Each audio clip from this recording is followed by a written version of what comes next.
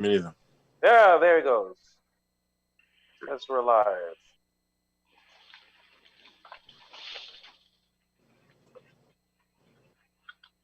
For those of you who can see the show, we are trying something new out because obviously we can't all make it to be at the same place. See the show. Somebody's got the show on. I don't know. One of you guys got the volume all the way up. I'm guessing it's Kev Love.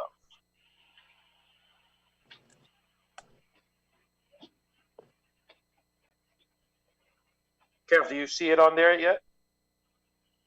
Show. I see it on YouTube. I don't know. One of you guys got the volume all the way up. Yeah. I see it. We are. It's Kev Love. We are live. Doesn't look amazing, but it'll do. Okay, I see you on Twitch now. Kev, do you see it on there yet? I see. Joe. I see it on YouTube. Did you send? You guys got the volume all the way up. Yeah. I see it. We are. Promote at all? We are. Yeah, I put up a thing said it was gonna start. Doesn't look amazing, but it'll do. When did you? Okay, I see you on Twitch I now. did that about like 7 o'clock, Joe. Did I see it on you, YouTube. 7 o'clock send? you guys got the Send. volume all the way Alright, up. so Yeah. when you promote at all, the best time to do it is now. Doesn't look amazing, but When do. When did you?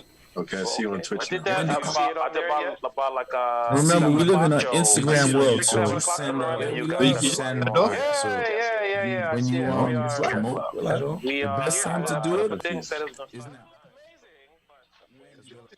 We are definitely live, Daniel. Okay.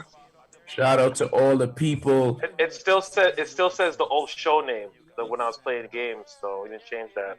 You need to check every show. That's what you need to do on your restream. You can still update it now. And where do I go to do that? Huh? Where do I go to do that? In restream. Restream the app. Yeah. Restream and you update your title. No, I can update it from here on the phone. Okay.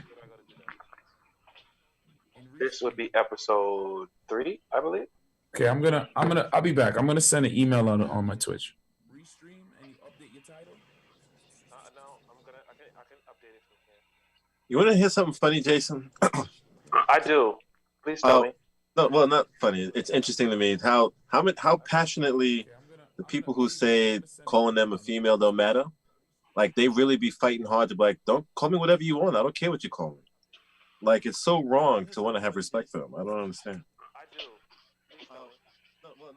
Like, give me an example. Like, what do you mean? Today we was in a me and Kevin was on Clubhouse. And Where's Clubhouse? Huh? I so wish I can get on Clubhouse. I'm gonna So left. I'm gonna try to find one of my old iPhones or old iPad or something and give you. But I'm not. I'm telling you, I think you would like Clubhouse. But so we was talking about it, and this girl is just like, I don't care what you call me. It's not that big of a deal. Or the guest that came in on last time, like, you can call me whatever you want. I don't care if people try to disrespect me. I can't. Fashion Craze Barbie, what's up? I'm sorry to cut you off, Danny. I'm just picking up some people that came in the room. Fashion Craze Barbie, I know the title of the room might say the wrong But he cut you off though.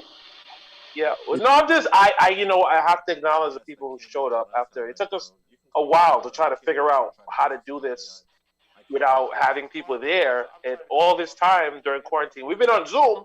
We should all be Zoom experts by now, but apparently we are not. I'm hearing the audio 2 times, guys. That's Shireen. Somebody is watching on their phones.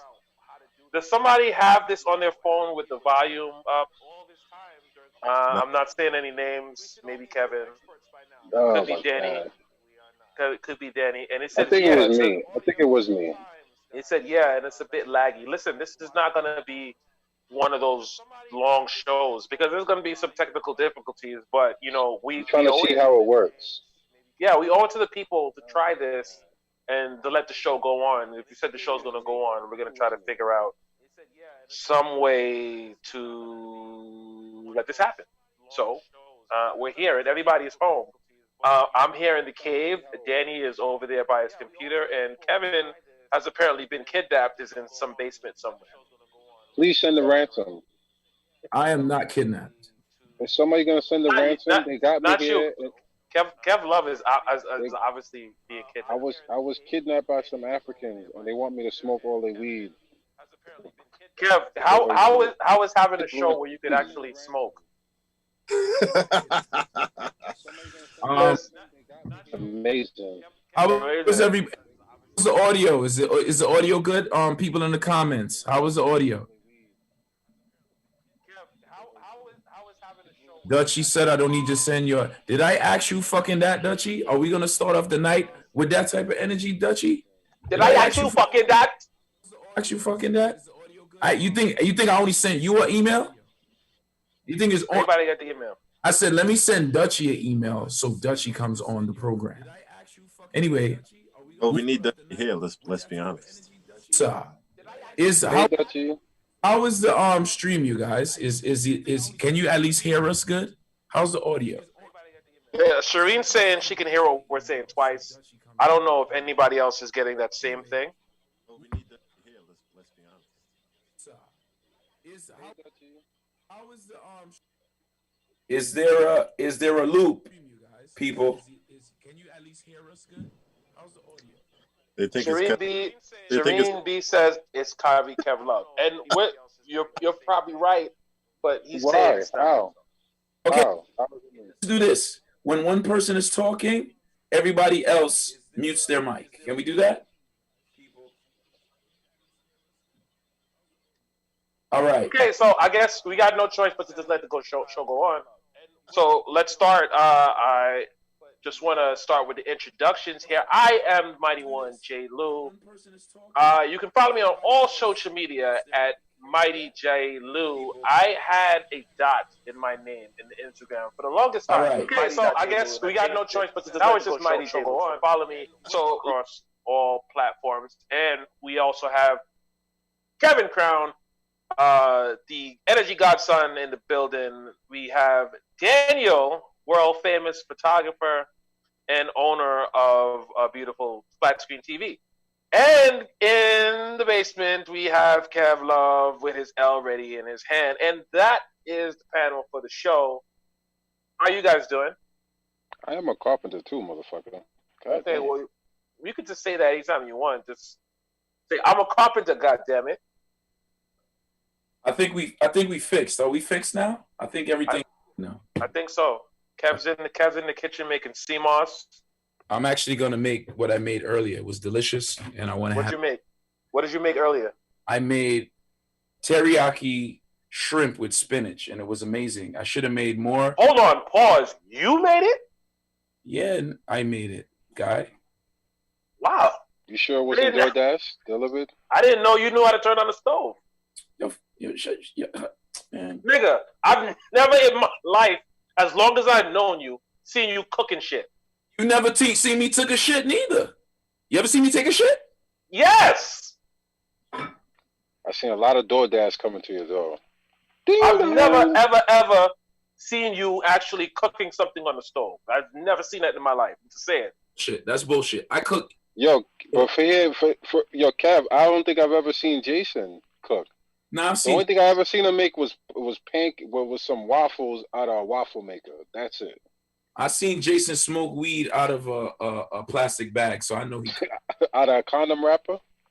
Wait, what? Whoa! See, I'm gonna mute your mic. Yeah, wow. Yo, the crowd said they don't like that when you do that. The people, they said they don't like when you mute me. Well, tell the crowd to go hard in Maracant. I'm muting you. You get on the line, you get muted. Anyway, today's show, guys, is the theme of today's show is how can we do better? Ooh. How can we do better in a range of things? And I'm going to ask one question or the next. What I'm going to start off with, how can we do better as men? Oh, no. At what? No, in general, how can we, as a man, how can you strive to do better? What are the things that we need to do to say? What girl gave you this question? No girl gave me this question, Danny. Mr. Purple Shirt today. No girl gave me this question. I just want to speak on that. Like, you ever had a time where you ask yourself, like, you look at certain things that you do and you say, well, how can I do better? So when I say, how can you do better as a man? How can you do better for yourself, for your family, for your significant other? As a man, what are some of the mistakes that you could see that you as yourself as a man, or some of the people that you're around, and Shit. how can we could try to be better? This shit is Oprah today, bro. This shit is Oprah today. So some people are gonna cry. If you look under your seat, there may be something there. As a man, what are some of the Okay. It should be fun. Yeah, it should be fun. So I'm gonna start off with you, Danny. What?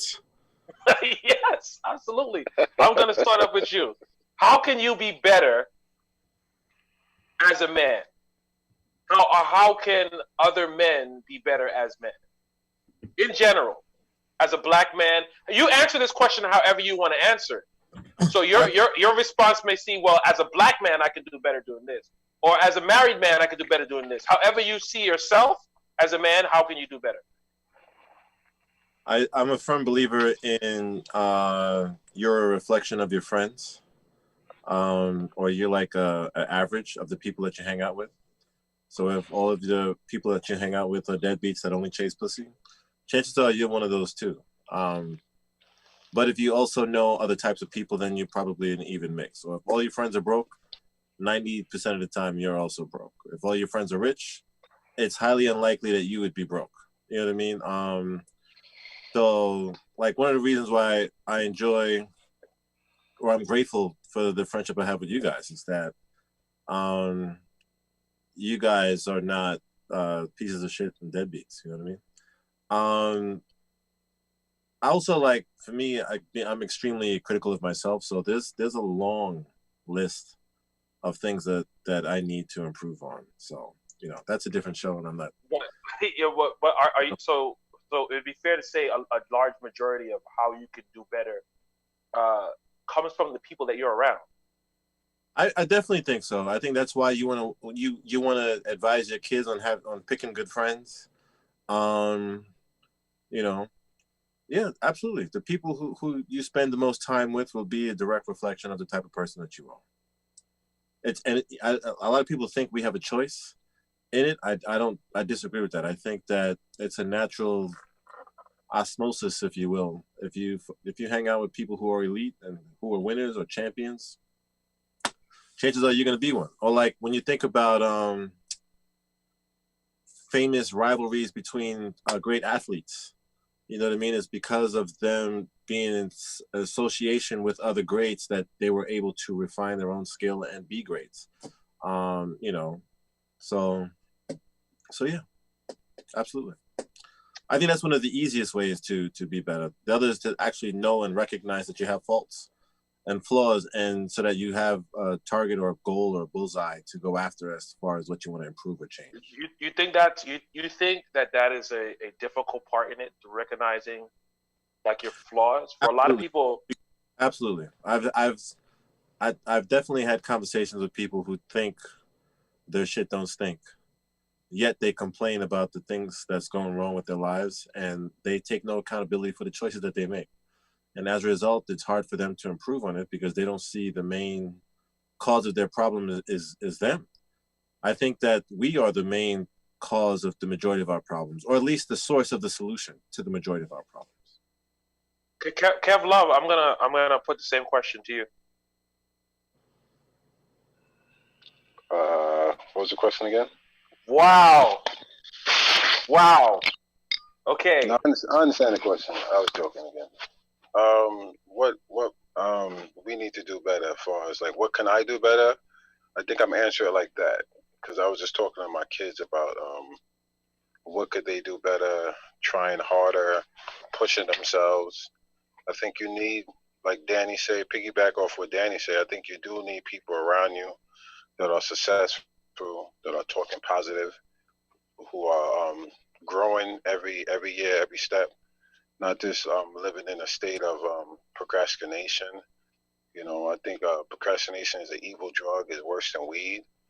And I think, you know, for a minute in my life, I felt I had some of that, but because I had like good people around me and people that was doing things that I wanted, like far as ownership and like people that wanted like real estate or people that just started doing things to support their own dreams and businesses. So, you know, if you hang around people that just smoke weed and just get drunk or just want to go to parties, 9 times out of 10, you're going to have the best looking clothes and the worst looking bank account. You know what I mean? So it's good to be around people that's, if they are living that type of lifestyle, they have both sides of like they have the money and they live in that lifestyle, not the people that just live in that lifestyle and without the money. So, you know, if you have a level-headed people around you, they'll tell you when you're fucking up. They, you know, if you have a good woman around you, she tell you when you're fucking up. And, you know, most men, most respectful men normally grow from those type of situations. So that's how I feel. Okay.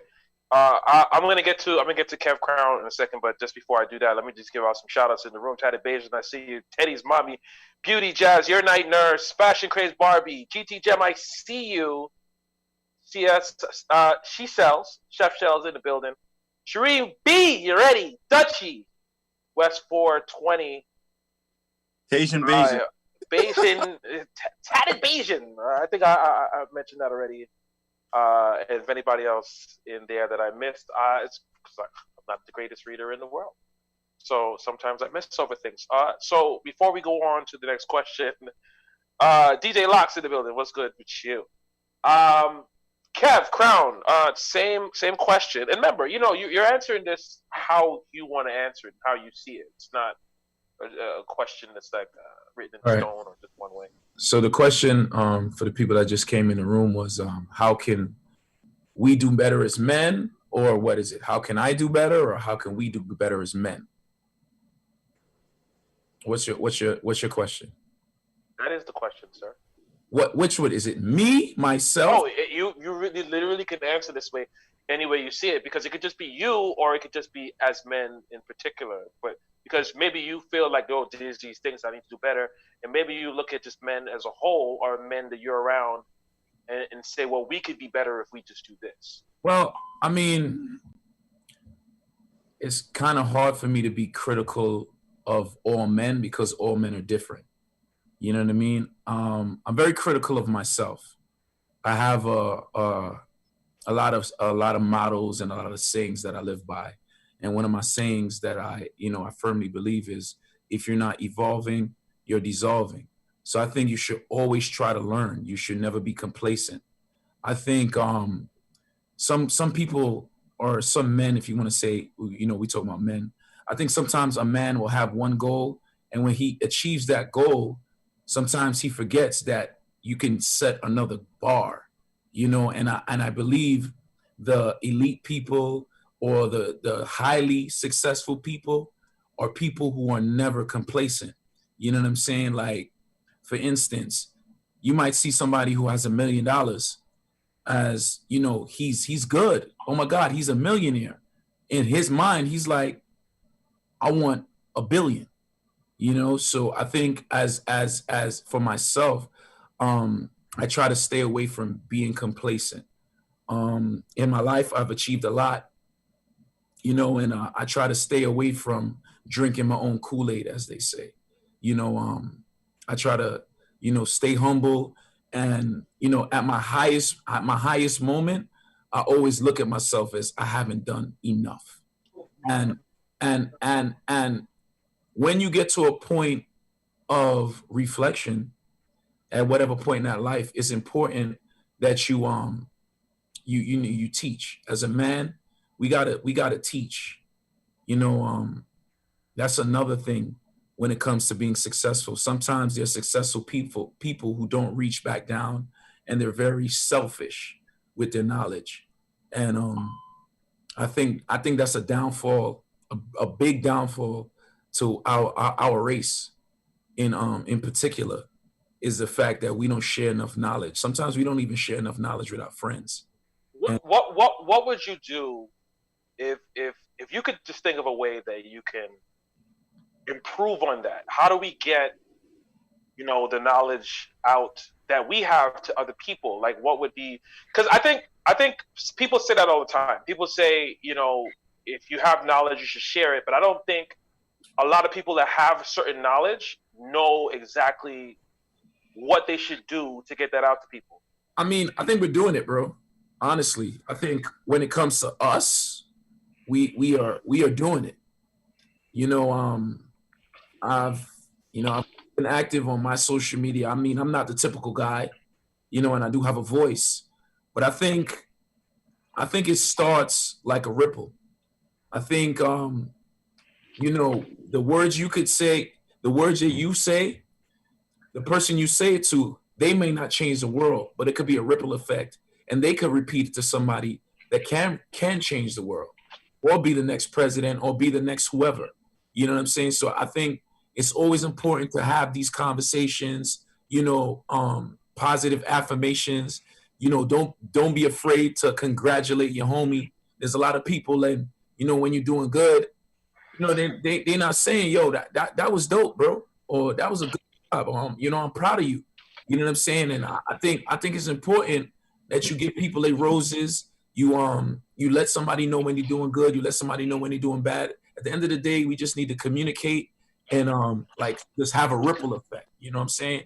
Something always starts from something. So I think we should always try to improve on ourselves. That's what we can do better. And Kev Love, I'm gonna bring it to you on that sort of thing. How would you improve on getting this information out? And when I ask you, think of particularly of something like if you have a friend and the friend has a business, and what would you do social media wise to try to help them out, or do you even think that's necessary? I think that's very necessary if you're friends with that person. I know myself personally, every friend that I personally know that owns the business, have the business, they reposted something that they was doing, whether it was a pop-up show, whether it was a party, whether it was a sale, whether it was a discount. I think it's important, like, all of us using our social media to make our people more aware. Like, I don't post anything to shit on my people. I actually post things to awaken my people. And I think it's kind of hard because even with my kids, I can't preach to them and make them listen, So we have to get in a state of preaching to the ones that actually want to hear.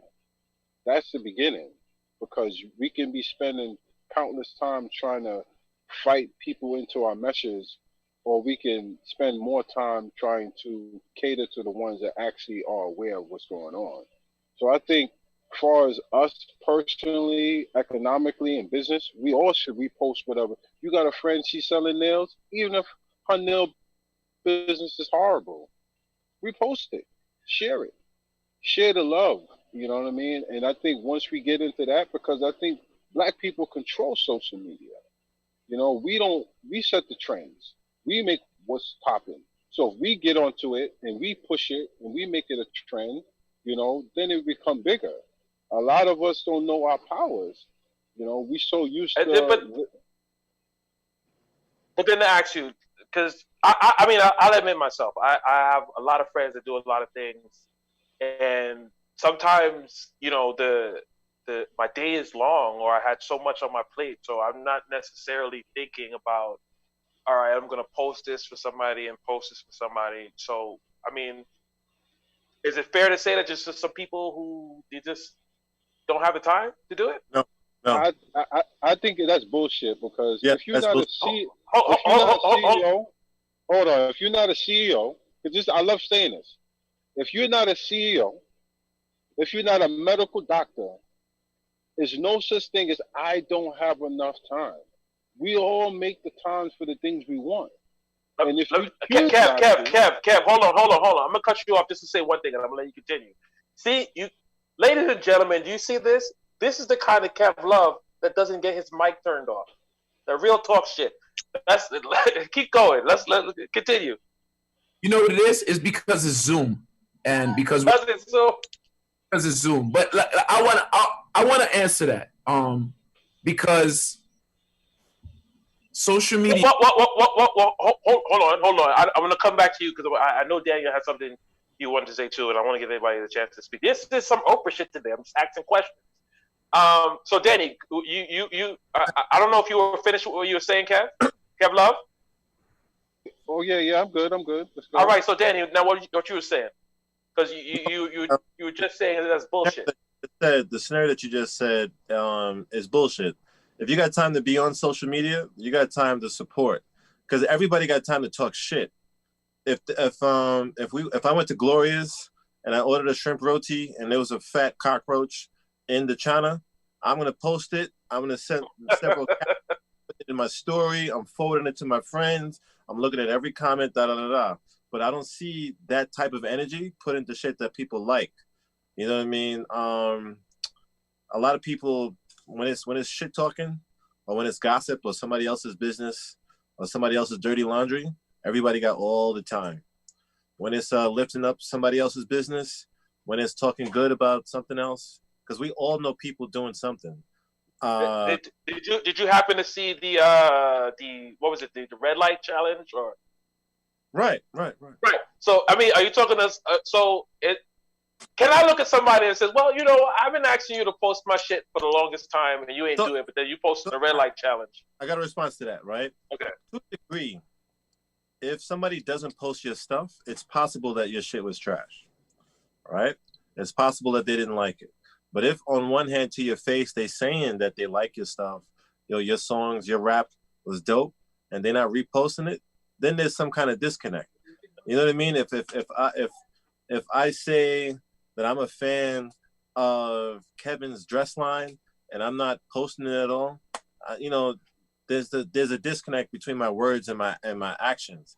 And if I have the time to repost about Tory Lanez, or if I got some time to repost something about Wendy Williams, or a picture of 50 Cent talking shit about Wendy Williams, but I can't talk about Kevin's business, then I'm full of shit. You understand what I'm saying? Like, so there's a difference. Like, family and friends don't necessarily owe you anything as far as like loyalty to your business or them paying for it.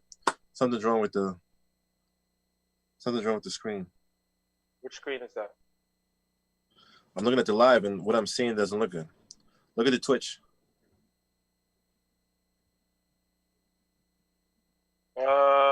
No, I think it's going. It's moving. No, it's going, but right now I'm seeing things that's not any of us on the Twitch live. Are you? He says, "We can't see you. Fix the screen." Right. It's showing. Yeah, it's showing a computer. So that's in Kev's. There we go. Yeah, that's why Kev disappeared, because Kev had to run downstairs to the studio. So that explains that. Okay, sorry, Danny. Continue. No, it's cool. No, but that's what it is. Like when Kevin plays at a party, there's a whole bunch of people who would record what's going on and share it to their story and tag him. Kevin don't ask for that. That's a genuine appreciation of them enjoying the moment and them wanting to share that moment. You know what I mean? Those are true fans promoting his stuff. But we've also, for those people who have businesses, your mother might repost your shit. Your best friend might repost your shit. When the reality, what it should be, is that if your friend do lashes, you do lashes. At least you could promote it like you do. You know what I mean? Or you can just tell the truth about your experience. Your Kev, the computer screen again. It's going back. It's something about Adobe. Is this an illegal copy of a maybe? Decided to cut you off. I think I always feel like somebody's watching me. Yeah. Oh, yeah. I didn't hear that last thing you said, Danny. Are you recording the Zoom? Yeah, this is recording. It's being recorded through Twitch and be able. No. I mean, through Zoom. Or you're recording the Zoom? No, I'm not recording the Zoom. Okay. Yeah. So Kev ran again to go downstairs. It would be dope. Put energy into really understanding what support is. You know what I'm saying? If Shireen do dreads and you asking for a discount, that's not support. You a fucking bum. But you know what I mean? What do you think of what? What do you think about? Let's talk about that for a second before Kev comes back. What do you think about discounts? So I mean, I don't have a problem giving somebody a discount with if you can offer a discount, but you can't offer them. Say I'm your friend and I want a discount from you because you're my man's. That's bum shit. You understand what I'm saying? Especially if my friend ain't like on some 7-figure brand level where they can afford to donate houses to charity or some shit. For you to ask for the types of favors, you're a bum. You helping the enemy. You're not a if Kevin is doing a party for his birthday and you asking for discount tickets, you a bum. You're not supporting. You know what I mean? If he offers it, that's a different story. Kev gets those when I'm riding to a party with Kev gets those calls the entire way. The entire way, all this does, his phone is ringing. It's like, yo, I can get into the party. Yo, Kev, now that you're here, I'll finish. I'm sorry, you answered the question, and you had to go handle all these technical difficulties. So could you get back to your statement, sir? I mean, as far as support comes in different ways. To be honest, for example, real life situation, I wouldn't take it personal if Kev Love didn't post my stuff, because Kev Love doesn't really post. He's not active on social media. But when I asked you and Kev, even Daniel, to come help me do work in my studio, y'all was there breaking, y'all was there putting in hours, sweat. We was laughing, you know what I'm saying? So support, we had footprints. Right? Support comes in different ways. You understand? But it is annoying for me, and this is real life shit. It is annoying for me to see people that are my so-called inner circle who do not support what's going on. But when it's cool, they want to wave the flag. When there's strangers that's waving the flag way harder on a way more consistent basis. And like Daniel said, you can post whatever's going on, whatever shit is going on with whatever celebrity and this sex scandal or whatever the thing that's it's not progressive to anybody in the group. You know what I'm saying? You're more concerned with that than concerned with somebody who's actually trying to level up. I take that personal. I do take it personal. And I'm not gonna, and I will always say it, you know what I'm saying? I bust my ass on a daily basis to build my brand. You know what I mean? And,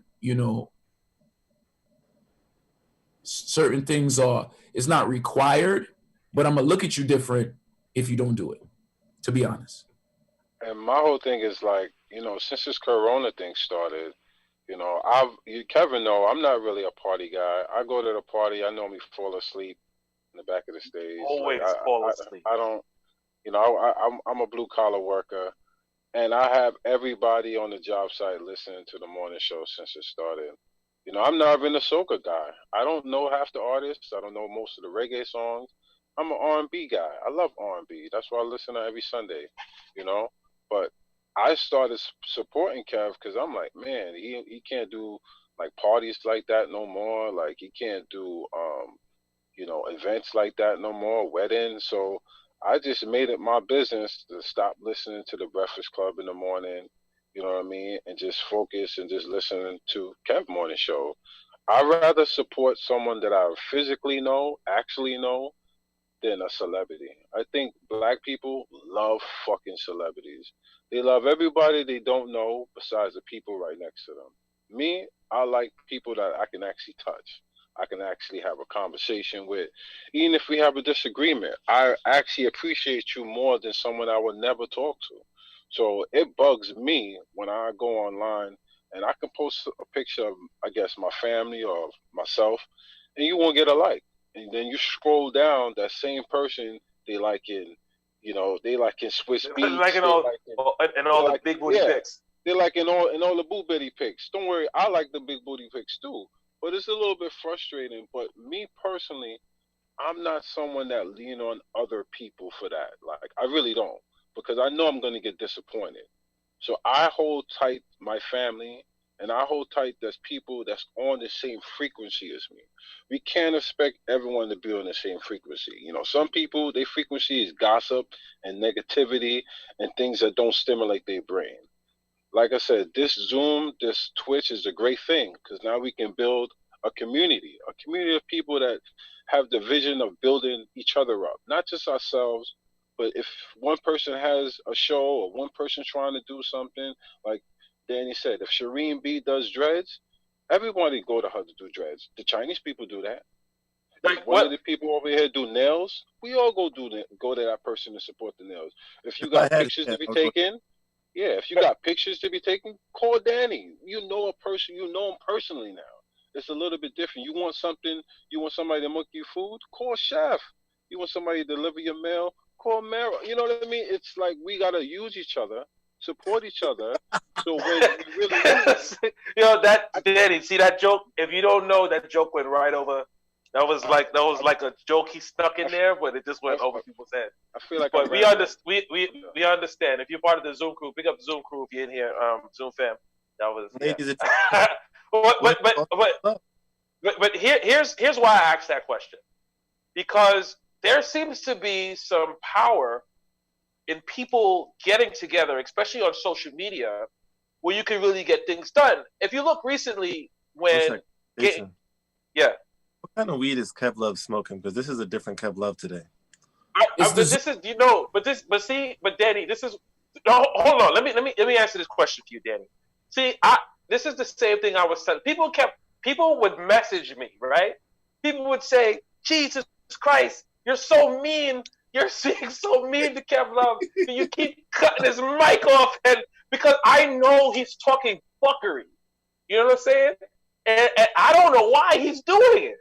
But he's talking fuckery because he thinks that people want to hear fuckery come out of his mouth, and I'm just why? Because you're a guy with a good head on your shoulders, decent family man, who has opinions that really matter that I listened to before that really make sense.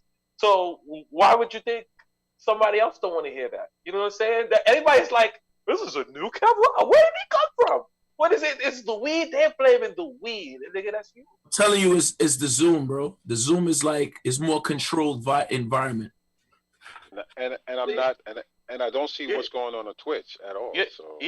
Okay. So you're not getting your mic cut off today. It's a great day.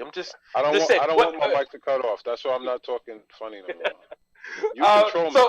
So no, I don't. You control yourself, and that's why you're here. You know what I'm saying?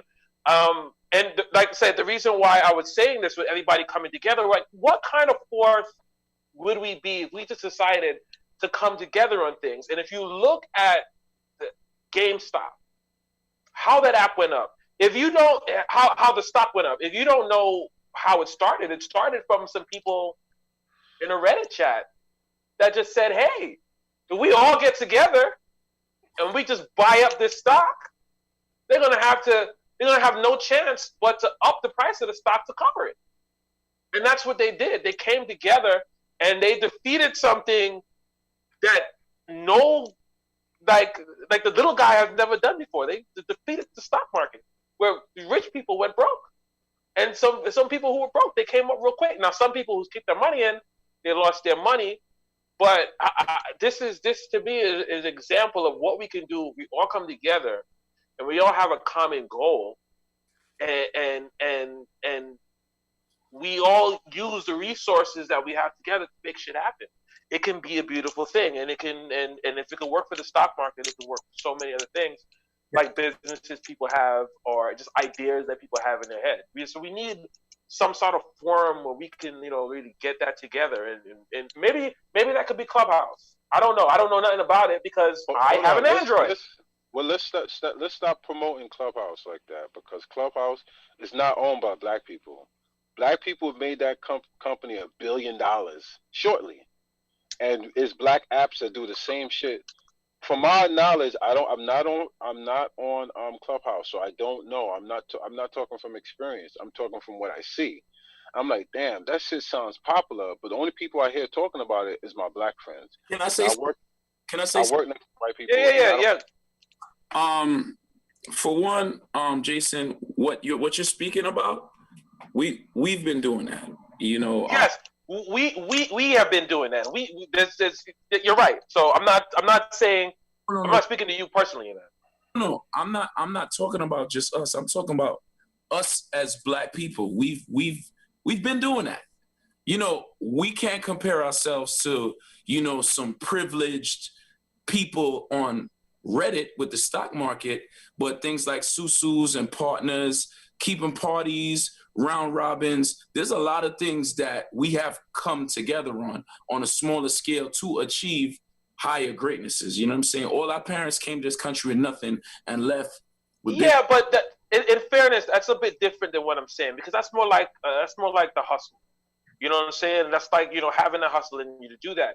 This is an example of people getting together. Now, these people in there, they were stock traders. A lot of these guys, there was just some people who had some knowledge of the stock, but a lot of people who made money were people who just got on and really made a big come up. And it was more of a matter of the little guy, getting up there. Like, some people became millionaires in the past week. Now Michael Jordan. Michael Jordan's hurting right now because he owns some of the shares in the hedge fund. Another thing, Kev, what you said about Clubhouse. The reason why you only hear black people talking about it is because you really only surround yourself with black people. I think it's an unfair statement to say that black people got Clubhouse $1 million, because your social media, your social network is just what you like. And sometimes we get blinded and think that's the full scope, but there's all type of people on Clubhouse. You know what I'm saying? They didn't just get $1 billion just because it was black people talking. Now, Crown, do you think that's the issue? Because you hear that a lot. You people a lot say, well, black people are making black people. Do you think it's a But can I finish what I was saying and what I meant by that? It's like, you look at Beats by Dre. Who made Beats by Dre popular? Dre. When you look at Nike, who made Nike big? Who made it popular? Yeah, who made it popular? Who made people want to pay $300 for headphones? Dr. Dre. I've never paid that much money unless you was getting those. What's those expensive ones? The ones you have to put the AAA headphones and it cancel like the noises. The Bose, right? Those are the most expensive headphones. But when Dr. Dre started advertising for the Dre's, the Beats by Dre's, everybody started buying it. But I wouldn't say that was only a black people thing, if that's what you were trying to say. What I'm trying to say is that we set the trend. Look at Kev. Kev had a saying, "Hold your mother cunt." That's not my saying. I'm not saying you did, but because you said that, it's popular to me. I say that shit now. Not my saying, bro. He's not saying. Listen, Kev. He's probably gonna get sued for it. I don't know. Kev, I'm not saying it's your sound. I'm saying is that because you said it, it's registered. It registered with me now. You know what I mean? I never would have said that slogan at all. Kev, I can't take responsibility for that. That's just some Caribbean people say. Trinidadian. Listen, Kevin is not trying to get sued for something. Kev, you could be saying, you could be saying jump high, right? Yeah. And that means nothing to me. But because I have the admiration for you and what you're selling is a good product, jump high is a new slogan. That's what I'm saying. So Michael Jordan made Nike popular, right? If we look at all the most popular things that people follow, black people control it, or black people make it popular, but we don't own none of it. We don't benefit from it. I do think it's a little fair to say that it's all on black people making things popular, because you can't say we didn't benefit from it, Kev. Dre made almost $1 billion when he sold Beats to Apple. And he is a black man. That's one person. That's Dre. I'm talking about us as a group. I don't talk about one person. Michael Jordan is a billionaire. That's one person. I'm not talking about one person. You wanted me to keep going? Yeah, but he's a billionaire. I'm But saying, although it is one person, that one person is black. Personal success didn't affect the diaspora in a positive way that would be reflective of the success of the company. You're naming less than 1% of the population or the people or whatever who benefited. Where there's other entities that benefit communities, not just one singular spokesperson. And that's like Popeyes, on all those Popeyes commercials, she has nothing to do with actual Popeyes. It's some fat white lady who's the whatever behind Popeyes, and you know, typically the owners of Popeyes are not black, et cetera, et cetera, et cetera. You know, only the. So let me ask you a question. It may even seem like a dumb question, Danny. Do black people win if one black person wins, or do all black people or the majority have to win in order for a black person to win? No, by definition, black people would have to win in order for black people to win. A half black person becomes president. We want to say he's the first black president, but he didn't benefit black people. But the fact that a black person became president was beneficial to a degree, because now you can, you know, people have a real tangible example of what you can aspire to be and accomplish. But him becoming president didn't really impact black people in a great, drastic or slight way, besides you being able to be proud and say, my president is this, or my president is black, et cetera, et cetera, et cetera. You know, Michael Jordan, in spite of all his success and accolades and riches and wealth that he's amassed from black people by reselling the same fucking sneaker every 3 months and having, you know, people fight each other, shoot out and stab each other over them. Michael Jordan doesn't make a conscious effort to start a black school or, you know, whatever. So, you know, it depends on how you want to define it and what point you want to prove. Because the Klan is definitely going to use Michael Jordan and Jay-Z as how America is fair for black people. But Saquon and Shawiniqua, they don't necessarily reap the benefits of Barack's success or Michael Jordan's. Do you think, you know, it not? Go ahead. Let me say something about that. Okay, I agree with you on some points, but the waters are getting kind of muddy when you say having people shoot and stab for his sneakers, because people shoot and stab cocaine. Niggas get shot every day, B. Yeah, but hold on. Cocaine is not an entity that's tied to one black person who's used as an example for successful black people. Okay. That was one thing. Also, okay, Michael Jordan, he did it. LeBron did. There's a lot of NBA players who have. There's a lot of Jay-Z may have not. I don't know the research, but there's a lot of black people who do.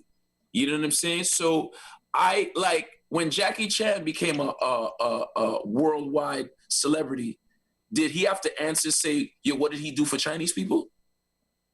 That is a point. We are not well, but then again, we're not Chinese people, and we don't. They may have been saying that.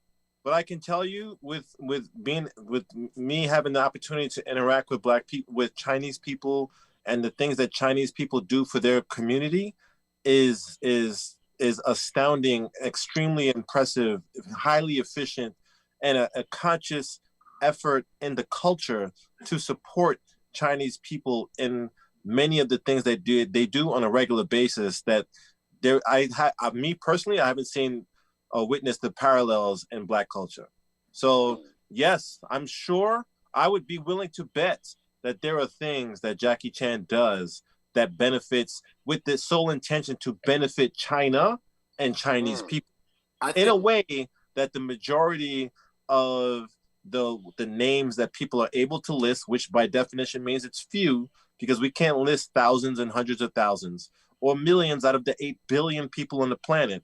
You know what I mean? Because you can name 30, 50, or 500 famous black people, how they changed the diaspora of black people through their success. That is not the case.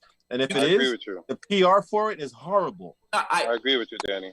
All right, just before we go on to the next question, anybody who's just joining us, This is the Cave Show. Obviously, we are not in the same studio format that we're usually in. We're doing this on Zoom. I'm in the basement. Right. Because of both of y'all, Kev Love and Daniel. I agree with y'all. They disagree with y'all because you guys. All right, we are not 100% where we need to be. Right. I granted there are a lot of things. Are we 50% where we need to be? No. Are we 30% where we need to be? Oh, are we better than we were? Are we better than we were? If I was not really. Not really. I don't want to hear that I'm better than we were. I want to hear more about economically, no. Progressively, no. Kev. Yeah. Kev. Yes. Is your family economically better than they were when your father was your age? Yeah, I was still in his balls. Listen, this is when they get his mic cut off. No. It's okay. Now, Kev, what is your question? What are you saying? I said, are you economically?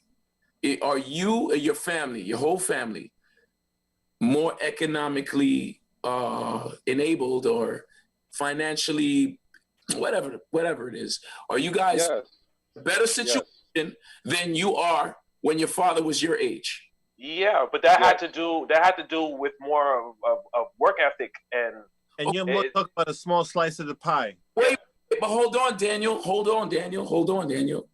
Even though it's a small slice of the pie, let me finish and get to where I'm going. All right? We have more Black businesses than we did when I was a kid. We have more knowledge of self than we did when. What's the knowledge of self? What do you mention? That has more to do with the internet. So fucking what? That's only.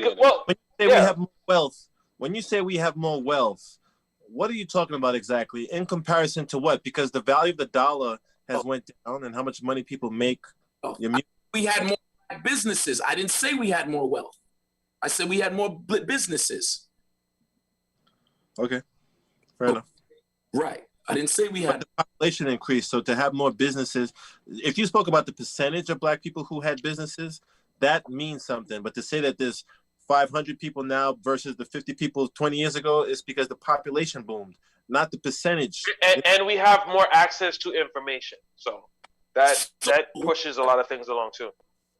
So because we have more information, it doesn't count? No, I'm just saying that is one of the determining factors of what happened. That doesn't necessarily have to do with things going right for one race or right for another. We just have more access to information.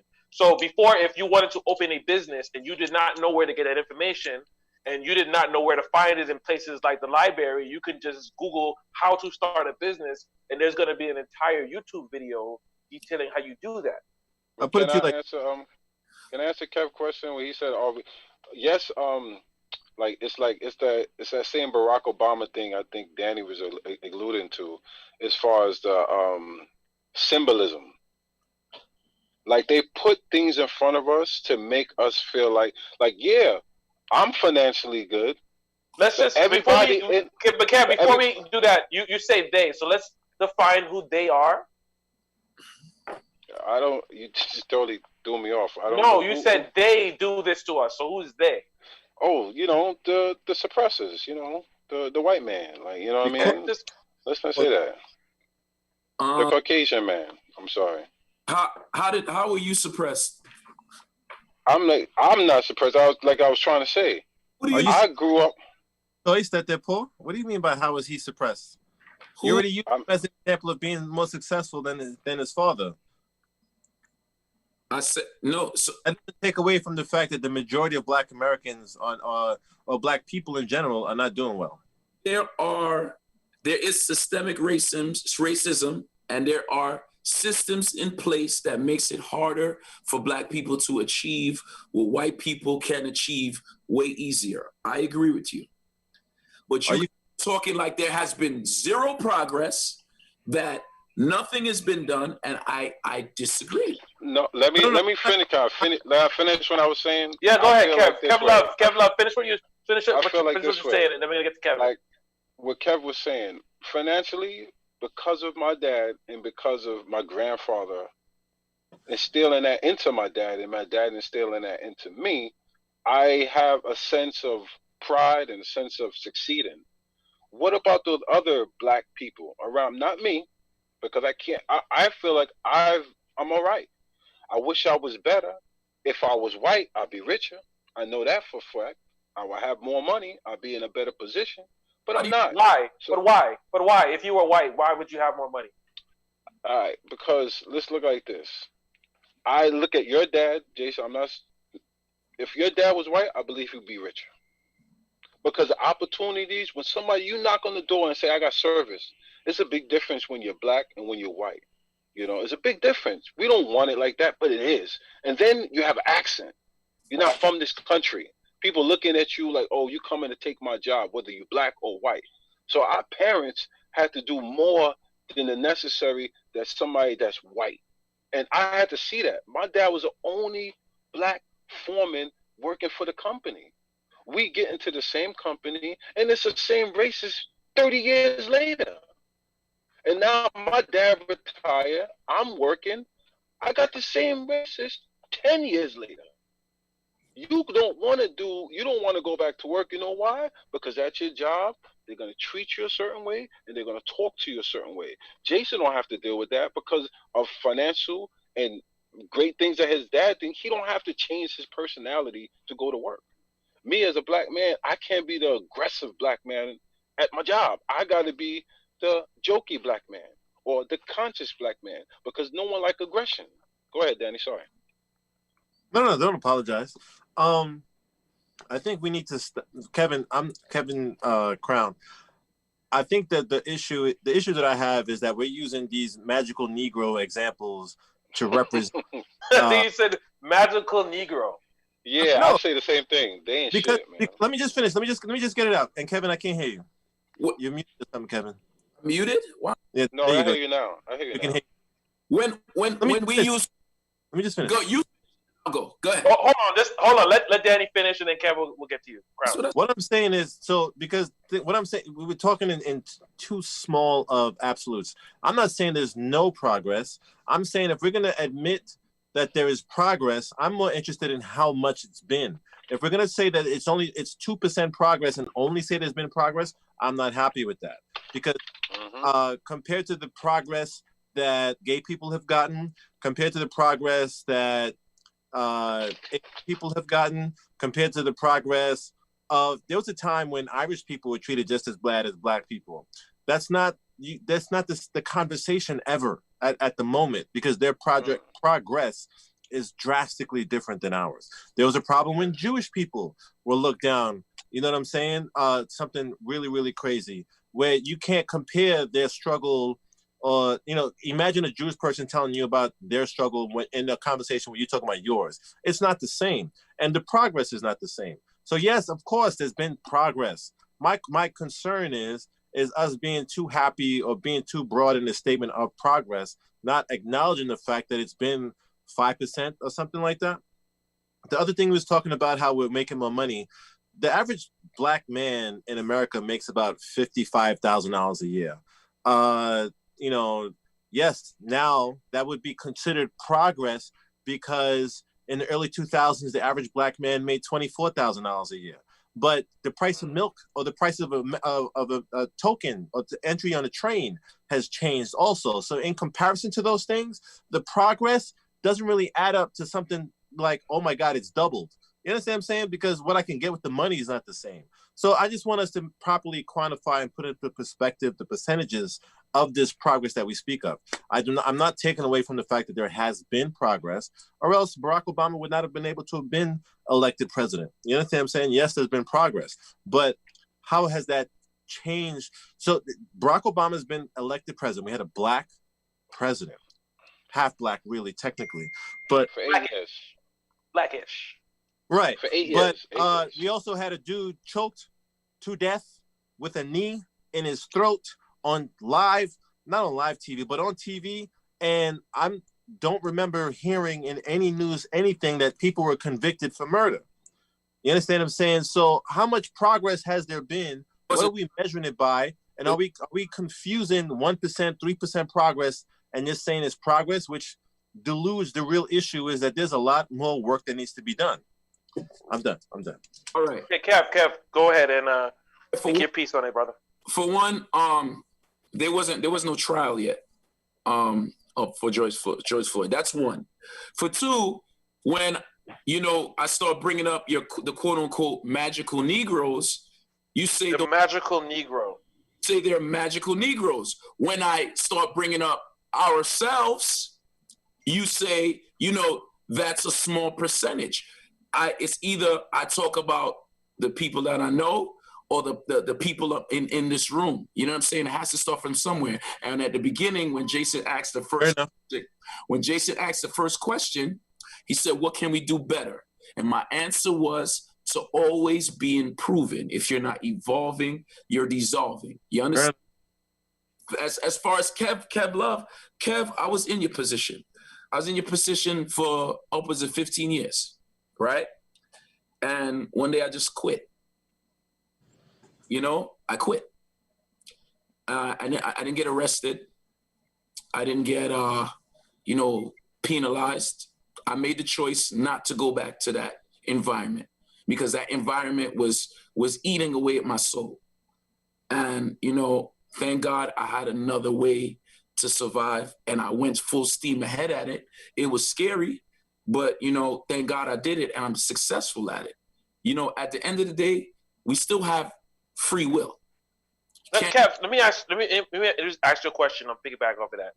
Do you think that most people have a tendency to have like these great ideas and it just gets stuck in their head and I know it seems easy to just say, well, just go out there and just grind and do it, but like, what do you think is really stopping people from just going and doing it? Themselves. To bleed for their progress. Themselves. I think some people, I can't speak for all people, but I think some people want to have their cake and eat it too. I think some people, want to be extremely successful, financial independent, but they want to go to the club. They want to wear nice things. They want to go on vacation. They want to sit and watch Netflix. They want to be on Clubhouse 12 hours a day talking shit. I feel attacked. Huh? Yeah. I feel attacked. Are you talking about me? We're attacking the Clubhouse people now. No. Is that what we've come to? I be on Clubhouse, but I did recognize if I got to get something done, I can't put that app on because it's going to take away my time. We all have 24 hours in a day, all right? And like I said, I'm a workaholic.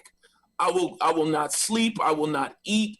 I will not sometimes shower if I have to get something done. That's wash Bamsi. I'm gonna wash my Bamsi when I'm finished. But I'm a fanatic, and sometimes I see people who do not want to put in that work, but still want the same level of success. Almost every successful person had a really dark time in their life where they had to question whether I want to, conform and go to modern day slavery, which I feel 9 to 5 is modern day slavery, or go out on their own and try to make a way for themselves, and it's scary, but I think you got to be willing to make that sacrifice. And a lot of people ain't willing to make that sacrifice. They're willing to stay in the matrix. Some people ain't willing to live outside the matrix. I like what Danny said about the funny celebrities. Like, if you think about it, right? Just think about it. LeBron James, right? Successful. He did all the right things, right? He moved to LA.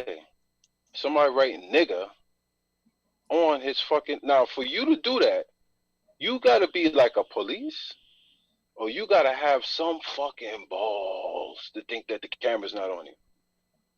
Only in America, right? You can be a successful black person and still be a nigga. Barack Obama, right? When he was president and I was working at JetBlue, right? I used to go on a porta potty, right? And I turn left, I turn right, I turn down. Everybody, Barack Obama's a nigga. Barack Obama's he's an immigrant. Barack Obama is not a real American. Barack Obama is this. Barack Obama is that.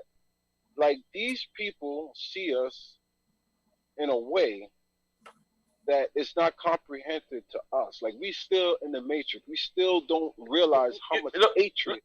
Kev, let me tell you about something, and I'm kind of making a connection between, like Crown just said. He said he left his job because it was becoming destructive mentally, because this is the way he was thinking and this is the way he was seeing the world. Do you think that the way you see things now has to do with your environment? I think the way I see the world is living in America for 38 years of my life. That's what, like, you know what I mean? Yeah. I didn't live. I remember we was 5, right? We used to come by the Block J and you wouldn't get out the car, right? Nope. The air conditioning was on and y'all niggas was shooting around there. Nope. My block was that terrible, right? And then we moved into a mostly white Jewish neighborhood and no one talked to me. So when you think you're successful or your parents is doing the right thing, you move into a world like so all I'm saying is like, it's not like what Danny was saying. It's what changed. Like, you know what I mean? We're first generation American, all of us. Hold on, Kev. Go Kev. I grew up. I was born in Flatbush. 7 years old. I moved to Brownsville. You know what I'm saying? Y'all can't tell me nothing about bad neighborhoods. I was in the worst neighborhood, in one of the worst neighborhoods in the world. That Brownsville was voted at a time one of the worst neighborhoods in the world. I think what Jason said is 100% correct. I think as much as you say you saw Barack Obama as a nigga, I saw Barack Obama was my hero. You know what I'm saying? Just like... No, that's what they wrote. That's not what I've seen. Like, I don't look at him like that. I'm just saying, you just visually. What you saw... In a porta potty. That's what they wrote because that's how they felt about him. Okay, the same way we feel like Trump was the Antichrist, there's people that love him same way. So it's all about perspective, bro. I don't feel Trump is the Antichrist, though. That's because he's not. I don't feel that Trump did too many bad things to black people. What? And no one can name one. Name one thing that Trump, name a policy that affected black people. He was renting his apartments, his policy not to rent to black people. He wasn't a president at the time. Name a policy. Okay, I'll name one right. I'll name one right now. Immigration. It just wasn't for the Mexicans. I know a lot of people that had to leave the country that wouldn't have had to leave the country because after when Trump came through and he changed the way immigration was handled. They would just go to somebody's apartment and go grab that person that they was looking for. And now they had something where they had like these quotas and they would have what's called collateral. So collaterals would be like you walk into an apartment and you're looking for one person and then there are 5 other people in that apartment and they might not have their ID or something with them and not everybody goes. So there was a lot of people, wasn't just Mexican, there was a lot of people that look just like us. They got sucked up in that too. If you want one thing that, bad happened. So with the dreamers, there's a lot of people who are, could be citizens that still are not citizens. What do you guys want? So anybody could just come to the country and they're illegal. They're committing a crime. Like you talk about yes. Yes. So anybody should be able to come to the country and they should get their $2,000 check from Biden. That's what you're saying? Anybody should be able to come to the country and get unemployment or get food stamps. What are you saying? What I'm saying is, if that policy was in place when my parents came here, I would have probably grown up in Grenada. That's what I'm fucking saying, bro. My parents are... No. I'm asking you, should anybody be able to come into the country and get $2,000 from the government? Yes. No, wow. I don't agree with that at all. Y'all not going. I would be a hypocrite if I say don't let this person in. No. But I think it's a matter of like time that you've been here. I don't think if you just come here, if you just show up, You know what I'm saying? And now you should get like $2,000. No. Have you been here? Have you paid taxes? Have you done something for society? Have you done all the things that I had to do? And I don't necessarily do them by choice. I do them because these are the taxes that come out of my check. Yeah, all right. You know what I'm saying? So, there's an ebb and flow system where money goes in and money comes out, and you have to be a part of that system. So you can't just come in and just want to swim in the cuckoo water. Bro, I'm not telling nobody to come here and don't work. You know what I'm saying? That's not what I'm saying. He wasn't saying, yo, we're gonna let you in and give you a chance. He was saying nobody could come here, bro. Immigrants can't come, and even if you're a dreamer, you might get deported. Or if you leave the country, you can't come back. That's unfair, bro. And we will all be hypocrites to think like, we're Americans now, and we got to hold other immigrants to another standard. If you're a piece I totally agree with you on the point of the dreamers and everything. What I don't agree is on the $2,000 as soon as you get here. I don't agree with that. No, but let's be clear about all of this, right? Let's be clear. First of all, it's a difference between our parents and people that jumped over, however they got here. Our parents came here through paperwork, just like you said before, through SUSUs and group economic. Our parents came here the right way, because I have this argument all the time at work. Our parents came here the right way. They knew where our parents was. They knew who was sponsoring them. So when they became a citizenship, they was working. You lied to yourself, because the first couple of years, my father and a couple of my uncles, they was going to construction sites with fake social security numbers. No, listen, I'm not saying that they didn't. But let me ask they you something. Came here. I'm not saying how they got work. I'm saying when they came here, they came on a plane. They didn't have to hop a fence, came in a caravan, or came under a bridge. They came here with paperwork. Hold on, now, Danny, go ahead and finish up your point. Kevin, the difference. So you're willing to just bunch up a lot of things that's not equal. Based on the things that you have shown me, I've met members of your family.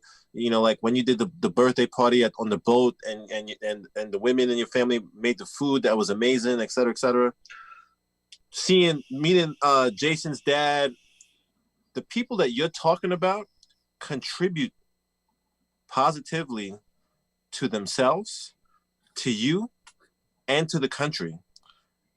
The people, the issue are people who, and this is a strange conversation that I don't like to have in this type of forum, because a lot of people are not really, really informed, and people say generic things, and people make up their own interpretations of these general concepts, and it gets convoluted, and we're talking about different things.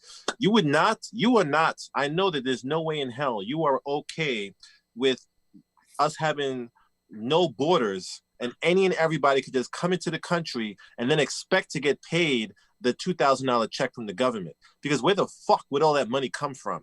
You understand what I'm saying? So like, there's levels to it, and there's everybody wants to have their hand out for that $2,000, but not nobody. There's a lot of people who don't want to do what's necessary to allow the country to be able to pay out that $200,000. I mean that $2,000.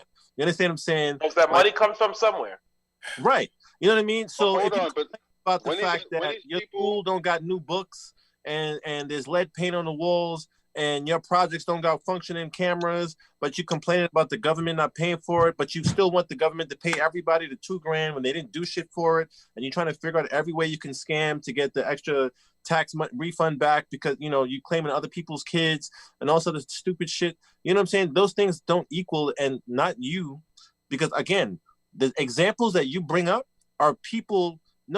The people that you mentioned, while they wanted to work, they had fake social security numbers. And if they had to provide fake social security numbers, they had to pay real fucking taxes. You understand what I'm saying? So there's a difference fundamentally that most people overlook when we're having these conversations, and nobody's really thinking about how things have to happen in order for them to work in the way that they imagine them to be. That $2,000 doesn't come from nowhere. Can I say something? Before you say that, one point, I just wanted to say quickly what Danny just said and the point that he made. He said they had fake security numbers, but they still had to pay real taxes. So that was a very good point that you made there, Danny. Go ahead, Kev. All right. So, do you think Donald Trump is racist? Yes or no? Yes. But they all racist. All of them. Hold on. I think Clinton was racist. I think Ronald Reagan was racist. Joe Biden is racist. Wait. Oh, hold on. Let Kev finish his point. Go ahead, Kev. I'm not talking about anybody but Donald Trump. Okay? So if you believe he's racist and he's putting in policies against immigrants, why would you support a racist person against immigrants? And then he puts he dresses it up in real nice and says they're criminals and they're lazy. But you saw I gotta go. That people who are contributing to. Tell me what president wasn't racist, sir. What? Tell me, since you opened this fucking door, since you want to open this door, tell me why is it that the majority of cities and states that have high black populations are all democratically run, and they're all and many of them are shitholes. So let's not. I mean, come on, the racists are all over the place. Hold on, Kevlar. Right after Danny. Hold on, Kevlar. Right after Danny. Sandy, finish your point, please. Okay. Tell me who's not racist. You want to only talk about Donald Trump like he's the only one who's racist? Tell me who was not racist. Look what the Clintons did to Haiti. Talking about his. Look what Biden did. Biden. If you look at Biden's track record on laws, punishment was one of the worst ever on punishment for criminals, and we know for a fact who is the most sought after by police, who's the most prosecuted by the DAs, and who's the most populated by jails that pay out the cities that those jails are built in. See. All right, can I go now? I totally agree with both of y'all. Like, I can understand where Kevin's coming from because he's in his position. He's the son of an immigrant. All of us is son of an immigrant. I don't know your background, Danny, but then we got to be more realistic. We was talking about black money. Say it again. My family's from. Okay, so coming from when immigrants come to the country, right? And immigrants been coming to the country since America started, right? Some by choice, some by bondage. Most Black Americans by bondage. Most Caribbeans started coming after the 60s, 70s. So we're new to this country. We're learning. We're still learning. We're basically first generation Americans. So we all going to take time to understand this new land that we're foreign to, because we got different type of blood in us, right? But just imagine the new immigrants, because remember, like Danny said, the Irish used to be the niggas. And then before them was the Italians, and then the Jews. Each new immigrant that comes into this country get the bad hand. Now it's the Spanish, Mexican, South American people, right? Where do they go when they come to this country? They don't go to the suburbs. They go to urban areas, setting up shop, taking up a little bit more of economic growth from us. That's why a Spanish is actually beating us in population in America. You say us Spanish? No, I'm saying Spanish people is actually their numbers is growing more than Black people. And there was a high Latino population that voted and supported Trump. Yes, and we allow them to come in our neighborhoods, just like the Chinese, just like the Arabs, because our bodegas now it's Aki shops. So we allow everyone to come in because we're all for immigration. We allow everybody to come in and get some of this American dream because we're not haters and we're not jealous, right? But at the end of the day, how do you build your community if you got people constantly coming in your community? Kev Crown is really making a face. And what you say, Kev, say what you got to say. Say what you got to say, Crown. You guys, if we didn't have cameras on the Twitch room, if we didn't have cameras on, right, Kev, what you just said, if we didn't have cameras on, and I didn't know your voice, you sound like a white dude, bro. You sound a little Caucasian. What does that mean? What does that mean? What does that mean? Sounding like a white dude? Yeah. Sounding like I've got to check my 401k. I can't. No, Kev, no. hear you. You can't hear me? Can you hear me? What you just said? We didn't hear you. I'm sorry. What did the reason why I'm saying that is because on the one hand, you're saying, well, at first, this is what Kevin said. At first, the Irish were the niggers, then the Italians. Black people were already here. What you're talking about is the Industrial Revolution, the turn of the century, right? Turn of the turn of the century, the 20th century, when they started immigrating over here before World War I and World War II. Black people were already here, and Black people weren't even considered a real humans, all right, until the Civil Rights Act, and then we had to fight for voting rights, all right. And we still fighting for equality to this day. Yes, when they came here, they had a little trouble. Yes, the Jews had a little trouble, but Black people always was in a. Say that again. Second class citizen kind of thing. And we were always second class citizens, right? So to say now that the Spanish population is growing and they're moving into our neighborhoods. What's our neighborhood? What is our neighborhoods? Because sometimes we don't even Brownsville. own shit in our neighborhood. Well, yeah. What I was saying. Before you even say that, Brownsville ain't really even. Brownsville is doing something I never thought it would do. It's coming up. Italian. Well, you're right. Hold on, you're right. We don't have any neighborhood because every neighborhood we did have in America, they burned down and destroyed when it was successful. What I was alluding to, the word nigger, is if you ask any Irish guy from America that their parents came here, they would say, oh, I'm just like the Black people. When they first come here, they didn't like us. When you ask an Italian guy, same story. When they came here, people used to call them guaps or slickbacks. I think it's whatever. guaps. Wops and wetbacks, not slickbacks. Not slickbacks. That's a wetback.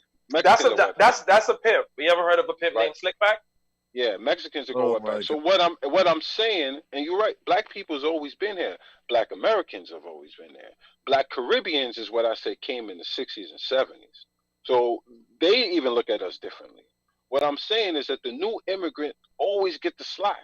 Do you come into America? You said something that's not as interesting because you hear a lot. Me growing up as a Caribbean American, I say I've always looked at Black people as we're two different. There's Caribbean Black and there's American Black. And you get that from your parents. That's retarded. You get that from your parents. Because your parents will tell you, oh, you're not like them white guys. We know it. It's shameful.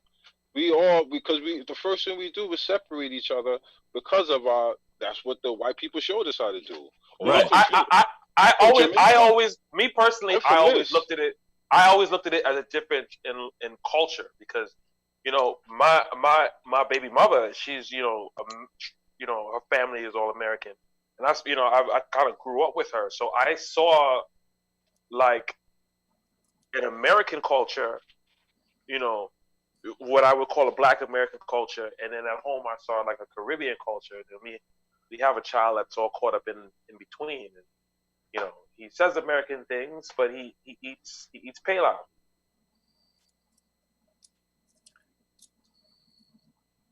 What happened to Jason's mic? Is my mic off? No, your mic is on. He just stopped talking. Yeah. Oh, okay.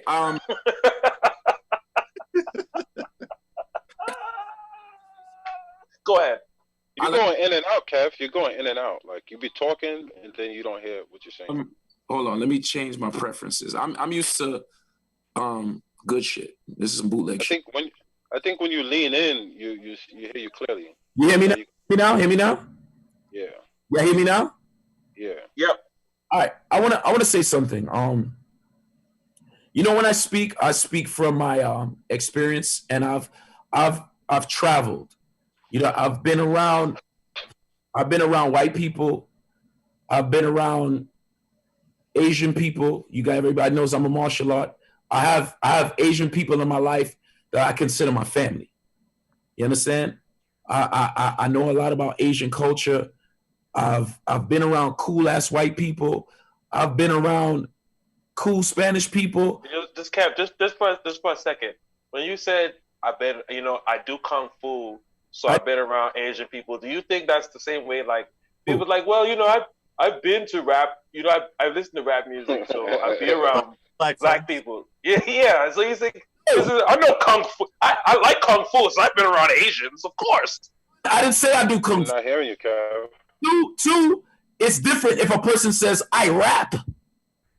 You know what I'm saying? I'm not saying I've been around them. I'm saying I'm a martial artist. I'm just saying you just no. Just combine Asian people with with martial arts. Like Seinfeld episode when George said, "I got a black friend," and he got somebody from the job.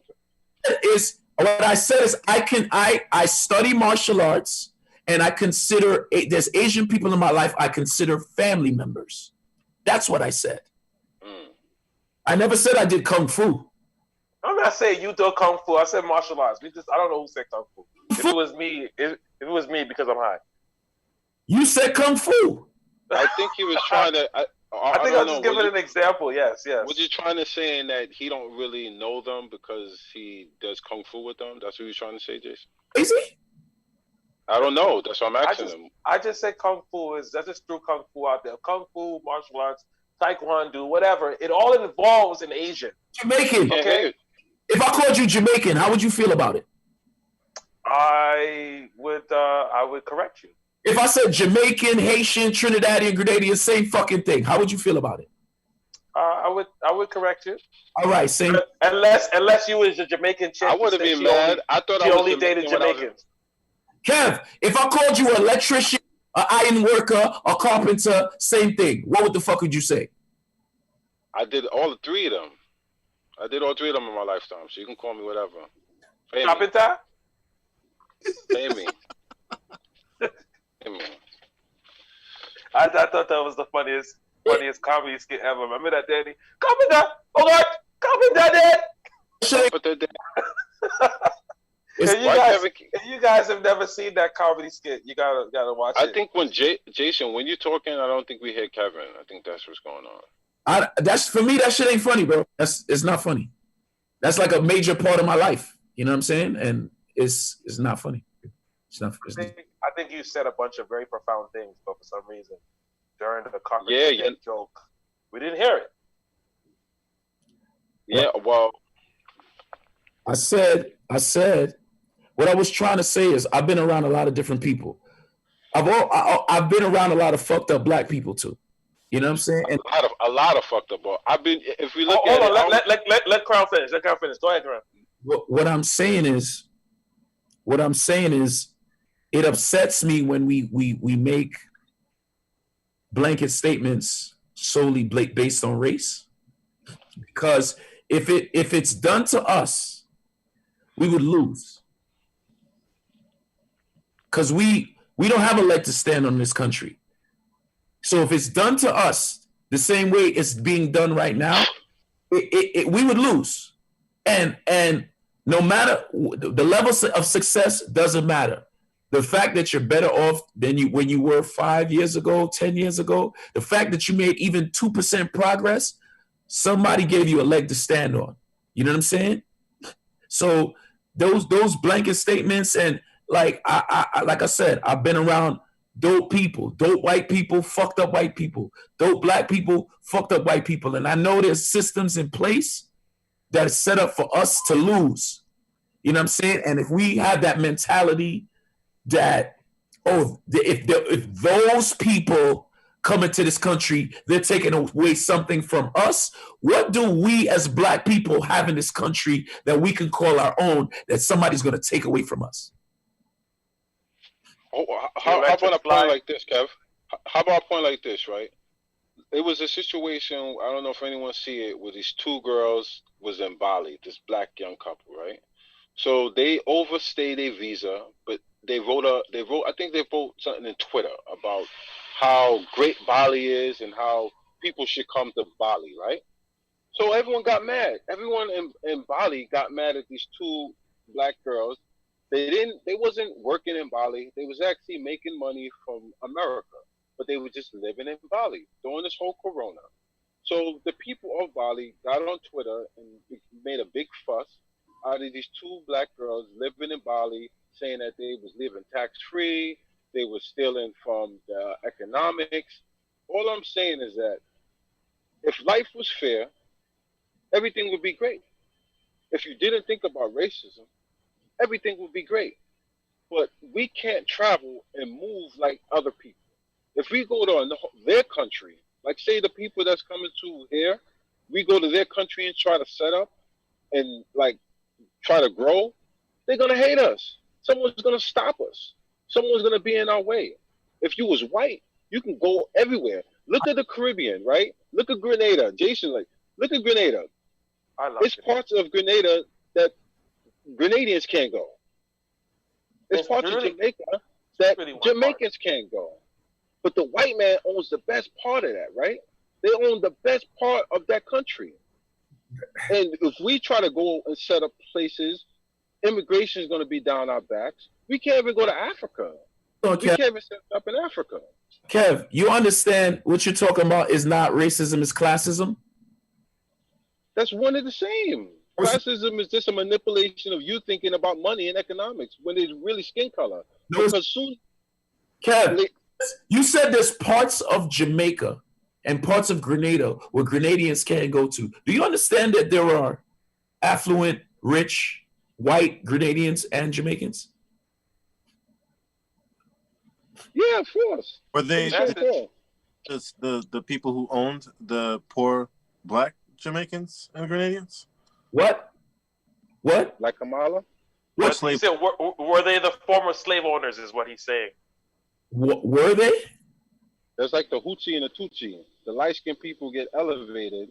What? They become a sense of classism. Yeah. Every part of every country in the world got classism. How do you know that? How do you know that? It's If you haven't, systematic. How do you when you go to you say, have you? How do you know? Because you haven't been to every. no? It's systematic. What are you talking about? This is how the world works. Listen. How We are. Listen. Wait a minute. Wait a I've been minute. to Jamaica, right? Wait I've a been to minute. Jamaica, right? And the best part of Jamaica that I've seen was a hotel. And that one hotel that I went to was owned by somebody that wasn't probably Jamaican. It's systematic.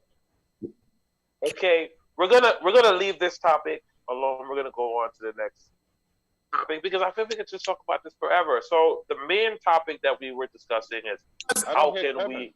disagree because I've traveled the world, bro, and I've been I don't think Kevin can. I think when I But talk, Kev, you Kevin, travel the world. just- You being somewhere for 3 or 4 days, you can't give a great estimate of that country. You Kev, gotta live there for 6-9 months to say, "Oh, I know what France is. I know what London is." You Kev, can't be there. Even if you've been there 10 times, you can't really give an estimate because you're going there when it's party time.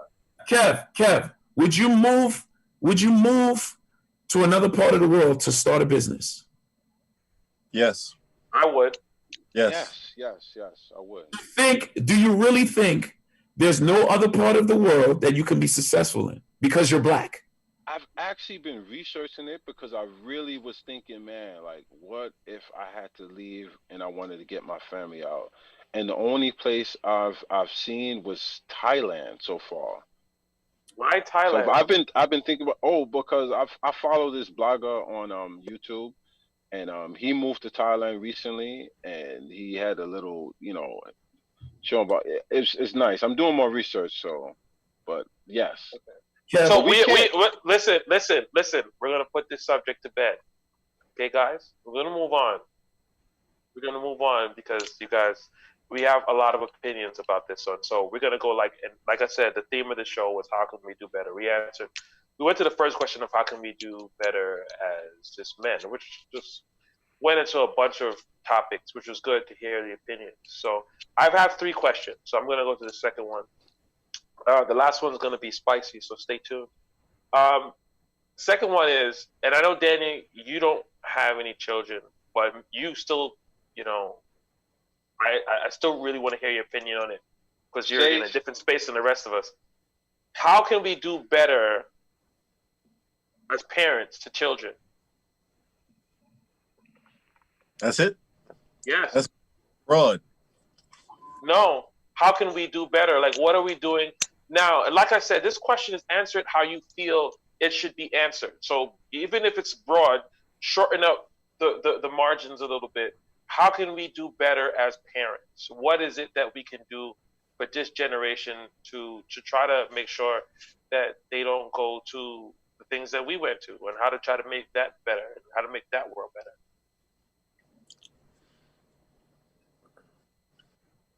And I'm not gonna start with you, because I'm gonna start with Kev Love, because Kev Love, I think, no, actually Kev Crown has the youngest, but Kev does have more children. Kev has like 6. So Kev got 6 kids. I'm not claiming all of them. I can't tell. I'm not claiming all of them. I don't like their mothers. He's dead ass? Yeah. No, he's not. Well, look, I not having so many fucking kids. How about that? Yeah. Gotta be careful, hey, man, because people will believe that shit. Yeah. You'll be I like, don't like their yo. mothers. You said that shit. It sounded. It sounded authentic. Look at me. Look at my face. I don't like their mothers. Okay, well, there he goes. He's saying it. He's gonna own it. So, fuck it. So, Kevin, is that your answer, or do you have an answer for that? How can how can we do better with parents, with children, whether it's your children, whether it's other children, nieces, nephews? Well, I'm gonna say with my kids, you gotta show them that life is what you make it. We're not living in a pretty world. I'm trying to get them a little bit more educated on thinking outside of TikTok and Fortnite, and as trying to get them a little bit more mobile. I think kids outside getting oxygen and air is very important, because kids nowadays is just homebodies. Teach them about stocks and penny stocks and mutual funds. I think if you have kids, every adult should have some type of life insurance or some type of policy of money. So if something happened to you, they should be well off, or at least able to start a business with the money. Instead of the GoFundMe funerals. Yeah, I mean, you have to do what you got to do, and I think the GoFundMe is showing. I'm not knocking anybody who's had a GoFundMe, who's been at it, because you haven't had it. I like it. I like it. It's showing community, because sometimes you want to give people money and you just don't know how to give it to them. Have to have one. We shouldn't have. You shouldn't have one. You shouldn't have to have one. But if you have one, it should be. It's just support. Like, at that time of need, you need everything. You need. No, I agree with that, but I don't think. I think it's something that's avoidable. Yeah, that's what I'm saying. That life insurance is really important. Especially if you have children. Especially if you have children, and trying to start a business that you can leave them something that they can run with, and your legacy and your last name can live on. That's what I'm striving for. Kev Crown, he started a business. His daughter started a business, Cadence Cosmetics. Really? Right. Dope. How's that going? You want me? Y'all guys want me to go, or y'all just asking me that question? Yeah, that was a setup to you. Yeah. So, well, I mean, it's going good. It was a segue. All right. So for one, I believe with 90% of what Kev Love is saying, but at the same time, you said you want to steer them away from Fortnite and steer them away from, things we enjoyed being kids. I'm not trying to put the weight of the world on my daughter's shoulders. Ignorance is bliss, and what I mean it in the purest sense of the word. I don't know. It's my job as a father to protect them from certain things. I don't want them stressed out more than they already are with all the information in the world. So go on your TikTok, have some fun.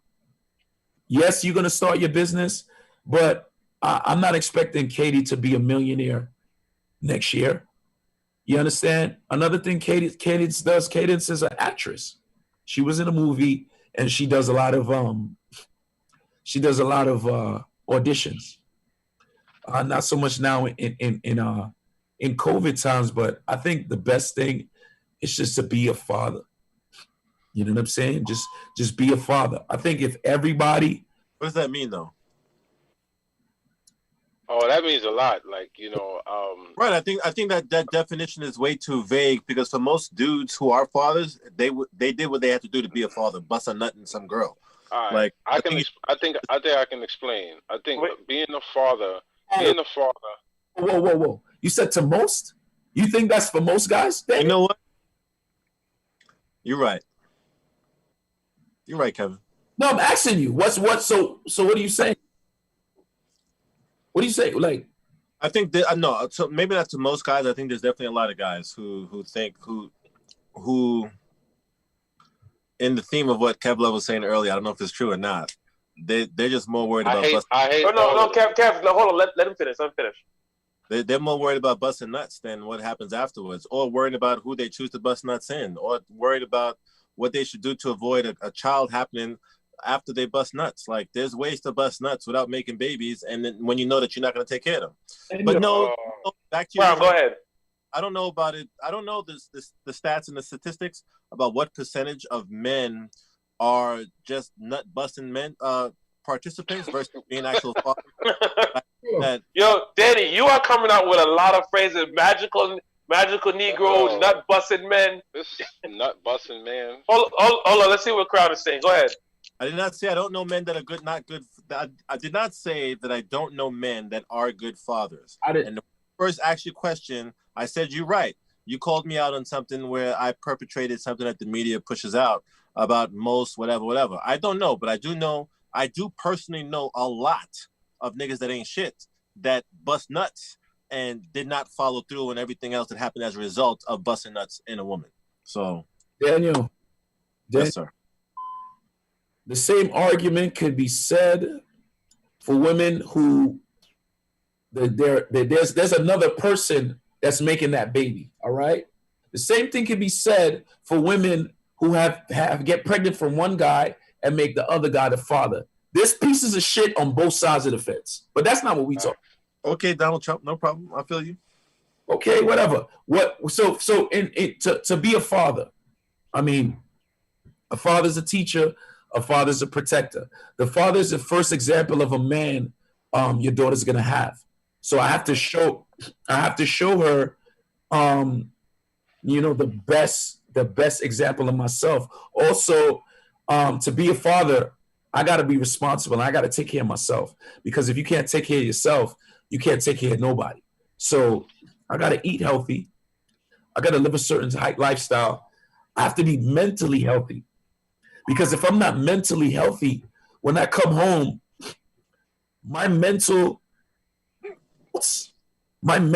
strain or my mental problems, that's going to fall on my kids. That's the reason why I left my job, because I didn't want to be a bitter old man doing something I hated for saying, oh, I could have been doing this, but because I had kids, I had to do this job I didn't like. So you got to be. Go ahead. Just quit. No. Kev Love, I know you were saying something before on top of what Danny was saying. Go ahead and finish your thought. I kind of forgot, but okay. Well, that's what happens when you smoke weed. Oh yeah, basically. You said, but to answer the question, what is a father? What is a father? I believe he said, what is the example of a father? And what Kev said, the teacher. You health over wealth. You got to teach your kids about being healthy so they can be here, so they can live a nice, productive life. They got to teach them about how to love themselves and be spiritual with themselves.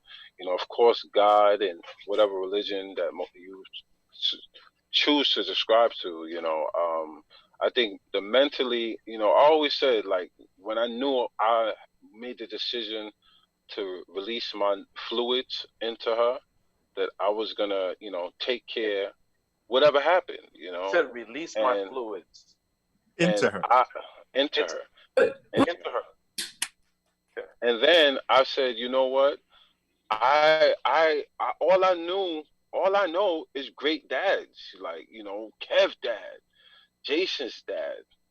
I had great role models of great fathers. Of course, I had guys that wasn't doing what they were supposed to do. but I don't associate myself with them. I only chill with guys that are doing what they're supposed to do. If I find out you got a kid and you ain't doing nothing for your kid, I can't really respect you as a man. You're not doing for your community. I'm all about community. Everything I believe I was saying today is stressing my community, like trying to build. And you cannot build your community without being a good father. You can't build your community without being a good husband. You can't build your community without stressing group economics. All that is very important, and that's what they do. So why are we trying to reinvent the wheel and do something else? Why are we trying to be? You guys remember going outside?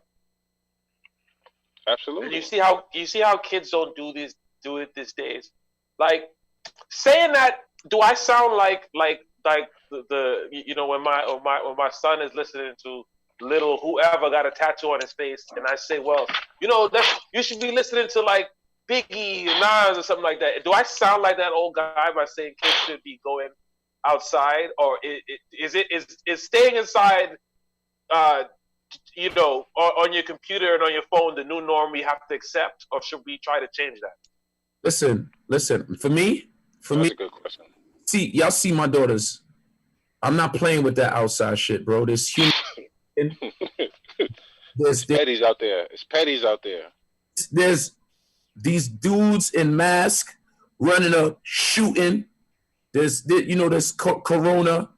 There's terrible examples of human beings, not just outside, but on social media. So if you cannot monitor what they see all the time, but you got to filter it.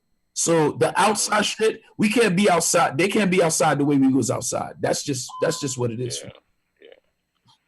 Yeah, I remember being outside, and I don't remember being around my parents. Like, you know what I mean? I was like 9, 10. We going to the corner store by ourselves, like straight. Like our parents wasn't holding our hands, and now I feel like we grew up, and we knew if you grew up in the 90s, you knew how bad the streets was. So now you're a little bit tentative on letting your kids go outside. You're like, I ain't gonna let them go outside.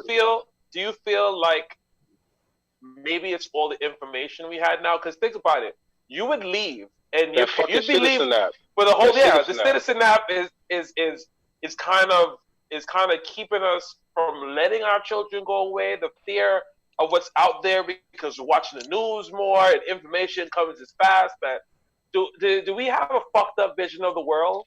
I don't think so. Because all right, Jason, you know where I grew up, and how did I become a DJ? My mother told me to stay my ass home. She says you can't go outside. I wanted to learn how to play basketball so I could bust y'all niggas' ass because y'all was always busting my ass. Because I always suck. You're too tall. You're too tall to suck. I had a basketball hoop down the block from my house, but I couldn't go there. But every time I went to your house, they was like, oh, this nigga Kevin sucks. So I used to want to try to play so I could bust your ass, but I could never play. So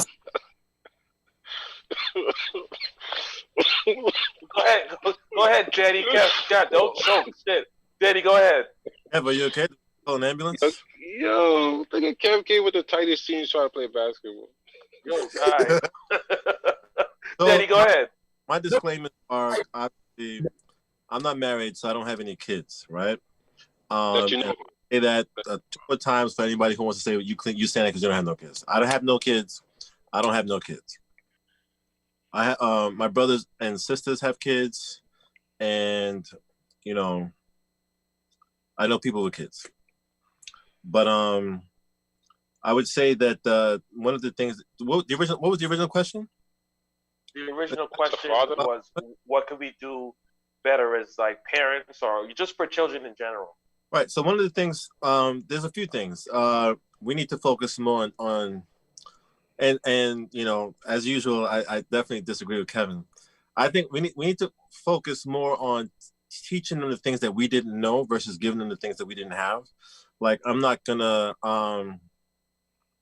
I've had friends who prioritize making sure their 6-month-old had on the latest Jordans versus making sure that they had life insurance a policy on that 6-year-old or on themselves, 6-month-old. You know what I mean?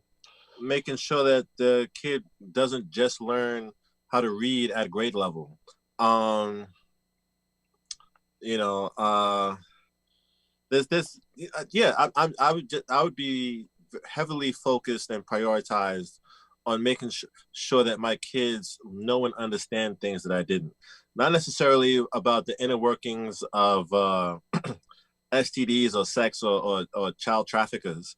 You know what I mean? But definitely, like, you know, you can pay an 8-year-old $12,000 a year tax free, and you can invest that money, and you can develop a credit score for them as teenagers.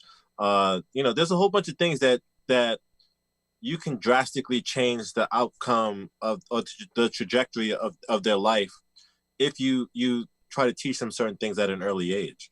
You know what I mean? The value of money, how money works, how you shouldn't necessarily work for money. You should learn how to get money to work for you. The value of investing, you know, at least the concept of it. You don't want to just save your money in the bank. You know, there are people who live off of residual income and work for their passion, not for a living. You know what I mean? Those are, you know, along with other things like just being a living example of the things that you want them to learn. I would never tell my kids to do as I say, not as I do, because I know that a lot of the things that I learned is because of the examples that was set in front of me, not what was told for me to do. You know what I mean? There's a lot. There's a long list. And, you know, I thought about it a few weeks ago that I'm going to do some official research and probably write about it. But I think there's a lot of room for improvement on how we raise our kids and how we train them to think about the world and themselves, success, relationships. Being a living embodiment of how a man is supposed to treat his wife, you know, is something that I would teach my kids. If I had sons, I would take them with me to go and shop for gifts for their mother to teach them the value of that. You know, there's just a long, long list of things that I think we can teach our kids or do a better job of doing as a culture, as a people, or as men, or for myself. Yeah, that's all I gotta say. That was well said, Danny, as usual. And the last question for the night, and I don't know how much time we're going to spend on this, but how do you feel as men? Kevin's screen is what frozen. Kevin's screen is frozen? No, I think he's just standing still reading a CMOS label.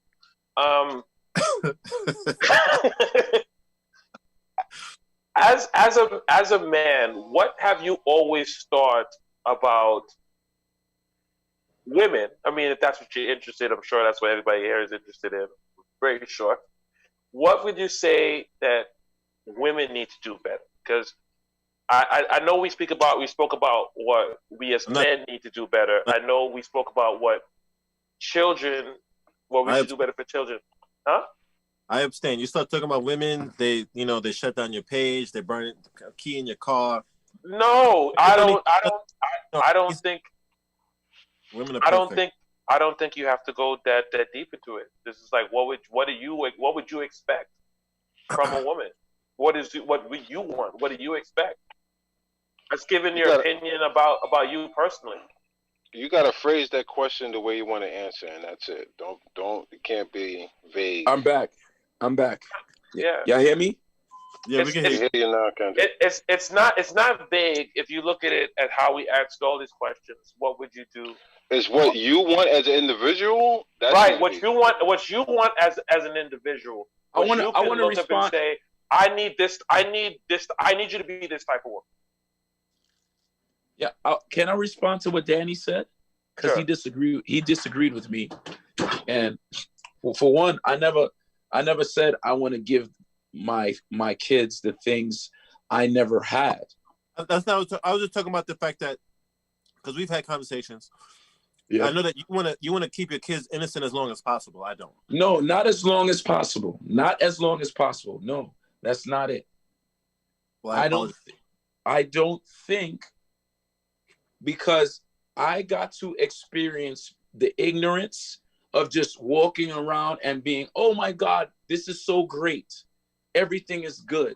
Even though my parents as adults had to worry about my surroundings. And at certain times when I was old enough, they would say, listen, you're about to start doing this. This is the new way of thinking. And when I started thinking, it's like, all right, before I started driving, I had the best time at parties because all I had to do was get myself in. And I could wild out. I could lose my mind. I could get drunk even though I wasn't drinking, but I could lose my mind. And, you know, I jumped in a pet cab and came home. As soon as I started driving, it was a certain part of my mind that said, Kevin, your car is outside. You cannot do X, Y, Z because you got to drive home. You know what I'm saying? So that part of the fun was gone. What I'm saying, I have no doubt that my kids are going to be successful, but I want my kids to be happy. I want them to be, when they're my age, I want them to be happy because every successful person who's rich, who's famous is not happy. And I don't want to, like when they offer my daughter acting roles, you know, I think about, is she ready for this world? You know what I'm saying? I don't look at, oh, she can make a lot of money. I think about, is she ready for this world? Is she ready to give up her childhood to pursue this? And how would I feel about it? You know what I'm saying? That's my thing, is about them being happy. It's not about them being ignorant for as long as possible. But for right now, let me worry about everything. I didn't say ignorant. I said innocent. Well, I'm saying ignorant. Okay, I'm just making sure. When I say ignorant, meaning not knowing everything. No, I know what you meant. I'm just making sure that you didn't think that I said ignorant. I would never say. No, I'm using the word ignorant. Because you guys need to hug it out. Me and Daniel have this conversation all the time, man. I know. We're going to move on to this last question and then we rephrase it so it doesn't make people look crazy. Because Danny, when I asked the question, Danny was looking for the off button on his phone. So I don't mean it like that. What I mean it is you have a model in your head that says the woman for me has to be doing these things.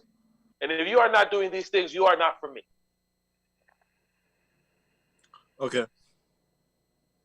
So maybe there is somebody out there who thinks, how can I be a better woman for Danny? And they'll look at what you said and it's like, am I doing these things? You get me, Danny? I see the smile on his face, so I know he understands. Go ahead. Why I gotta go first? Because I just want to hear you talk, bro. You know, I just think you give these eloquent answers, and I just want to get that out first, and then I'm gonna go to Kev Love over there and hope that it's going to be, you know, something, and then Kev's gonna get it, and then we're gonna wrap it up. But I really want to hear what you guys. No, and then you're gonna answer too. I think that. No, I'm the host, so I just ask questions. I'm like Oprah. Look under your seat. He's actually right. Whatchamacallit? That's a lot. There's a lot for that, man. I think the same way. I think we all need to improve one, you know, and I'll say it again because I don't know, somebody's not going to hear me. I think we both need. There's some things that we both need to improve as men and as women. I think it'll be beneficial if people were clear on what their gender roles were. If you want to be, or what type of marriage they want. Like, do you want a traditional marriage or do you want a partnership? You know what I mean? Because a partnership is like a 50-50. What's the difference for those people who don't understand? What's the difference? A traditional marriage, I would say, is something more like where the man leads, the man is the provider. The woman is a supporter. The man is expected to bring home the bacon. The woman is expected to cook it. Like the way you put that. You know, right. So, you know, in a traditional sense, you wouldn't necessarily a traditional marriage. What a woman brings to the table isn't as valuable as how good she can be supportive or cooperative, understand the value of being beautiful, and whatever it is that as traditional gender roles, because women are very, very well versed in what are men's gender roles. The first date, a woman is not supposed to pay. It's a man's job from day one. He's supposed to do that from day one. Certain things women would say they will do if he proves to be worthy of her being submissive, then she would submit instead of just choosing the man who she would submit to. Danny, before you go, is it fair to say that for women it's just accepted if they have, okay, well, men are supposed to do this and this is what they're supposed to do, but it's not as common for a man to do it without seeming like we're attacking. Right. I mean, so this is like a Kevin Samuels type of example. Well, to me, the prophet Kevin Samuels is extremely good at explaining a lot of things, and a lot of the stuff that he says makes a lot of sense if you give yourself the opportunity to understand what it is that he's trying to say. There's just a lot of disconnects. A lot of, like, for me, I'm a big believer in what's sustainable. You know what I mean? So it can't be. I don't believe that. Even though I believe a woman should be cherished and valued, I don't think that I'm supposed to put her on a pedestal to where she's more valuable than me. You know what I mean? Those type of guys tend to get taken advantage of and not highly respected. Like I've seen with my own eyes, I know personally, I have the numbers in my phone, women who believe all they have to do in a relationship is exist. They just, because they have a vagina, that's all they got to do. But on the other end, they don't want to be seen as or objectified and to only be thought of for their vagina. You know what I mean? They want a traditional man who's going to protect, provide, and profess and all these other things. But they also want to have it 50-50 with they want to co-chair. They want to also be the president. They want to and they shouldn't have to cook. They shouldn't have to know how to cook, and it's not for them to clean. It's just there's just a lot of things. You could have one or the other. It's very unsustainable for you to have both. You know what I mean? They want to be modern women with traditional men. And because they can find some example that on the surface looks like it works, they believe that it should work. They have no idea as to what it takes to make the type of men that they want happy. They're only concerned about what that man should do for them. You know what I mean? My biggest thing is just about what's realistically sustainable, what's fair to both parties. I should be valuable to you and you should be valuable to me. Not because cheaper pussy is pussy you pay for. It is cheaper to pay for pussy. Why are you right? 9 times out of 10, the pussy you pay for is better. Because the pussy I pay for is dedicated to very good customer service. You understand what I'm saying? This is just a lot. There's a lot. That's a whole show for itself, man. It is a whole show for itself. But we're gonna continue that conversation in a more broader spectrum. But why run away from the question? You know what I'm saying? Kev Love, you got something to say? Who was the guy you said? Kevin what? Kevin Samuels. If anybody in here is not familiar with Kevin Samuels, there was a clip going around where right, he was talking. He was talking about some. So he had someone call in, and he basically said things to her that I guess to her was a little bit triggering, but was the truth. As far as a logical person. Well, she called in and she basically was saying that she was saying dumb shit. Right. She was talking to she was someone who had a business, and she said that she had a problem meeting types of men that didn't want that didn't want to be a part of her business or something, or take advantage of her money and whatnot. Like, like that? Why was she getting top tier guys? So basically, his response was like, "Well, you're not top tier. You're not that top tier, and that's why you're not getting top tier guys." He says, "You're not that cute." And this is his words and not mine. I'm just speaking for what he was saying. He says, "You're not that cute." He says, "You have like a 5 best." And you're going to get the kind of and the guys that you want, the top tier guys, are guys who are dating women in their 20s. They're not dating women who are 38. And that was basically his response. There's pieces of that missing. There is a lot of pieces of that missing. So Kev. So basically, and these women call up the show knowing who he is. So first of all, because a lot of people complain about how abrasive he is or how direct he is. He's very much like Simon Cowell. Or how the way some people describe me. So the girl that he's talking about in that video, she's like, when he said, "What are you looking for in a man?" Her simple answer was, I need a man that makes 6 figures. So then, he goes into, do you want to work? Not in this particular show, but in general, he would ask girls, do you want to work while you're pregnant? And you're married? Do you want to work? Do you expect to work? Most of them say no. Then how much money do you think it takes to raise a kid? You know what I mean? And in general, or he would ask, what's the minimum a man could make for you to be happy? Most of them would say it doesn't matter what he is. If he got potential, if he's intelligent, if he's a go-getter, if he's a hustler, I would help him become something he wasn't when I met him. Danny, I appreciate all the hand movements too. It really just I like it.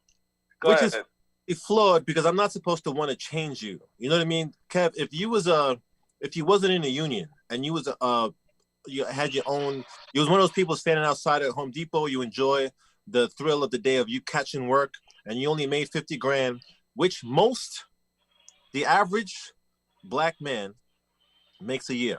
You know what I mean? And she's like, I want to change you. That's not right for her to want to change you. You understand what I'm saying? The same way it's not right for you to meet a fat girl and say, I need you to be skinny or whatever. You're supposed to find the girl that you like and be with her, not change a smoker into a non-smoker. You know what I mean? Or find a drinker and make her a non-drinker. Or find an atheist and say, I hate the fact that you don't believe in God. You should have found somebody in church. You know what I mean? So anyway, most of these women who would say that, yeah, it's not about the money. They talk about how they would change a man who's happy with his life and the way where he's at. And then they finally get to the point where, no, I want a man who makes 6 figures. I want a man who makes at least 100 grand. Not realizing that it's 10% of all races, 10% of men, including white men, make more than 100 grand a year. It's more like 5% of black men. 5 out of every 100 black men make 100 grand or more. And these girls are saying, I want that. So then he goes to explain, you want the creme de la creme, the top of the top 5% of the population, 5% of the pool of men that you can possibly get with, and you want them to choose you to marry. You need to be appealing to them because the same way you want them, a whole lot of other people want them. So what makes you think you can get them and keep them and make them happy to the point where they will choose you to marry them? And most of them are not able to realize the truth of the matter is that they're lacking. You know what I mean? If I wanted to date Beyonce, I know I need to be whatever the hell it is that Beyonce needs. But when you tell the women who call up the show, I almost made the mistake of saying when you tell women, but when you tell the women who call up the show or the people who think that Kevin is toxic or a narcissist or a misogynist or whatever, those people are not willing to hear what that type of man wants because they don't fit that narrative. Whereas if let's say we know a nurse that lives by the Bronx or past the Bronx or whatever. Let's say she needs a man, she says for herself, I need a man who has 9 inches. I need a man who has a 2-car garage, a yard, and a driveway. And I want to have 3 floors in his house. If I wanted to be with her, I simply have to accept that's what she wants, right? And if I don't qualify, it is what it is. Who am I to judge her and call her a gold digger and all this other craziness? And that's a hypothetical thing. Kev, what is it that you want to say so bad? I think I know what y'all was talking about, this Kevin Samuel shit, right? I think I Yeah. know now. And I think It I was came all on over the show. internet. It was like I talking think I down. repost that, but you see what? Like, hold on, let's do the math, right? 100 grand is 6 figures, right? Right? Is 100 grand 6 figures? That's how 100 grand six is 6 figures would figures. work. Yes. Yes. 100. Okay, so that's like every 00. foreman carpenter in the union. I'm 100 grand. So if I have a daughter, I want her to be going for a 6-figure nigga. I don't want her to be dealing with no fucking 50,000 type. Sir, I'm not telling my daughter that shit. nobody I'm telling said my daughter to go for a nobody said you should. 6-figure nigga. Nobody Or said a that you 6-figure man. Nobody said that you should try to tell her to aim low. However, what I do hope and pray that you teach your daughter is what a 6-figure man wants, so that she can actually accomplish her dreams. Well, because if I said that I wanted to own a castle, since we say what a 6-figure nigga want, I'm a 6-figure nigga. So let me answer it. I'm a 6-figure nigga. I think I am. Let me check my. Yeah, I'm a 6-figure nigga. I've been for the last 3 years. okay. So I don't think I'm that crazy, like unachievable type of dude. Like I'm average. You know what I mean? You know what I mean? I'm only 6'2" and 5'8" now. You're contradicting yourself. How? You can't say that you represent 5% of the population and then say that you're average. No, I know more 6-figure niggas. We have a lot of us out here. No problem. And we average niggas. We're not driving Benzes. No Can I I got a Lexus. can I say something? Crown, go ahead. Can I say something? Kev, the reason you make 6 figures is because you live in New York. Hold on. New York is one. Texas. Hold on. New York is one of the most expensive places in the world, and it's not reflective of the rest of the country. The cost of living is way lower in other in other states, and the wage is way lower in other states. You know about prevailing wage. Remember, I come from that background. You know what I'm saying? I know what you're talking about. I'm a 6-figure dude too. You know what I'm saying? Talk your shit. Talk your shit first. Let's stop for a What second. I'm saying is, it's a little bit more than $100,000. I think what he's talking about is 500K. But for a queen, right? And we all look at our black ladies like queens, right? Right? We look at them as queens, right? No matter if they 38, no matter if they big, No, no matter if they No. I'm just saying in general. Hold on, Daddy. Let him get that point, and then say your piece. Because it's like, how are we going to choose this, right? It's so many types of women, right? First of all, they've been having this conversation. Cap, before you say that, I'm gonna go back on something that you said. If I would more hope that you advise your daughter on how to become a 6-figure person than for her to have to even need a 6-figure guy, because don't teach her how to be needy.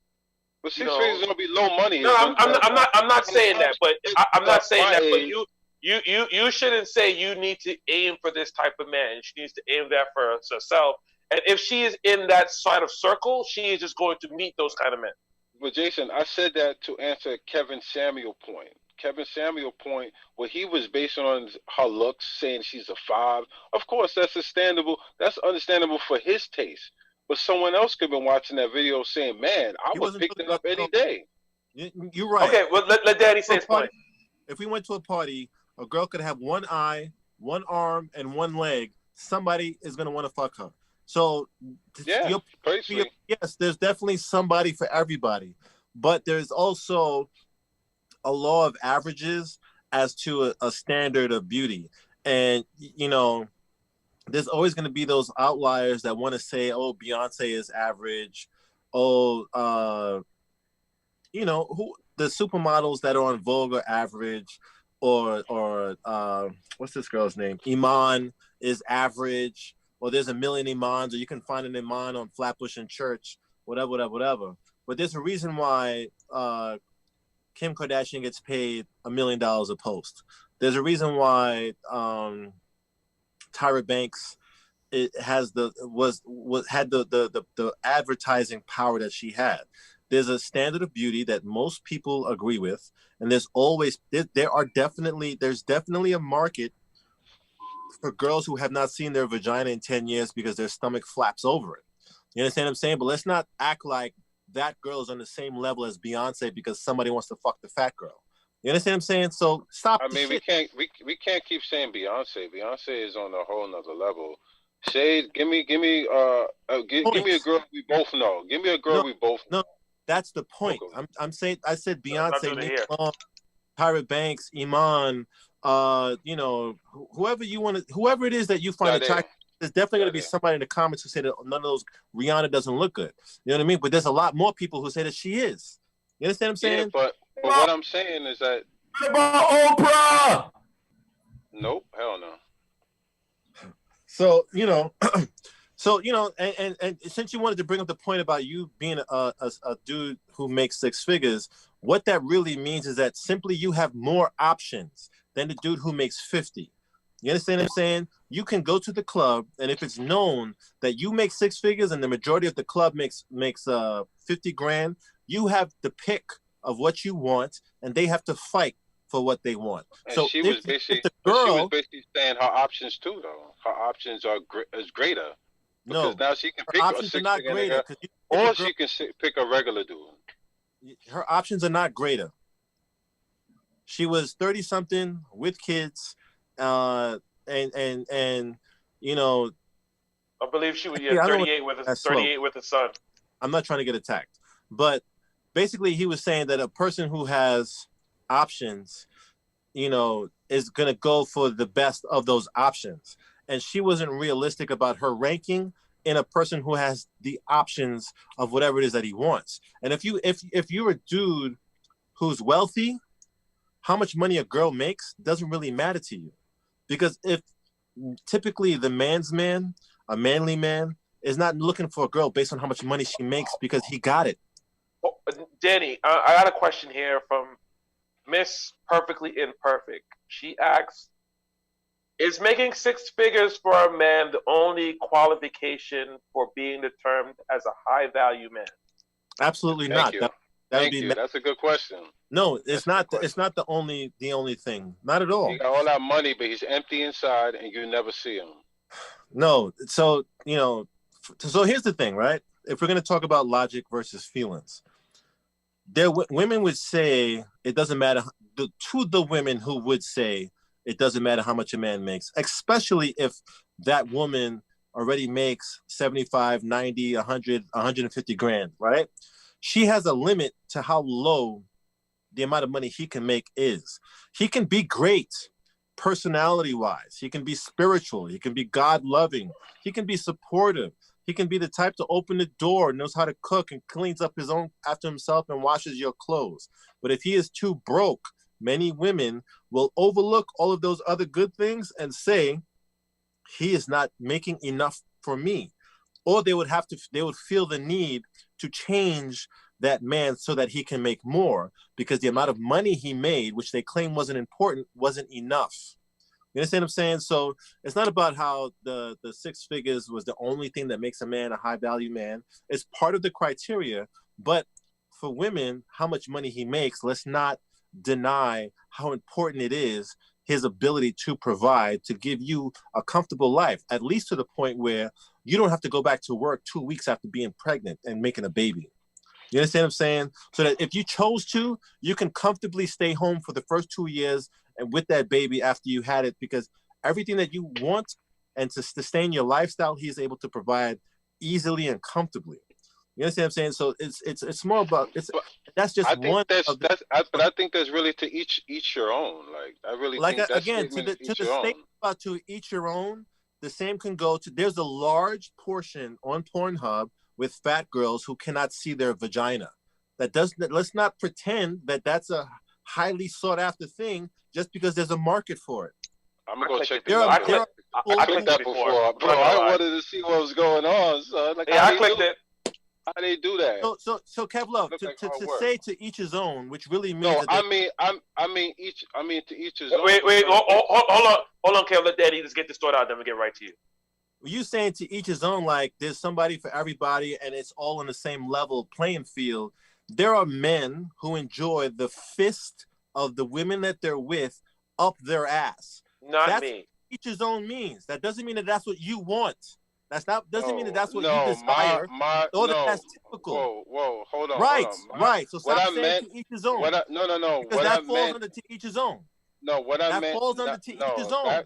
That falls onto extremely left. I would never go there. But to each what I his own. meant.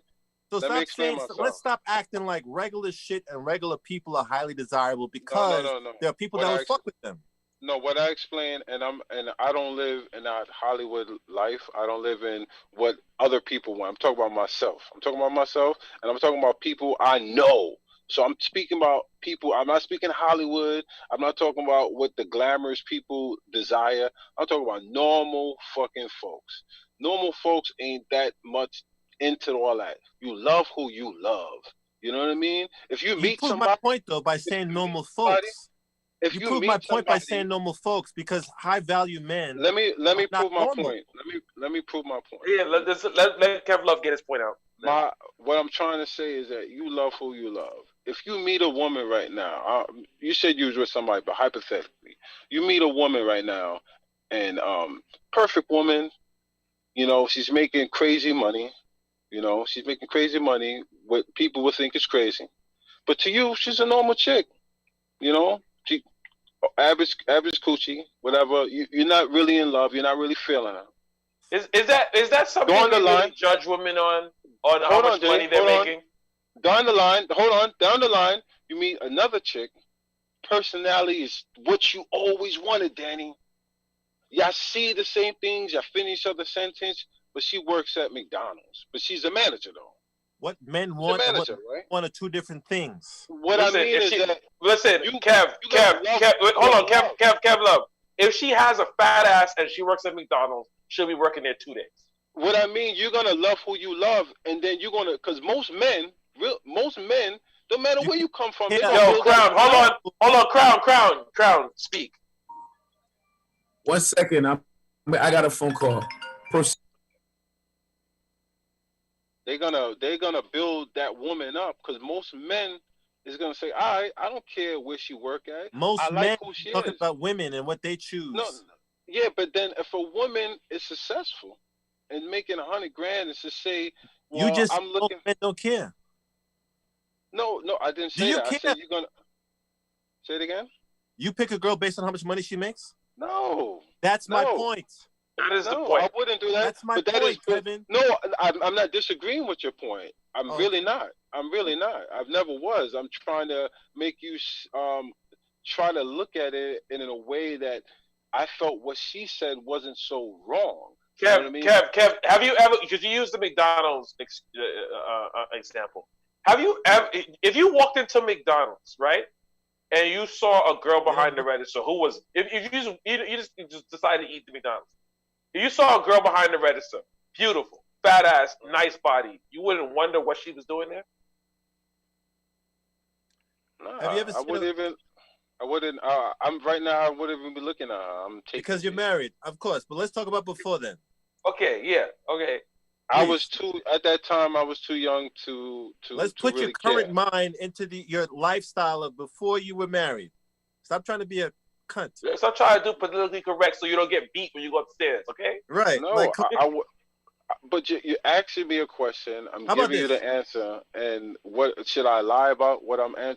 No, don't lie. Give your honest opinion. I did. I just did. And you're telling me I should be doing something wrong. Kev, you ever noticed that really, really, really attractive girls don't work in low wage places long? Yeah, absolutely. Why do you think that is? Oh, I already know. They get scooped up, or that tuition.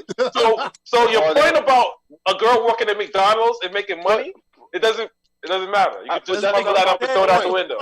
No, what a man is looking for in a woman versus what a woman is looking for in a man is two different things. So if a woman who makes 100 grand is looking for a man who makes 100 grand, the man who typically makes 100 grand or more and has his shit together legally, professionally, and can provide comfortably doesn't give a fuck about what the woman can bring to the table. But However, once he again, does give a fuck about, because he has options, how good she looks, how well she can please him. You know what I'm saying? How good she makes him feel, shit like that. So if he can pick a 25-year-old that's attractive, let's say she's Caribbean or from the South, so she knows how to cook and clean and take care of the house and take care of her man, and he has the choice between that and a woman who has somebody else's fucking kid, who is a lot older in life, who, you know, who is independent for a long time, who you think he's fucking choosing? So Danny, to you, No, 100 grand trading. Answer the question. Answer the Don't question. dodge it. Don't dodge it. I think if he's a vague person and he don't care who's gonna be Fuck by outta his here. side. Outta here No, with your listen. bullshit. I'm saying that. Hold on. Let me get Crown go because he's been away. Yo, Jason, stop! Oh. I gotta stop doing that. He asked me a question. Let me answer. I know, but he didn't get to answer his. listening. He didn't get to answer his question because he's been away. So let's answer the question and we'll get right back. Let Kev get it out while it's on his brain. Let Kev All get right, it out. go ahead. Go ahead, Kev. I was just saying you're a bad narrator, man. Anyway, like first of all, what I was saying is like, and then Yeah. I forgot what I'm saying. Go ahead, Kev. It's not me. You was trying to say that the guy would pick the old woman with somebody else's kid who's No, been I'm not independent for saying mad that. long because he I'm got not- morals. I wouldn't say that. I'm saying that. Listen, you're talking hypothetical because you're talking from a guy you're saying a guy from 100,000, 6 grand, right? I'm talking to you that I am that 6 grand. I'm just giving you my opinion. I'm not saying hypothetical because you're talking for a hypothetical because you don't know that person unless you're talking about someone you know. So if you're asking me, I'm saying that it's not that big of a deal. I'd rather have somebody at my hospital bed when I'm dying than a pretty bitch at 20 years old or 25 that after I fuck it don't mean shit. Okay, but the point was you made an example about you added stuff that wasn't part of the scenario. You added No, stuff that's what I started to talk about when you asked me the question. I said because I'm 100 grand, I'm going to answer that question. That wasn't on the list. It was a multiple choice question with 2 options, and you added a third. You understand what I'm saying? One? You created her by saying I want somebody who's going to be on my hospital bed versus a 20-year-old. One, I didn't say a 20-year-old who's going to leave the hospital. You said what would a 600 grand normally choose? I said me, I'm gonna choose a loyal bitch, a rider. Hopefully someone's making 100 grand. They're both riders. 3 kids. Okay, Kev, they're both riders. Kev, they're both riders. They're both riders. The 20-year-old only wants you for your money. Stop saying 20. I didn't say 20. The one with the fat ass only wants you for your money, Danny. No problem, Kev. Because you're 100 grand. You can't answer my question. You're making up some other scenario. Like you can't qualify a girl and tell whether or not she only wants you for the money. And I would really like to hear what Crown has to say. Yeah, go ahead, Kev. You don't mind. Anybody's got you good? You feel better, Kev Love? You got it out? I'm good. And you're a bad moderator, and you're not listening to me. I think you are. Okay, calm down. You didn't turn off our mic yet. No, because I can't turn. I don't want to turn off your mic. I want to hear what you have to say. But you made a point. I didn't agree with it, but I really want to hear everybody's point. So, Kev, go ahead. Crown. Yeah. Yo, you kicked me out of Zoom? No, you're right there. Hello? I see you. Cheese and bread. All right, so what was the original question? Because we went on a tangent just now. Don't worry about that, Kev. Stick on this. I mean, no, say what you were going to say, and then I'll ask you the original question. But I know you had a thought you was getting out. Don't do it, Kev. I'm cooking right now, so I was, trying to pick up on what was being said. Okay. So the question was like, what do you expect out of a woman as a man? What do you? These are the things that you say. These are a good women. Would be a good woman for me. There's these qualities, right? So we went on to talking about like Kevin Samuels and whatnot, and then when you came in, there was a point of what we are as men is are looking for and what women are looking for is totally different, because a woman would say a man making a certain amount would separate himself, but a woman who looks a certain way would separate herself, regardless of whatever she's making. Okay, can I say something? Yeah. Screen is going. Screen is going. My screen is gone? No, screen is showing the desktop again. Fuck, bro. Shit. I hate it here. Yeah, see? Shireen, since you're talking mad shit in the comments, you telling me you would date a guy where you had to pay for everything? Nobody in here would. I don't think any woman in here really wants to be paying for everything. I think they feel like most men should do the majority of that. And I feel like most men who want women tend to say, well, that's what I have to do, so I do it. I mean, you know? Exactly. I'm back. All right, so for one... I'm asking you what you said, Shireen. I'm asking you, would you want to date a guy where you have to pay for everything? Don't make up another scenario. Don't add a C option. Would you want to date a guy where you have to pay for everything? That's the only thing I'm asking you. Who are you talking to? Shireen. Oh, okay. Okay. So the hypothetical situation you're talking about, Daniel, how old are these people? What people? What are you talking about? The man, how old is the man? I don't really think we put an age on it. It's like saying situation. How old is the man?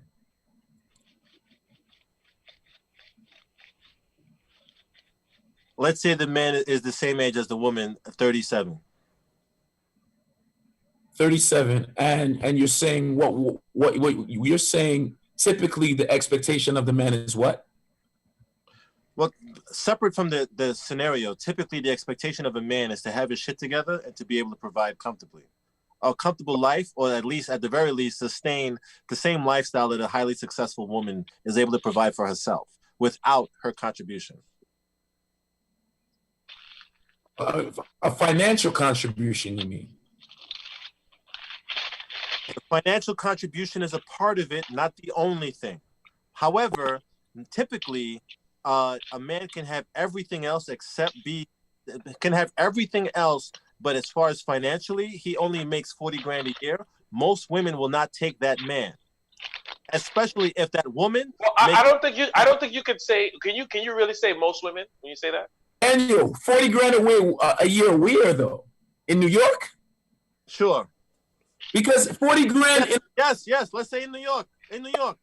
All right, 40 grand in a 37-year-old man making $40,000 a year. Well, then let's make it 50 since that's the average, so that you can't criticize whatever you might want to criticize. Understand what you're saying? No. Let's say 55, so that he's at the national average in New York. Okay. And you're saying that a man would want a woman to be what? I'm saying that a man who is highly successful within his own self already, he doesn't necessarily care. He's not going to, how much money she makes isn't high on the criteria. If she has kids with somebody else, it's not high on the criteria. A man who has a lot of options, he's not going to say to himself, oh my God, I understand why she got a kid. And the fact that she's almost out of eggs is cool, but she makes a lot of money, so let me pick her over somebody who can have their first kid with me, because I never had kids, because I focused on whatever I had to focus on. I've never been married. I don't have no kids running around. So let me pick somebody who doesn't have any kids. Let me pick somebody who is attractive. Let me pick somebody who is supportive. Let me pick somebody who is cooperative and beautiful. Daniel. I think there are a lot of men before you get. I think there are, Danny.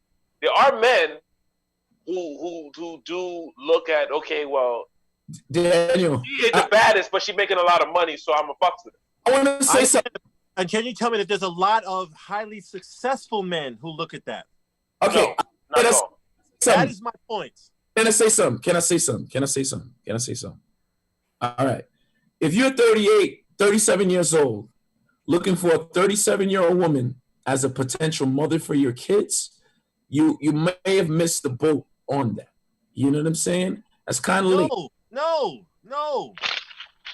There's a lot of guys in their mid 40s or 50s getting girls in their late 20s or whatever. What are you talking about? I said a woman 37. Go ahead. I said if you're 37, the same example you was a man 37 and she's 37. That's not what you said? Say it again. Say the whole scenario. As a man, if you're looking for a woman with no kids, and you're looking for a woman that's 37 and you're 37 and you're looking for beauty, you're looking for success, you're looking for no kids. That's the disconnect. I understand now. So no, initially we was talking about an episode with Kevin Samuels where there was a woman who was 37 who wanted a man who was the only criteria that she. I don't know, Kev. I don't know if you saw that video. It was floating around the internet a few weeks ago, and depending on how you looked at it. There was a large group of people, and I would go out on a limb and say mostly women who were saying that he really berated the shit out of her. When she was full of shit for herself, and he was trying to get her to understand the truth. So this woman who was 37 or 38, who had a kid, who made about 6 figures, in like 100, in the hundreds, in the low hundreds from her business, right? She's an entrepreneur. And when he said, what kind of man, because she called him up saying that she needs help trying to find a man. And he was like, what kind of man are you looking for? She said, well, I need him to make 6 figures. And there was a pause. And he's like, okay, so since you want a man, you mean you want a high value man, a man who's extremely successful, who's making 6 figures. And then he started asking her about herself and to try to get her to realize you want something that's not probable. Of course, anything is possible, but realistically, the man you're looking for has a lot of options, and you're not high on the list. That's the point of how all this came. So the disconnect with the scenario that you was repeating back to me, no, I agree with you. It's highly unlikely that you're going to find a man who's 37 is going to find a woman who's 37 who never had kids. What I was trying to say is that a man who's 37, who's making a good amount of money legally, he's a CEO of a company, right? Of a Fortune 500 company. And he's getting the CEO salary. He has a lot of options. And the top of his list is not going to be a 37-year-old with a kid already who is not amazingly beautiful, who rated herself as a 5'6". Why do you think that's the case? Why do I know that's the case? Because men are visual. Men like beauty.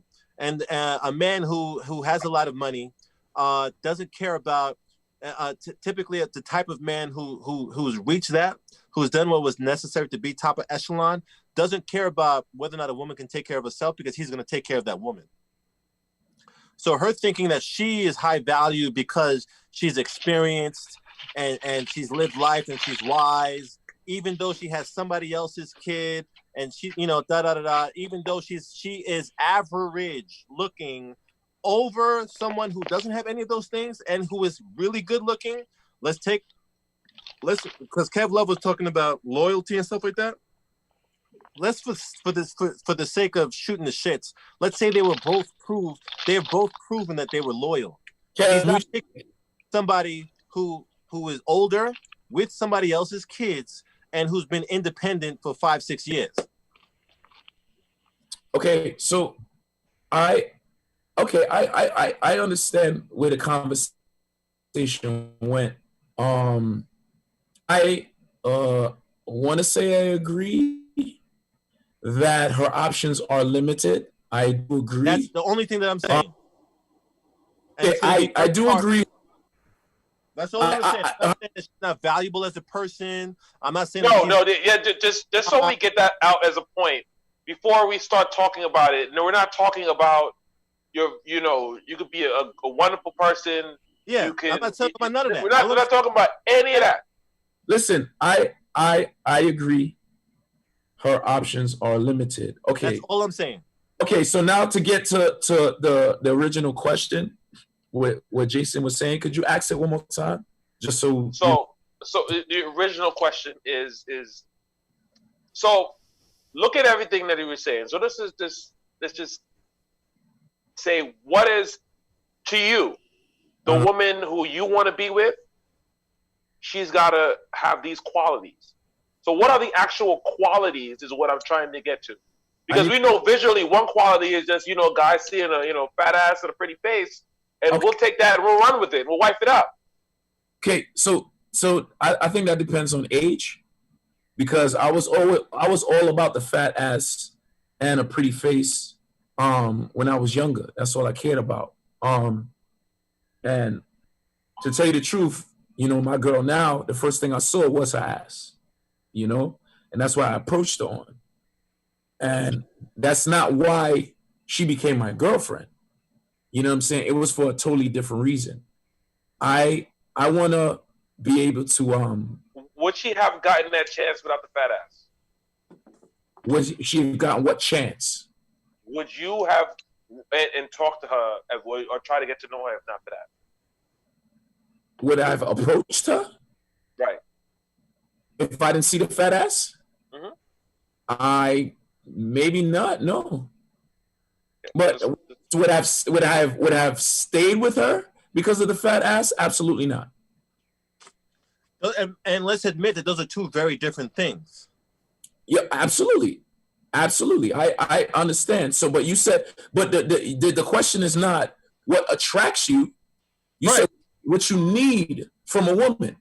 I don't need a fat ass. I don't. And for whatever reason, if she lost her ass today, I wouldn't leave her.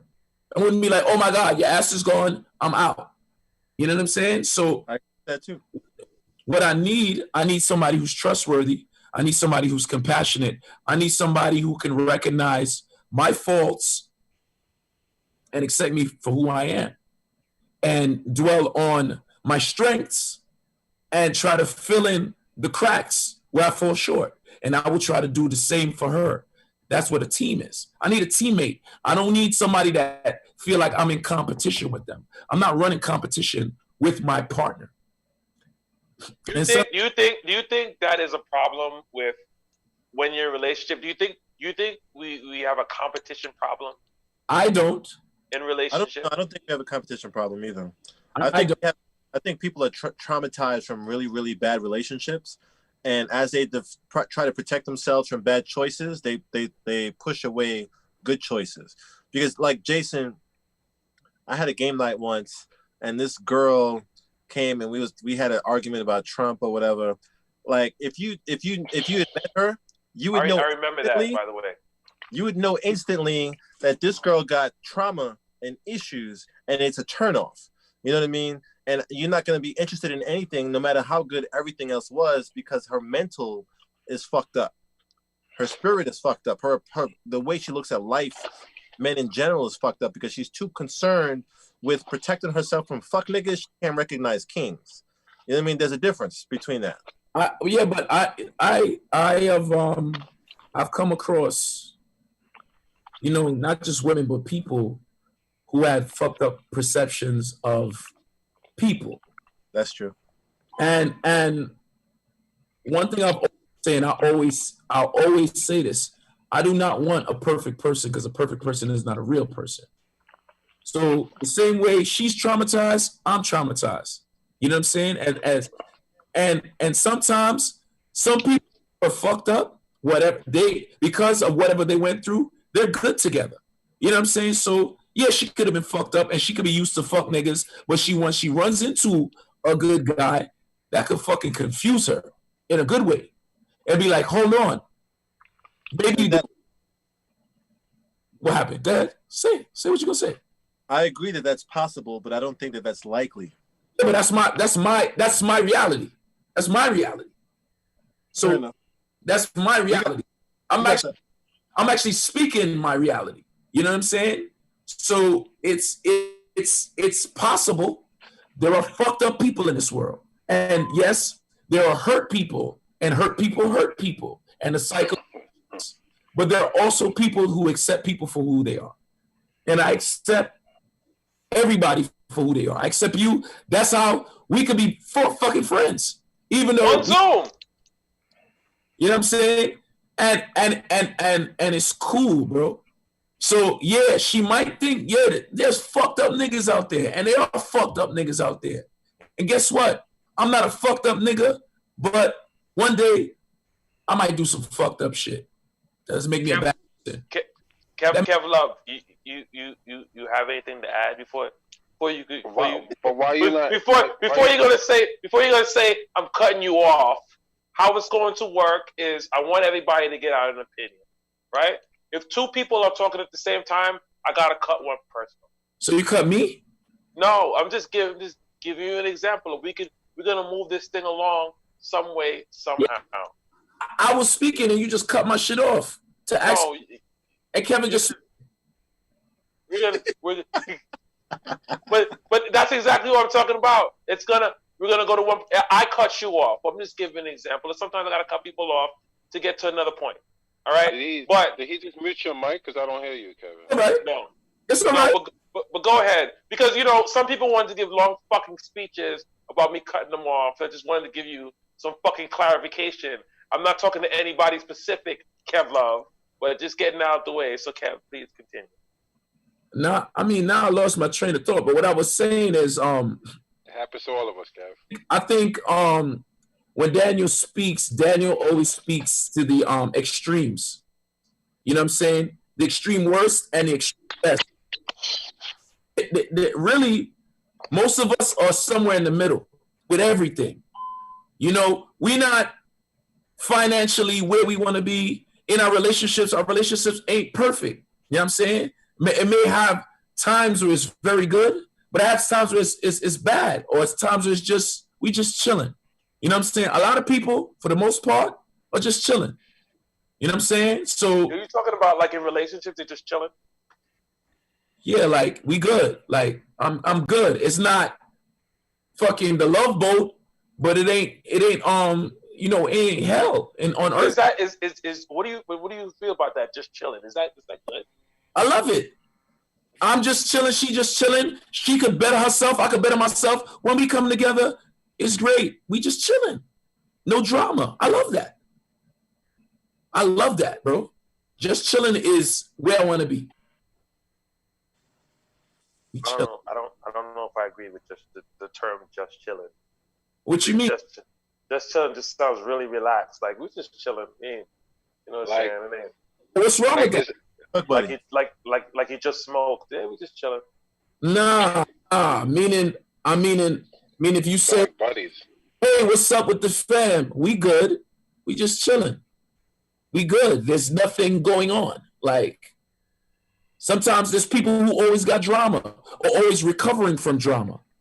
You know what I'm saying? And the only time they're in a happy place is when they're on vacation showing it off on Instagram. Other than that, I can't stand this bitch. I can't stand this nigga. I would rather be in a space of I'm good. I'm just chilling. All right. I'm going to have to accept that.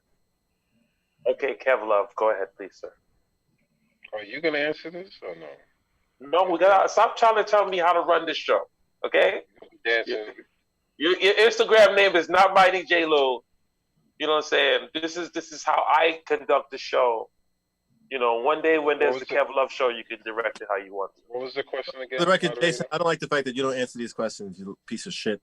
Well, no, because listen, I'm gonna answer this one.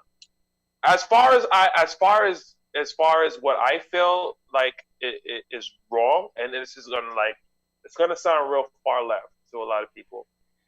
I think that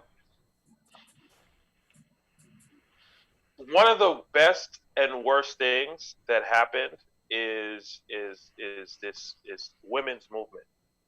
One of the great things that happened out of it is it got women into positions that were exclusive to men, and as far as career wise and all those things, and making as much money as them, which is fair. I think if you're a woman and you're a doctor, if you're a man and a doctor, you should be making the same amount. The problem is when we start talking about like equal, it got thrown into relationships as well, and it became like well, if you're as a man going to do this, then I can do this as well. And then there were certain things that you would want as a man, that because you wanted traditional things, that you wanted maybe someone who is going to cook for you, maybe someone who's going to clean for you if you like that sort of thing. And that became something almost like misogynistic to want. And I think that, and when I think about it, and I think that puts a strain on relationships as far as, let's just say, there are women out there who believe that, all right, I'm going to be paying for something, right? And there's a man who traditionally wants to do that, but now she said, well, I don't need you to do that. That's something that I feel as a man that, that I should be doing. But there are some women, and that's when I said it turns into a competition. It turns into a competition. It's like, well, you can do that. Well, I'm going to do that. And there's certain gender roles that are just go missing because nobody thinks about that anymore. We're trying to compete with each other on who can be the quote unquote man in the relationship. That, that no one wants to be the woman or the man anymore from whatever traditional standard is. From what I grew up with, I looked at, my father came home and my mother always had dinner on the table. You know what I'm saying? That wasn't weird to me. But I think like now in today's, it's like, I think there are a lot of women, not, I wouldn't say a lot of women, but there are a group of women, and this seems to be growing a lot more, who feels like, well, I shouldn't have to do that. And these are things that men embedded, especially if we grew up in households where we saw this. These are things that are ingrained in us as far as having a family and what they're supposed to be about. So there I go. I answered the question. I just feel like, who's going? Who's going?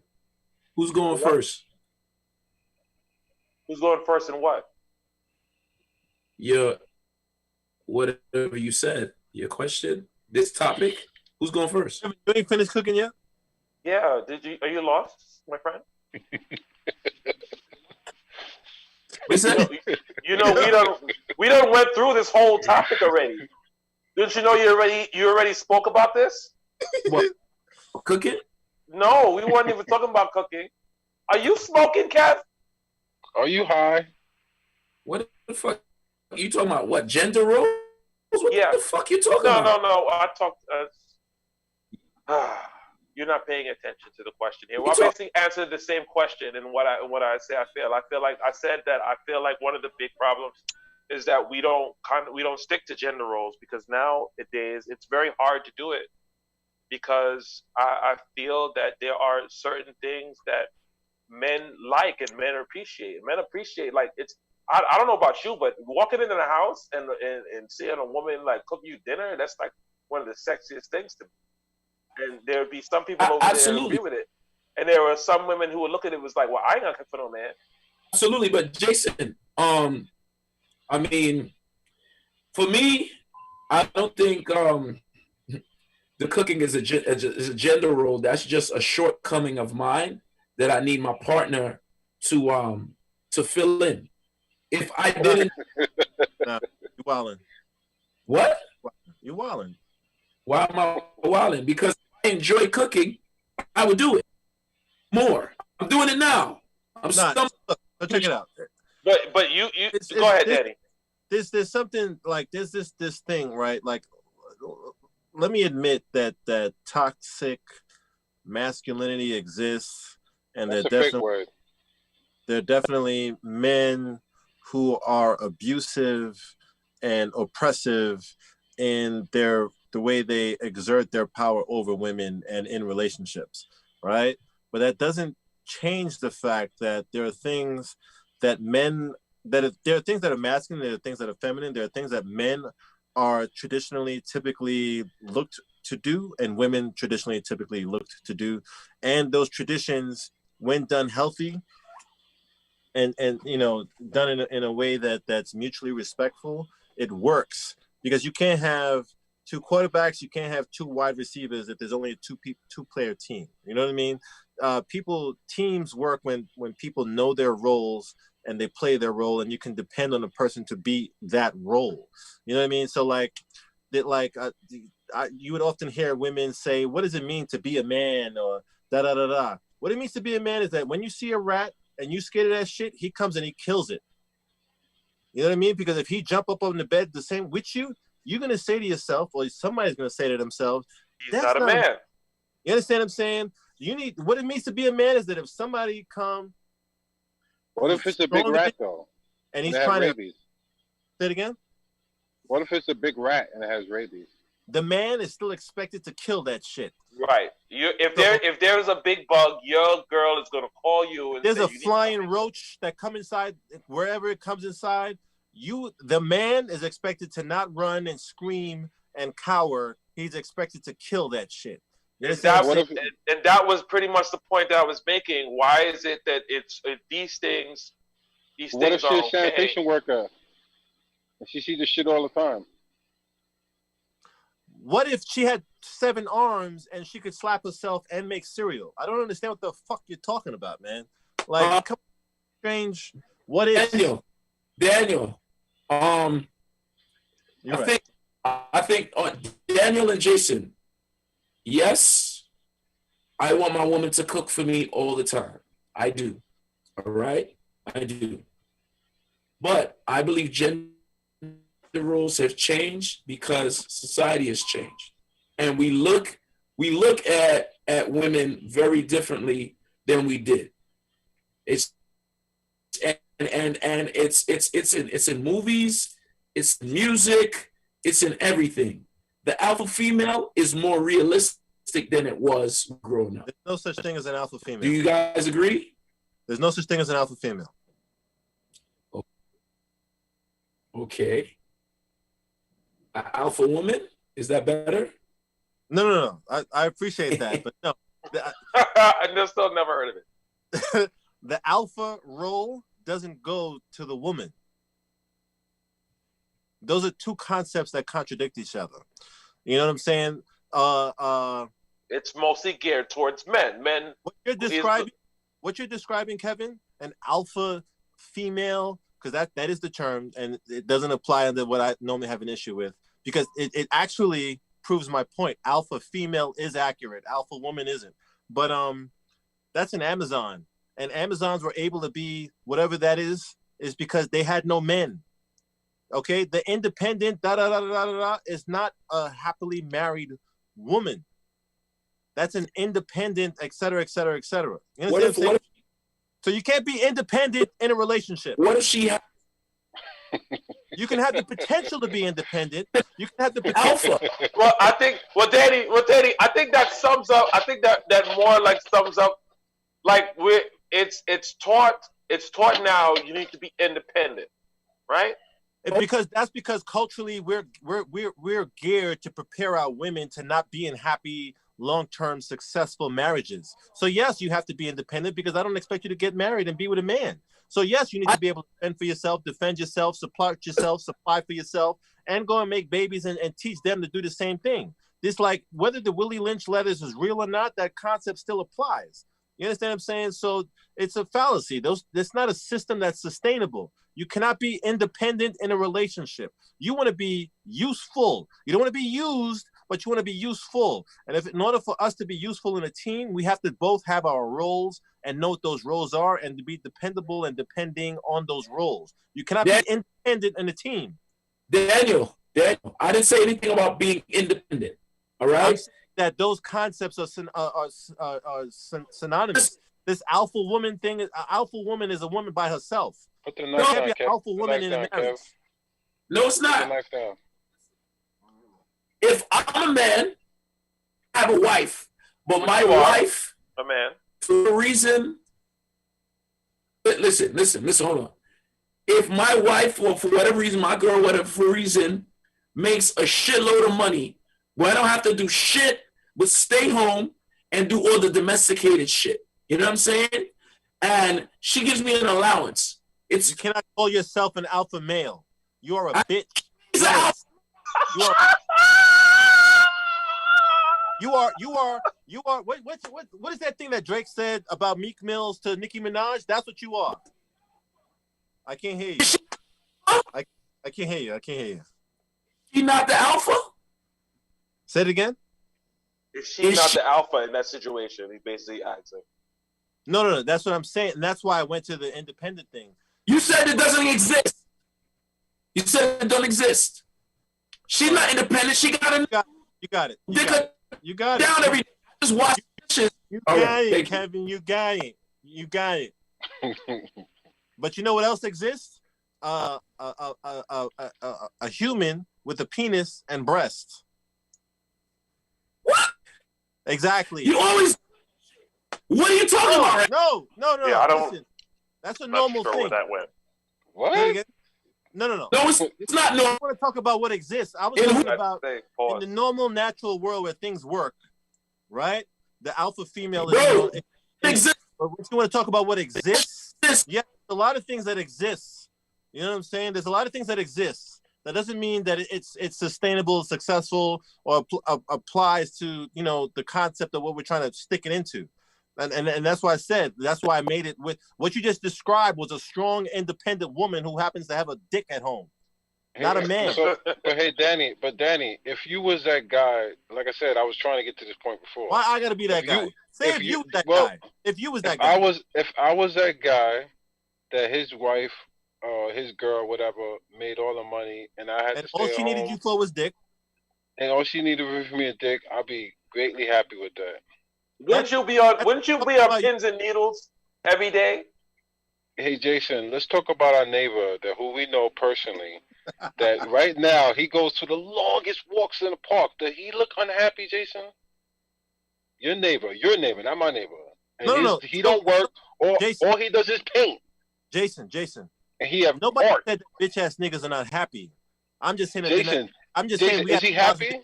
Niggas. I'm not too sure who you're talking about. There's a lot of bitch ass niggas happy. Jason, your neighbor who you actually live next to, we know him personally. With the F. The last name starts with an F. The Forsters, stupid. Come on, man. Okay, what's the fuck? Does a dad work? Has a dad ever worked? I don't know what his W-2 look like. I can't tell you. His dad never worked, because I know personally. And the moms makes all the money. She makes 3 figures, so he don't have to work. And she don't make 3 figures, nigga. She makes 6 figures. That's how it works. No. Hundreds? No. It's 3 figures. The son told me. No, sorry. 6 figures. She makes 300,000. I meant to say 300,000. Right? The son told me that. Right? So the dad don't need to work. So the dad stays home and take care of the one son that they have. Yes, and those are what Daniel just called bitch niggas. Why? He's taking care of his family. That's a job in itself. When you got to spend time with your kid, it's different than you bringing home money and saying, "Oh, I'm paying all the bills." You gotta put that time in with your kid, just like you put that time in with your job. Just because you make money, or just because you think you're bringing in all the bills, don't mean you're not supposed to put time in with your kid or raise them or be around them, missing like games. When your kids have games and you gotta work and that dad is there, that dad mean more to the son than you working. But is he doing the things traditionally that you would say a man does? Fuck tradition. Oh, but I'm asking you. Yeah, you can say fuck tradition. It's all about your household and how your household chooses to operate. If that makes your household operates well, because you said in a relationship, it takes 2 hands to clap. You know what I mean? And it don't matter how you clap, as long as you fucking clapping. So if my wife made all that money and I had to stay home and hold down the fort, which is a job in itself, doing laundry, cooking, going to buy the food, making sure when she comes home is a warm plate. So I'm gonna be that dude, because that's what's gonna make my family operate. You can't. Okay, let me ask you this question, then, Kev. If that was the case, and your wife is making all that money, and then you're sitting at home, now you just said like I gotta wash dishes, I gotta do all this domesticated shit, right? Yeah, I'll do it. But Yeah. all right, but those men who are out there making $300,000, $400,000, $500,000 a year, or whatever, above that, are they making that or any of those things a requirement for the woman that they're choosing? Any of those domesticated It things? should be, because like I said, it takes two hands to clap. So if she ain't clapping and making it happen, then she's not following the program. But realistically, they don't make any of those things requirements. You just gotta have the fat ass. No, that's to each one's standards. That's not my standards. That's a shallow standard. You know what I mean? Why is Kevin yelling with a knife in his hand? Yo, why Kev look like a Chirac rapper right now with the knife and Why do y'all think that all rich dudes want is fat asses? Why y'all think that? I'm not saying all rich dudes want is fat asses. I'm just saying let's just look at something as simple as the NBA, right? What do most NBA wives look like? I don't fucking know. Yeah, fuck them. I'm just saying, you see what most of their wives look like, and most of the people, most of the women that they. Say it again, Danny. No, Kev Love said, fuck them. Like he don't care. He's not interested. You're placing your opinion on the facts. What he asked you was a simple question about the statistics. I mean, I'm sorry, I don't know. I never looked at a player and said, look at his wife. Like, I don't really care. I don't look at those things. I'm sorry. You would have to point it out. Like, I know LeBron's wife because he takes her around. You know what I mean? I know Kobe's wife because he shows her. These other guys, I don't really know, like, what their wives. Okay, you say NBA players, rappers, celebrities in general. What do their girlfriends usually look like? And is that are the same requirements that you're saying? I'm gonna have to clean, cook, and all this stuff. Is that the same requirements that's gonna be for them? I'm sure T.I. and Tiny's cleaning, yo. The difference is with T.I. and Tiny is that they met each other a long time ago. And when T.I. met Tiny, she was tiny. Like most six-figure guys, they met their girls a long time ago, and one of them came up, and the other one had to stay home and take care of kids, so they couldn't come up. That's not true. Daniel, hold on, Daniel. Daniel, Tiny took care of T.I., correct? Yes, she did. Correct. I didn't hear the question. Tiny took care of T.I., didn't she not? I don't know, but okay, everybody else said yes, and I'm okay. Was T.I. a bitch? No, you tell me. You named one scenario. And answer my question, bro. Listen. No, you named an exception that doesn't change the generalization. What I'm saying is not stuff that's absolute. I'm naming generalizations. There will always be exceptions to generalizations. Those exceptions don't erase the existence of the generalization. Generally, if you jump out the third-story window, you'll break legs or die. There are people who can and walk away. That doesn't mean you should jump out the third-story window. George Burns smoked till he was 90. That doesn't mean that typically smoking cause cancer and kill you. You get proven wrong. You say something that is so. I'm talking about a generalization. You didn't prove me wrong because I'm not speaking in absolutes. But at first you said alpha. Hold on, because the thing is, once Kevin is talking to somebody else, you can't hear him at all for some reason. I don't know what that's about. Listen, when Daniel said an alpha female or woman does not exist, did you not say that? There's no such thing. Did you not say that? And when example, and then I said that what she would be is more like an Amazonian. But go ahead. Okay. And then when I gave an example of a alpha female or woman, whatever, and you said the guy is a bitch ass nigga. What you defined, and there's a difference between Tiny holding T.I. down momentarily for a period of time versus you setting the standard for the life of the relationship. All these people talking about how money don't matter, blah, blah, blah, blah, blah. None of them will say that they are willing to support their man for the duration of the relationship. You're willing to hold him down if he needs you to. That's what loyalty is. That's what ride or die is. But for you two who have daughters, I think the three of you have daughters, you don't want them to be with a man that they have to support. So stop the shit. And just because your daughter supports a man, that doesn't make her an alpha female and something to brag about. If your daughter enters a relationship from beginning to end, or let's say beginning to death, or, you know, like they got married to one who was a dude who wanted to stay home and be taken care of, you would not be proud about that. Daniel, listen. I would. I'd be like, yo, listen. I totally disagree with you. Okay, you can keep your opinion. That's cool. But if you asking me, as long as he's not beating her, as long as he's not mentally traumatizing your her, daughter needs to not be with a man who's making 50 grand. If she's making 300,000, said your daughter can't 50, be with a man who's making 50 grand. You said your daughter can't. You did say you want your daughter to go after 100,000. We went back to what Kevin was saying, the independent. What he was saying, we went back to that conversation, not to back where there, because then you make sense. What Kevin said about an independent woman, You want your daughter to take care of her husband. I never said you want her to be with a man who makes less money than her, and he will stay making less money with her, and he is comfortable with her taking care of him. That's what you want for your daughter? There's nothing wrong with that. At the end of the day, I can't pick and choose that. There's nothing wrong with that. No problem. You said something different earlier in this conversation. You said something totally different. Yes, I did when it comes to what thing, but he said an independent woman. Then you switch it all back to that. And if you're switching it back to that, and you say, if my daughter was with a $50,000 man, would I be unhappy with that?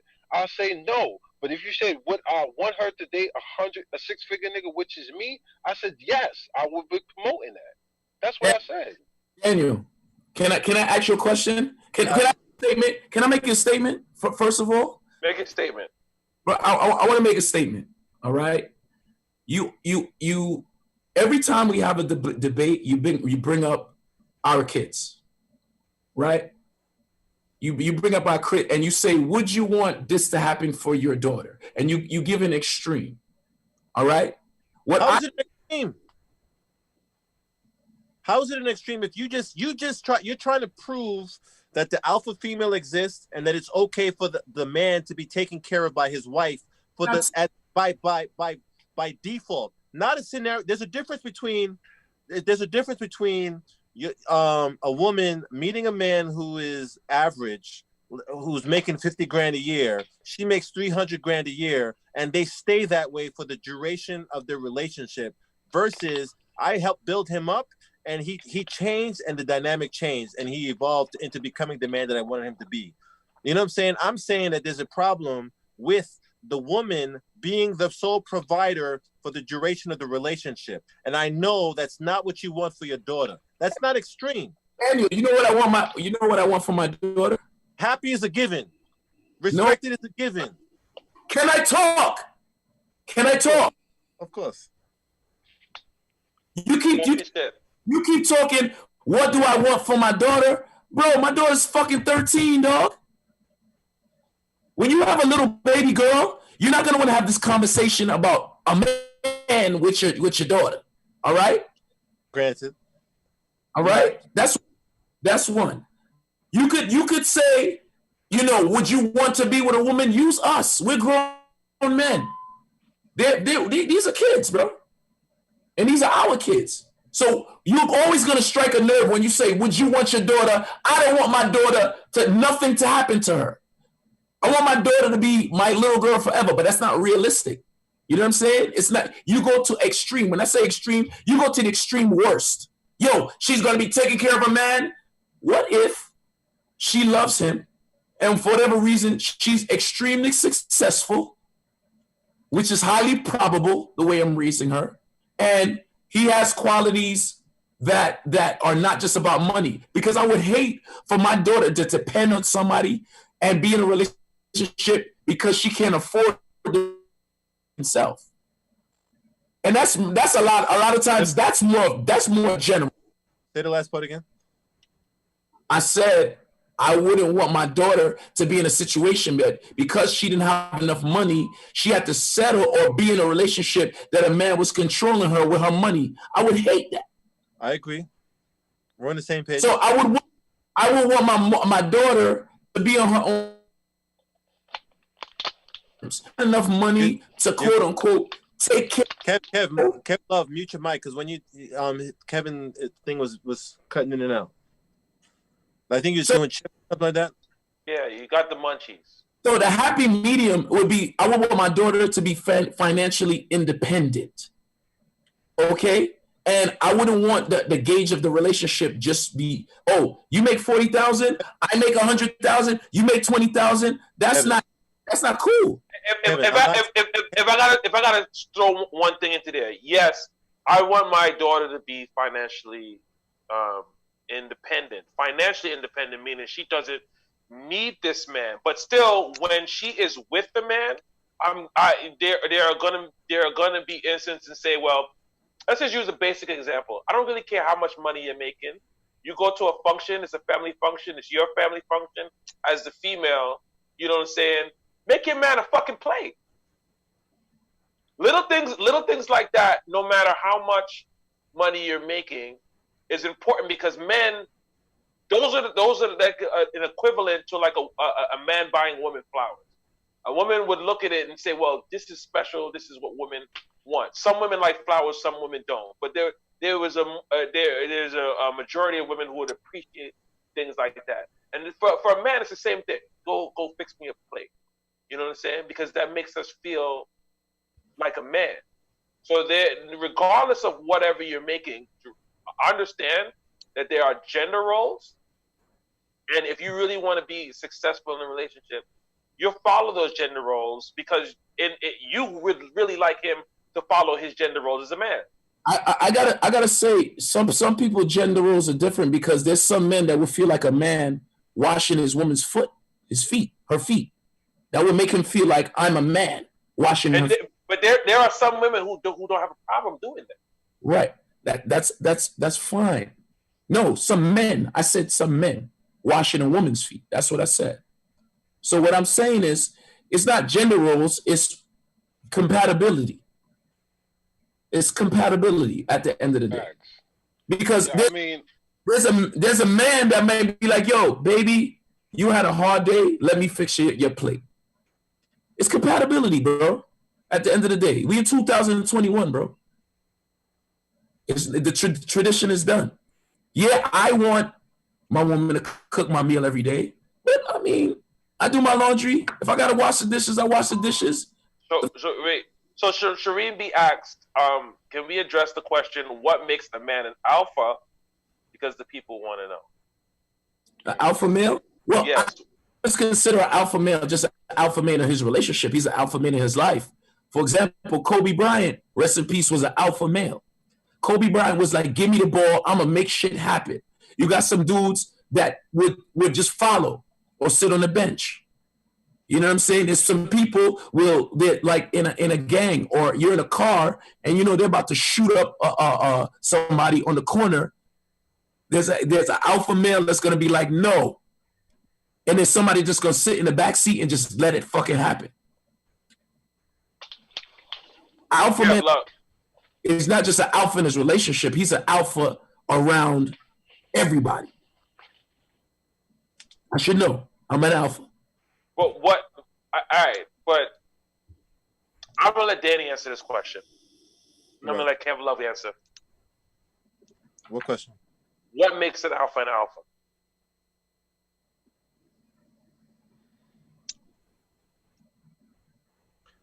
He the silverback gorilla, the main wolf. He's the leader of the pack. He's the one who's looked to protect. He is the one that's looked to make sure that there's resources. There's that doesn't mean that he's a dictator. It doesn't mean that he's a king, a tyrant. But he's the one with veto power. He would definitely he considers the well-being of the group or the team.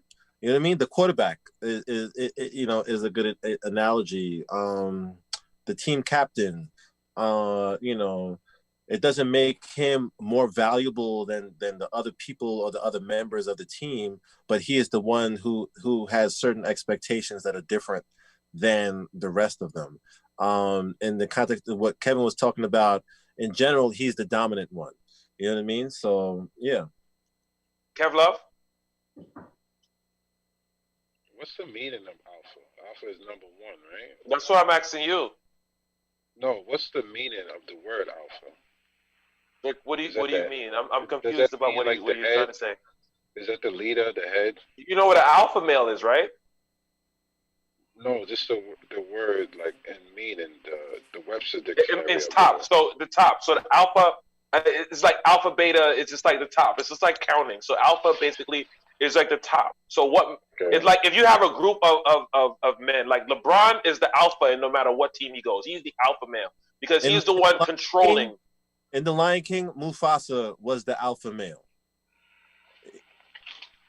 Scar was the beta. So I'm the alpha male of my household. I'm gonna be what's I'm guessing what Shireen is saying. What makes a man an alpha male? Yes, that is exactly what I think I'm an alpha male of my household. I basically look at relationships as I watch a lot of Discovery Channel. Jason knows, and if you watch the lions, right, the male lion's job is to protect the pride. So when the other intruder lion comes into its territory, that lion is ready to give its life for his family because he knows if he doesn't fight for his life, that other lion is going to kill his kids. So the alpha male got to stand within his truth. He can't live in a lie. He got to be ready to die for his queen and ready to die for his cubs. And everything else is like, don't really mean nothing if it doesn't represent your household. Go ahead, Danny. But I just want to make something clear. Like with most things, there's spectrums to it, and there's definitely the ability or capacity for an alpha male to still be toxic in his role. You know what I mean? Pimp is an alpha male. You know, that doesn't mean that the idealistically the alpha male is supposed to be more of a Mufasa than a pimp. You know what I mean? But both can be classified as alpha males. There's a such thing as bad leaders. If you watch Game of Thrones, there was a lot of horrible alpha males in that series. You know what I mean? So, you know, I think when I'm talking about it in its divine. Yeah, because not to cut you off, but alpha, not every alpha is successful. It's not synonymous with success. Right. And the same way every king isn't great, or every father isn't good, or every husband isn't, you know, what you expect the ideal representation or implementation of those roles to be are. And when I'm speaking about it, that's the context that I'm speaking in. You know what I mean? So, you know, the concept of there's no such thing as an alpha male and an alpha female being together, because the alpha by definition is a single entity. And that creates competition. I don't remember what Simba's mother's name was, but damn, she was say it again. That's a tough one too. I was thinking too. So let's say when Simba and Nala became in charge of the pride, Nala Nala would only be the alpha female if she was above Simba. So you can't have two alpha female and an alpha male together. You know what I mean? You can have the power couple, the king and the queen. But so the king and the queen in the relationship between when there's a castle with the king and the queen, the queen is not an alpha female, because by definition she would have to be over the king to be an alpha female. You know what I'm saying? She's still a queen, but she's not an alpha female. There's a difference. But you can still be successful. Right. So you can still be successful with an alpha queen. We're confusing certain things. So a good queen would be able to rule the kingdom if the king died, or if the king was sick, or if the king was overseas, you know what I mean? She can be independent if she needed to be, but she shouldn't have to be independent if she's in a relationship. You understand what I'm saying? Yeah. Well, I think She the would have word the capacity. independent. I think the word independent has been used in media to sabotage family and to make people think individually. And I think people fully respect the definition of independent. There's no look it up. It doesn't say in a relationship. Yeah, independent has been overused. Hold on. But even there's a difference between you saying I am prepared to take care of myself when I have to depend on myself versus nigga, I don't need you, but I want to be in a relationship with you. That doesn't make sense. By definition, that's flawed. You understand what I'm saying? Yes, you want to be with someone who is capable of taking over things. So like Game of Thrones is a beautiful example of a lot of independent women who still knew how to be in a relationship. You know what I'm saying? So, but they weren't independent with their husband. Yes, they could have been strong even. And what's the word? Where they governed their own destiny, but they still knew what it meant to be a partner or in a relationship while still having the capacity to defend or fend for themselves, to take care of themselves and all that other stuff. You know, you can't be. So Danny, are you saying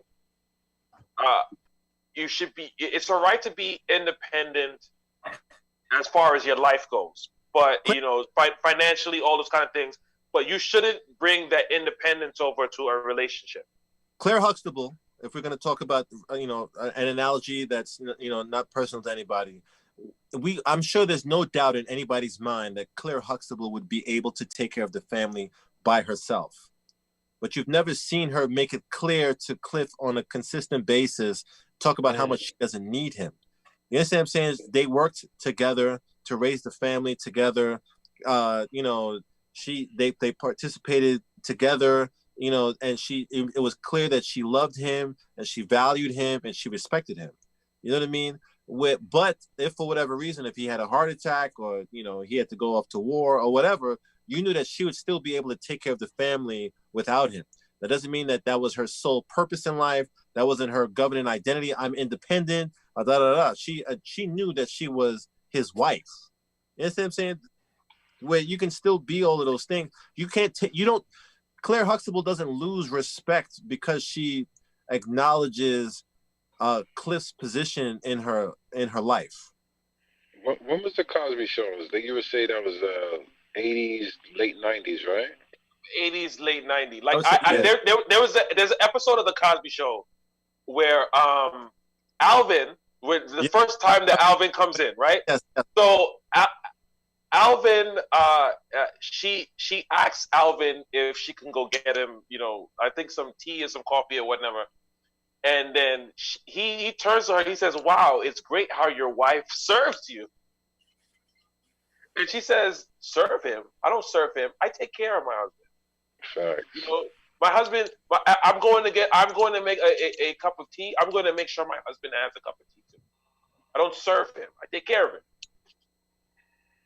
And I think that's a big problem, especially in relationships. We don't try to take care of each other.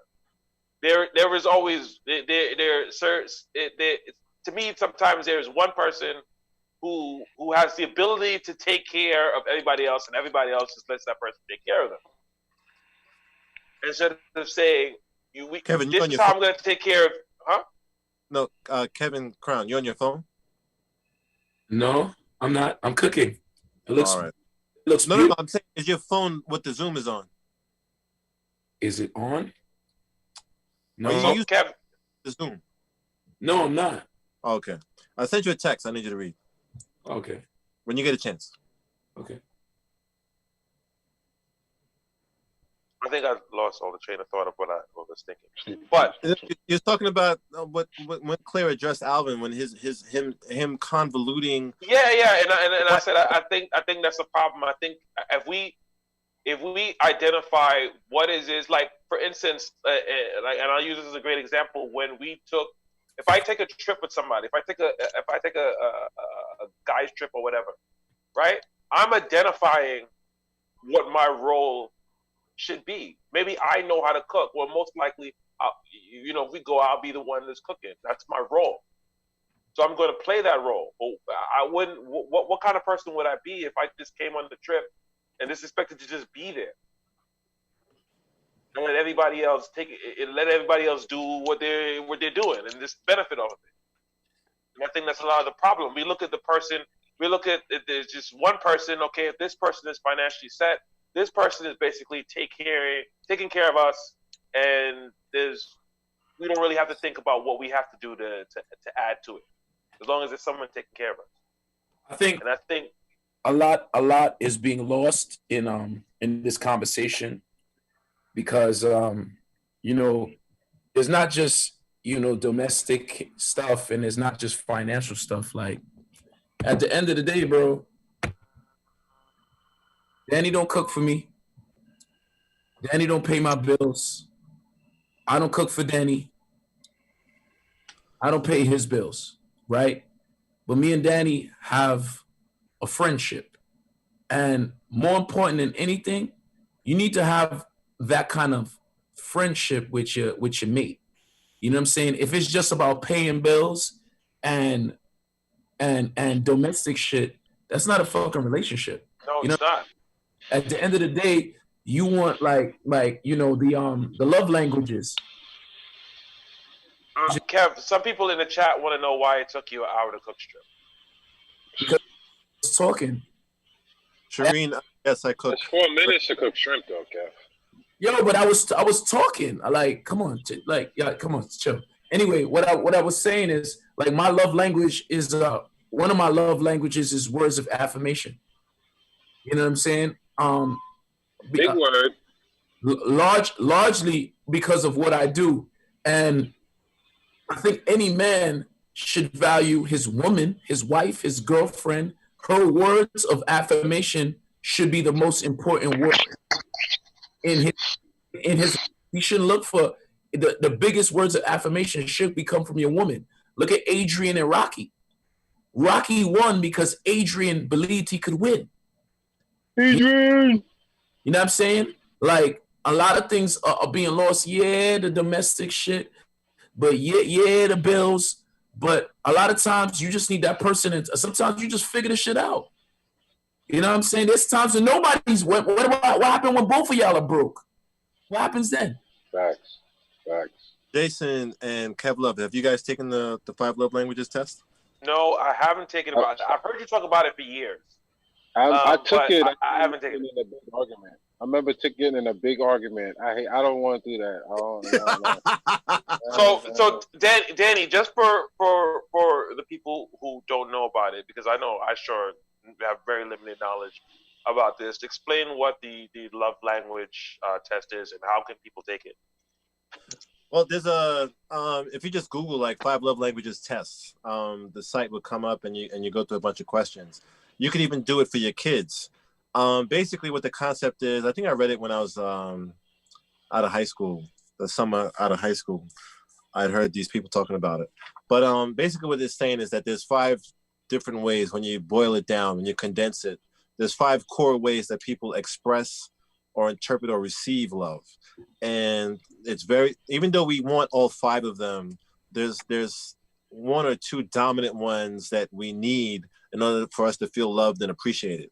And funny enough, if you're not aware of the concept, you can be speaking your love language to the person that you love, and they're not necessarily feeling fully fulfilled or appreciated because you're not speaking it in a way that they receive it. And to complicate it more, because, God is a joker, a lot of people have the love language that they receive love can be different from the love language that they express love. The 5 languages are words of affirmation, physical touch, acts of service, quality time, and gifts. So, like, let's say there's guys who believe that if you have to, the best way to show love is to buy her rings and jewelry and dresses and da-da-da, and all she really wants is quality time. You can be genuinely thinking that you're showing her love because you actually do love her, but because she needs and requires quality time and you don't fully have the same value for it, even though you care about her and love her, she won't feel that because she's not getting what she needs in the way that she needs it to feel it. You know what I mean? And often what we have a problem doing is, in that analogy, the guy would be like, well, you should know that I love you because I buy all this stuff for you. Or you should know that I love you because I do all this stuff for you. When in reality, you'd be most effective in learning your partner's love language so that you can show them or speak love to them in the way that they need to hear it. And vice versa, so that you can get what you need. You know what I mean? Like for me, Kevin said his was words of affirmation, mine's is acts of service. You can tell me nice things all day, every day. I'm not going to believe it because I know a lot of liars. You know what I mean? So words are not as powerful for me, even though I like to hear it. You know, even though I know that you might say, oh, this picture is dope. There's, you know, you tagging me when you post it, you know, makes me know that, you know, you fuck with me a little bit more than you just saying, oh, this was nice, and you not tagging me. You know what I'm saying? So, you know, and everybody has different things. And to further complicate it, your love language can change over time. If you just take the test tonight, is your answers can be different in November.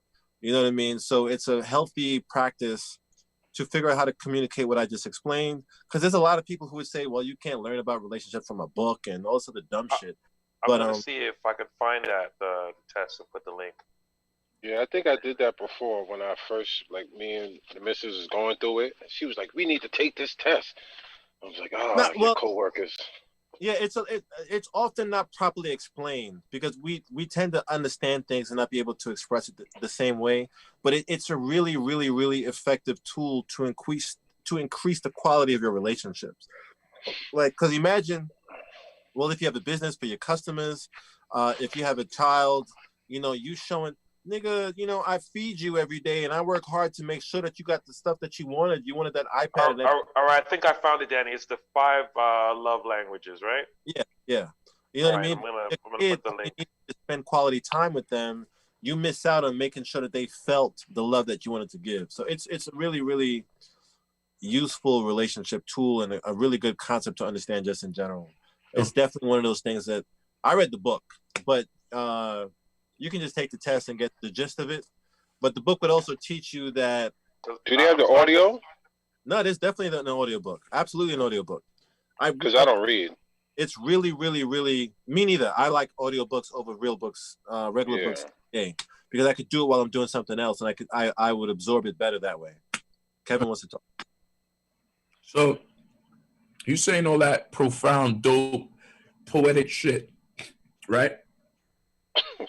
We spent, I don't know how many hours talking about financial and domesticated shit.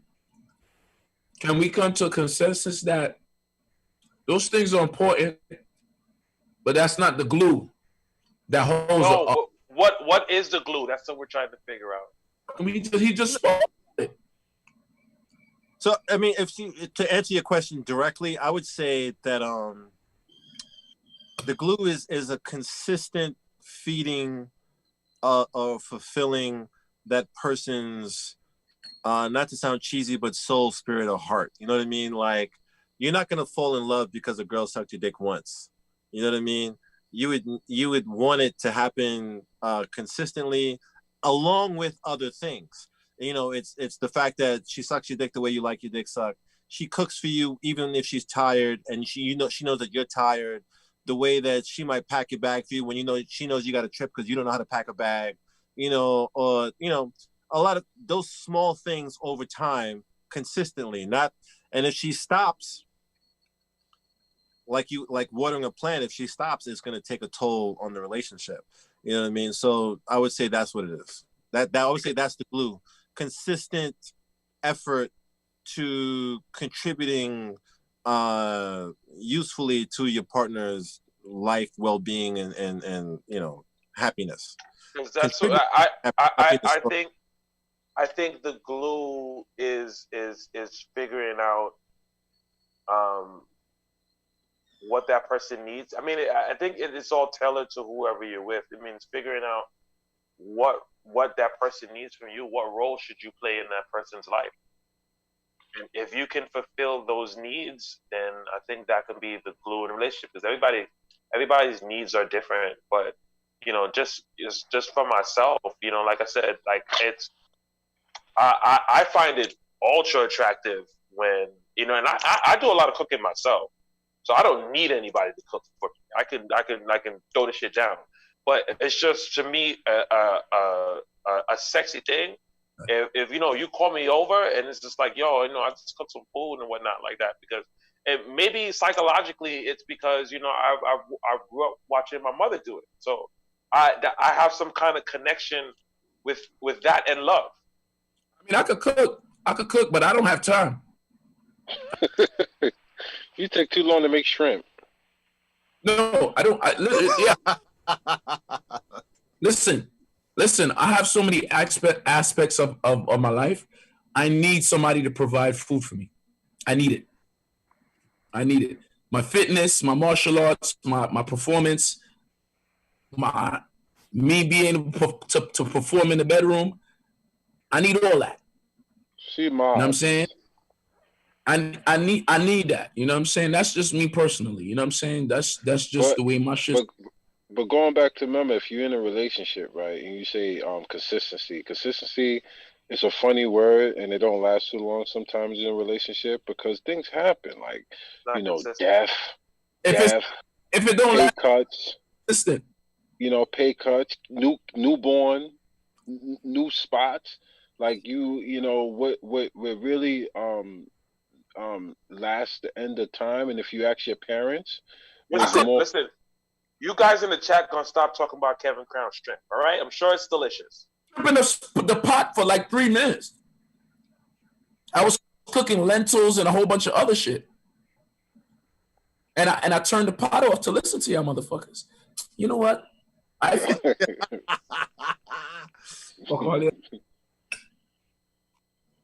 you fucking ask you that? I think today. How long have we been on? This is another one of those 5-hour shows. Yeah, wrap it up. Because we're in Wrap Zoom. it up. Yeah.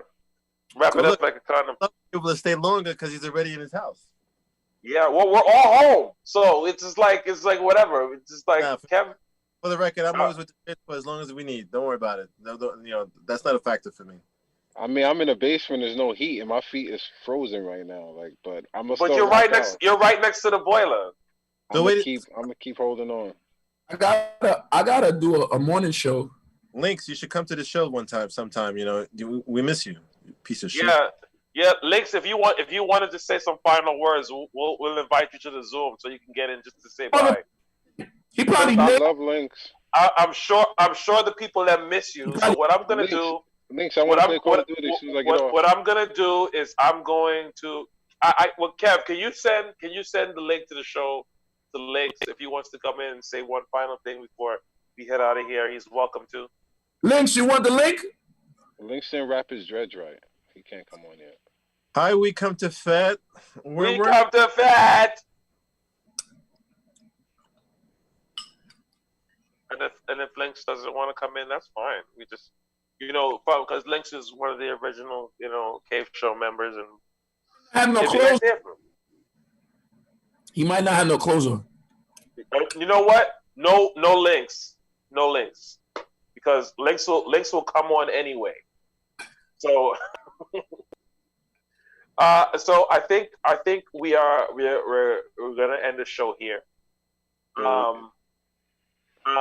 I challenge everybody to take this love language test. I'm very interested to see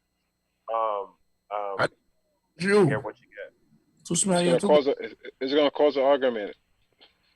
It's going to cause an argument. The love language test. Don't do it. Don't believe that. Not if you present it properly.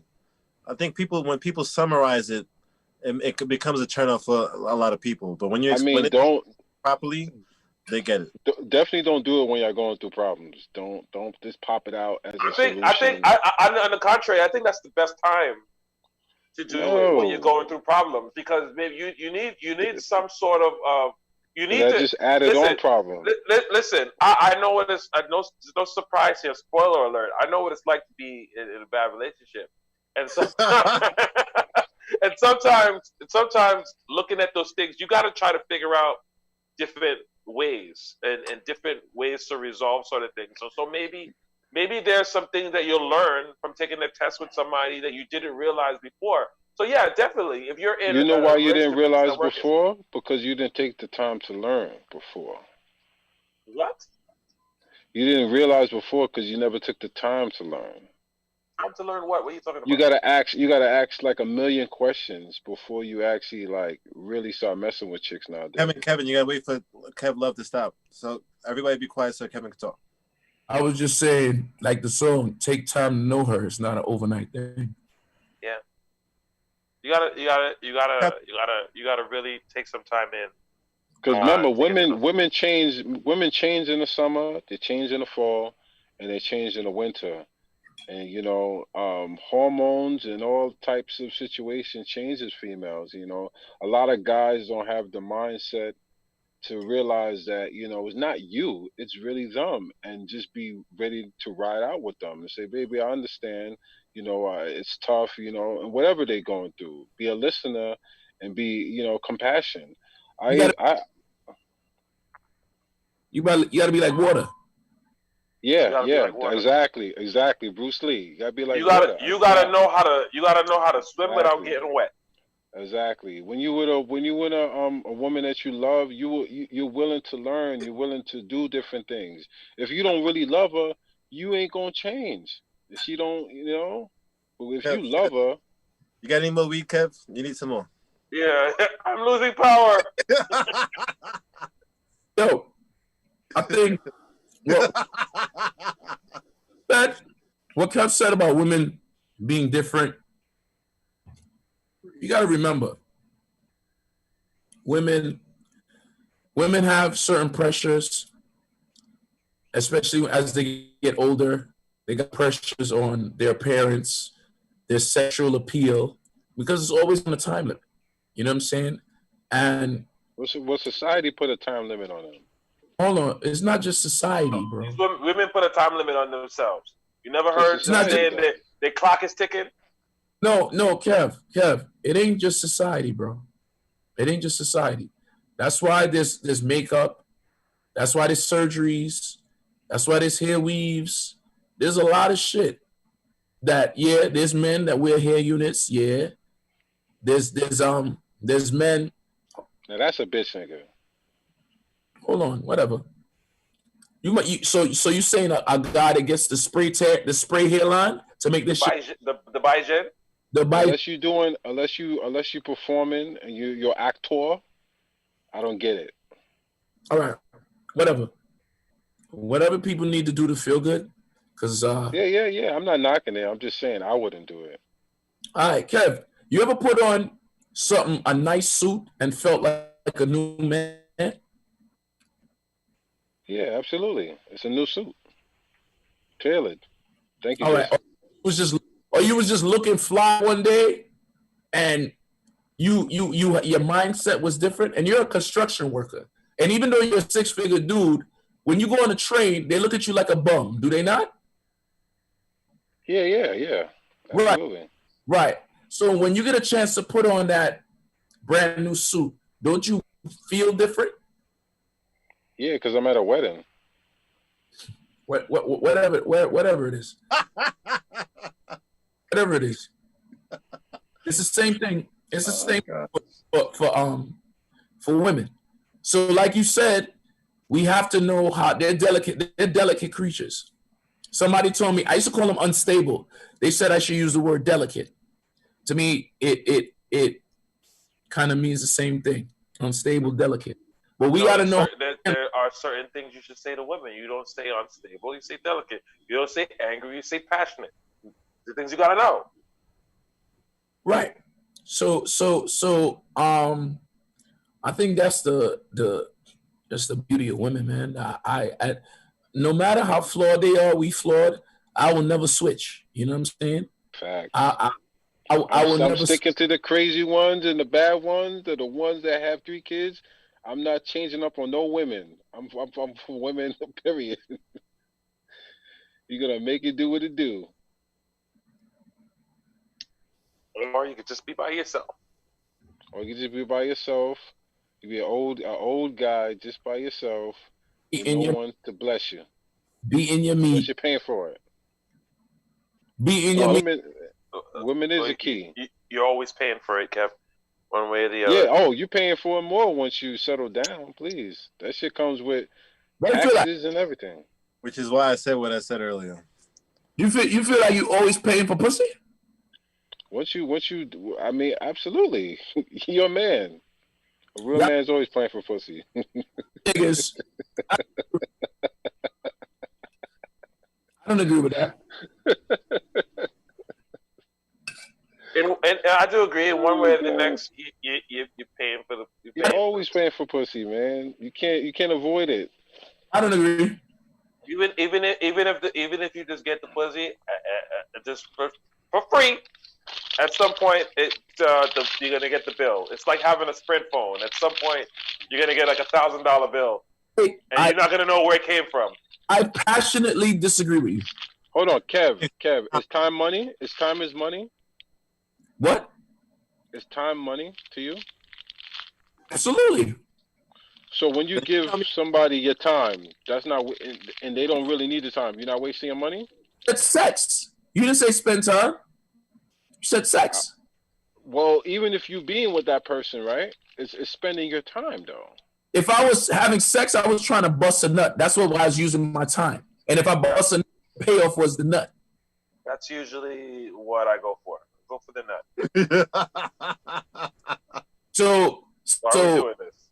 Where you busting a nut at? In your car, or you taking to the like it's gonna cost you if you busting a nut in your house, you paying bills. Like No. it's gonna cost you. No, not the same way. Not the same way that I mean it. I mean, in like at some point. I mean, I don't know a lot of women that go over to the dude's house and just fuck him all the time. And at some point, they'll say, well, we never go out.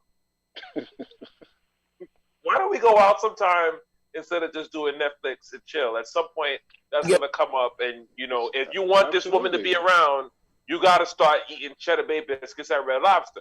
Because you're going to have to make that choice. I don't believe that, but I'm coming from a different reality, y'all.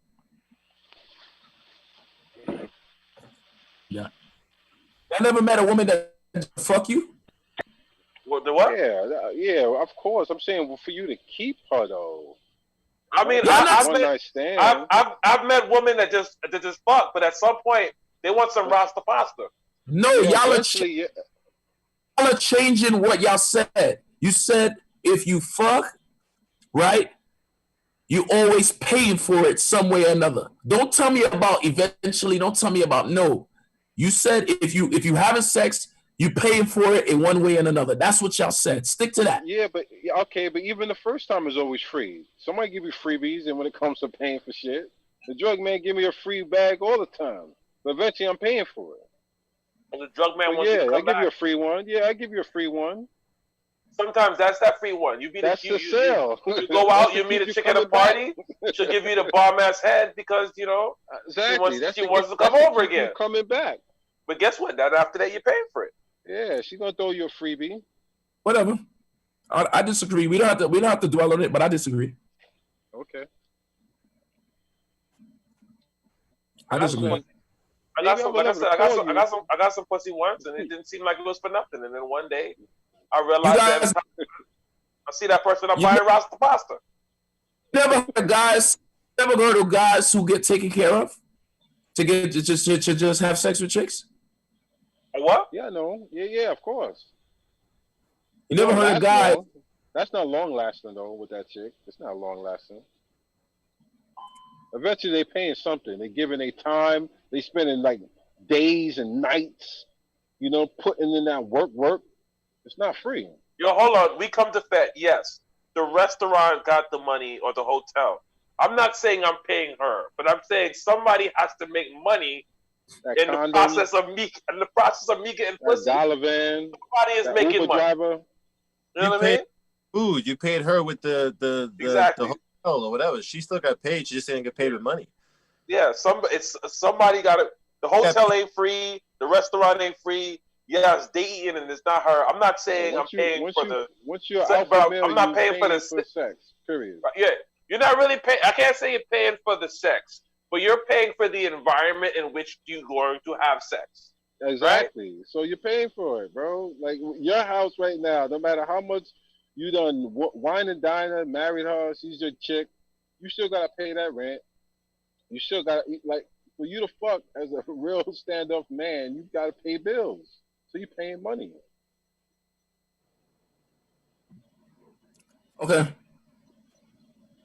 Now, But when I was a teenager, I was getting mad pussy paying no bills in my mom's house. yeah, well, I'm And then sure when you you get buy. older, all that. You all so that- you all wasn't that ever, out the you wasn't window. ever buying her no Chinese food. Jason, really? Talking about Never. Kev. You never gave her. No. You never gave her no food whatsoever. You hear what you see what you started in the chat with this bullshit? You see this? I can't see it, so I don't know. I'm just talking.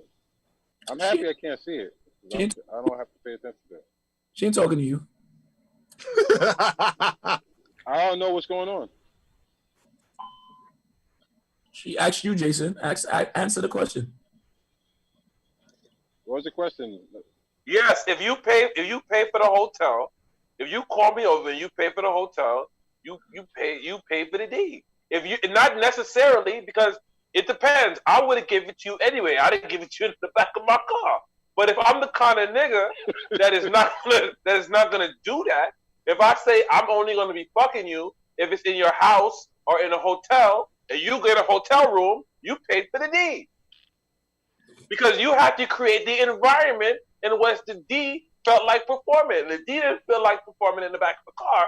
The D needed an actual bed. So in that instance, yes.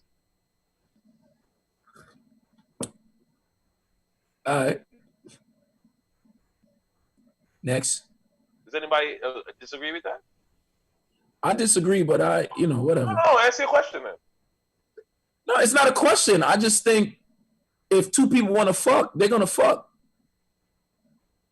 Yeah, but I'm just giving an example. But there might be a guy that says, "Well, I'm not fucking you here. I have to fuck you here." And if you go out and you buy the hotel because he said he need to fuck you in the bed, you pay for it.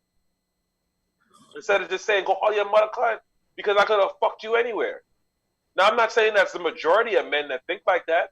There may be some prima donna niggas that do think like that. Not me. I'll fuck you right there. Nasty. Hey! You ain't gotta pay me nothing. So Jason, you the type of nigga that be getting carpet burned, right? No, I don't get carpet burn. I don't fuck on the floor. You know what I'm saying? You say you fucking right there. I'm thinking you're pointing to. I'm pointing at the pool. I'm pointing at the pool table. Oh, okay. I'm thinking you. Okay, she said, I disagree. I pay for the hotel or the meal because, geez, I don't mess with homeless people. Is the meal that big of a deal or the hotel? Come on now. Like I said, if I was the type of dude that said, I'm not fucking you unless you buy me some food and you buy me the food, then you paid for the day. Listen, let me ask you a question. But I'm not that type of nigga. Listen, let me ask you a question, right?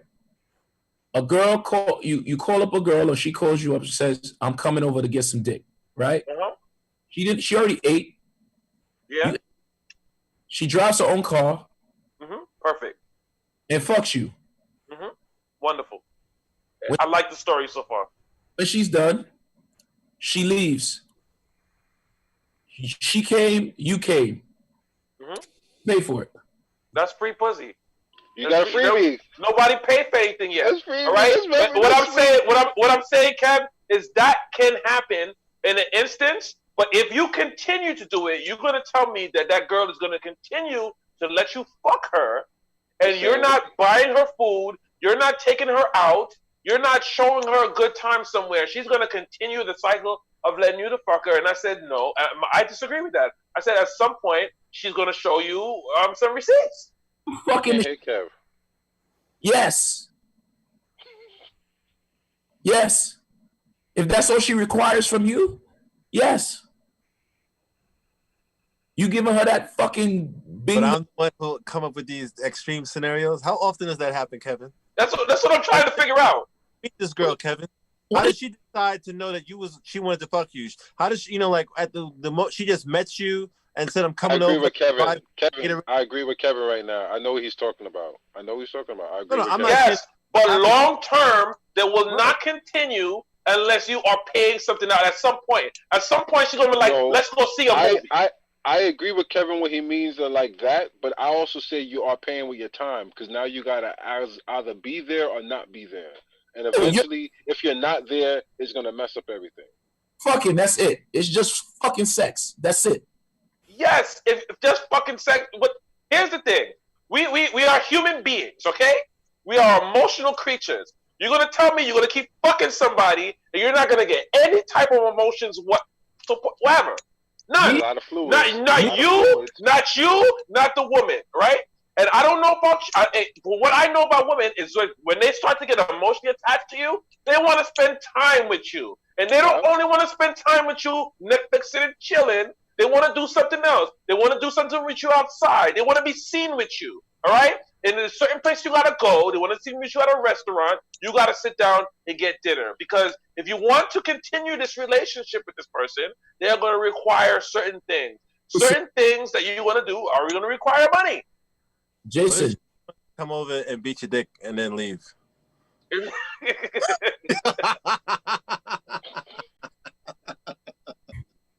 I'm sorry, I couldn't resist. No, but I paid for that. I paid for that because I bought condoms and I didn't even get to use them because who uses condoms when they get their dick beat? No one. You know what I'm saying? So there I go, and I like to buy the good shit. You know what I'm saying? I buy the skin. I buy the skin shit. You know what I'm saying? Think about buying skin condoms, which is like $25 a pack, and you don't get to use it because you're getting your dick beat off. You know what I'm saying? You're looking at those condoms like, I spent a lot of money on these. You have to pay Hold for on, that. Yes, hold on. I still pay. You have to pay Hold for on, the you got laundry detergent. hold on. You got a hand job with a condom on? No. What I'm saying, I should have put it on still. I was thinking about it. I was like, you know what? I pay a lot of money for these. You know what I'm saying? Might as well put it on while you beat my dick off. Oh my gosh. Oh my god. You definitely paid in full. She definitely got paid in full. I'm gonna give you a harsh reality of the world, my son. There's a lot of people that just fuck just to fuck. Yes, there are. Yeah. We know that. Listen.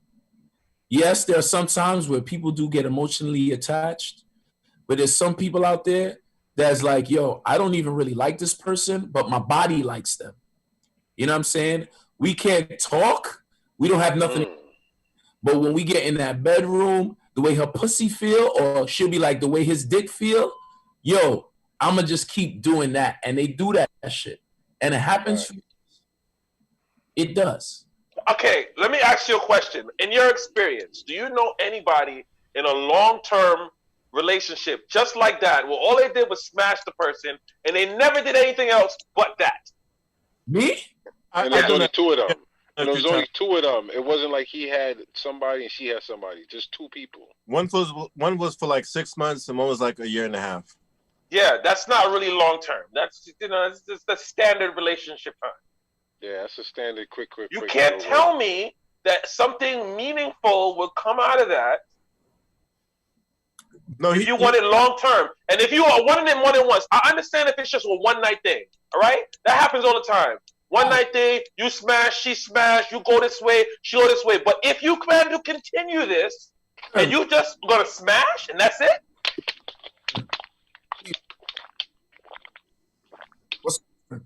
Link, you can't.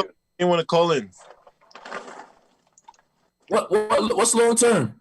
Long term is 5 or more years. Is long term. So you don't think you could just fuck somebody for 5 years? 5 years without them catching some sort of feelings, then you're fucking a robot. A starfish.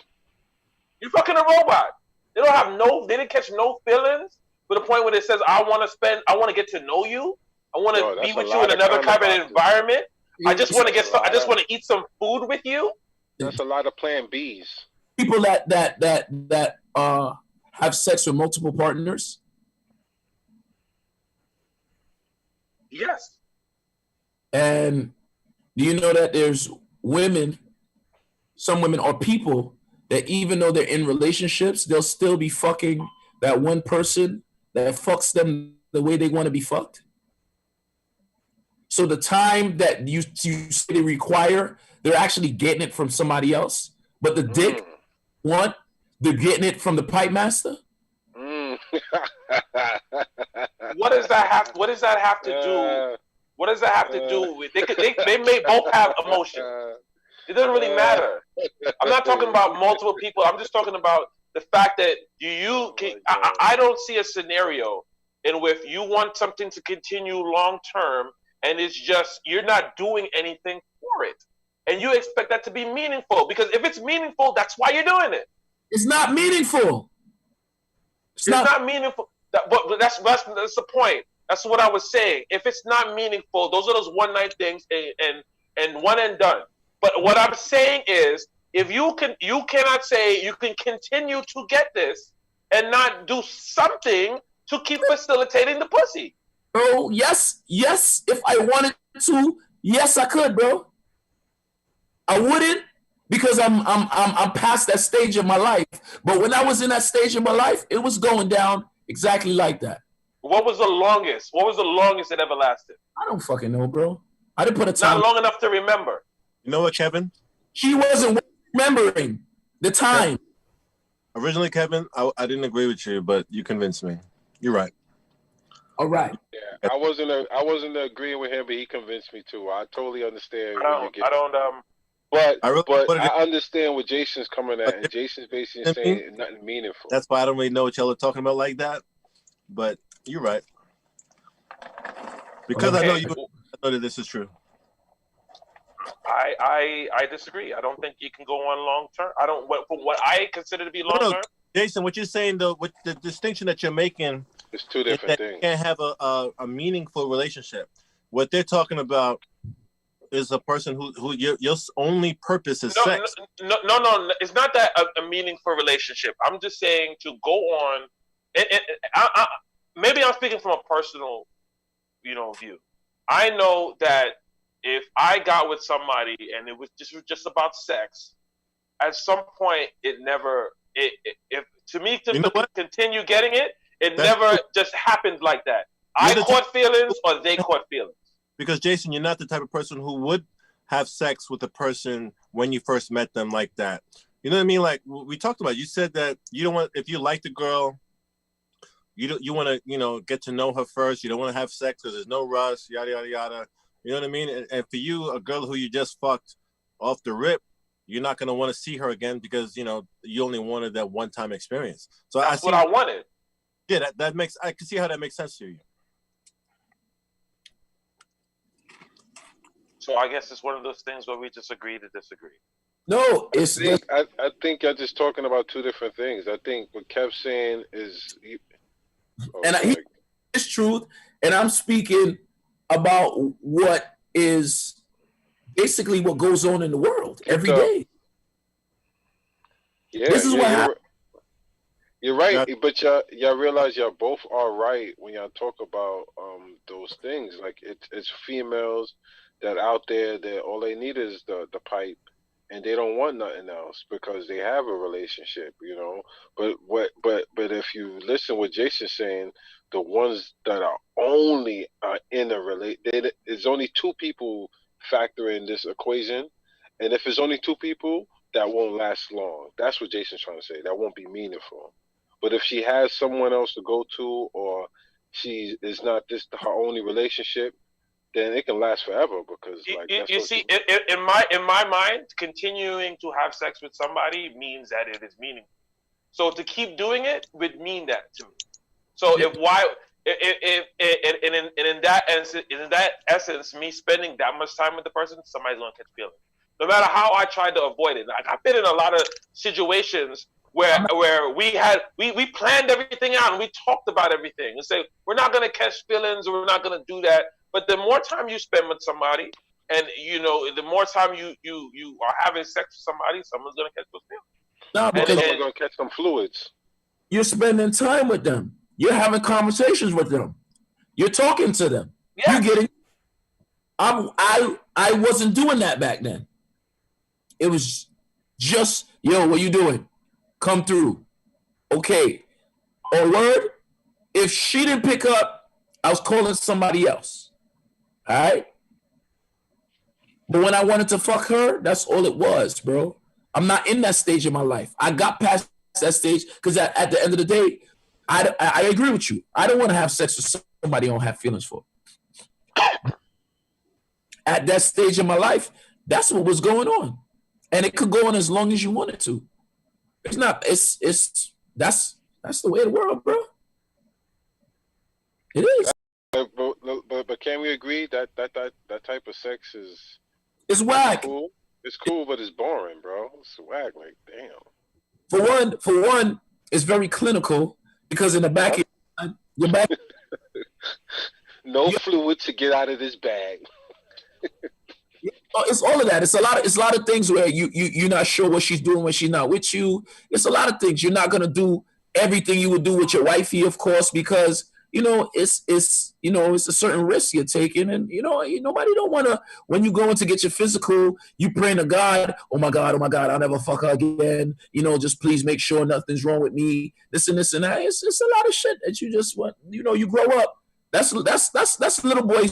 That's young man behavior. I admit to it. It's not the right behavior, but I'm not talking about what's right and wrong. I'm talking about reality. No, we're not talking about morals. Like I should have clarified it. I'm looking at now how you think about things now. Back then, when you could just call up a skill, she come see a crib and whatnot. You can around. You know what I'm saying? That was basically training. And how to fuck. And I don't really count that. No. I'm talking about as a grown logical person to say, well, I'm going to get in a sexual thing with a person and continue to have sex with them at some point. At some point, there is going to be some things that you want to share together, and those things are going to be things you got to do outside. So things you got to do other than fucking. One, if I wasn't in a relationship right now, I probably wouldn't be looking for one. Tell you the truth, probably wouldn't be looking for one. So I'll probably just sleep with randoms. That's probably what will happen. Yeah, randoms is cool. But you get tired of randoms. Because it's random.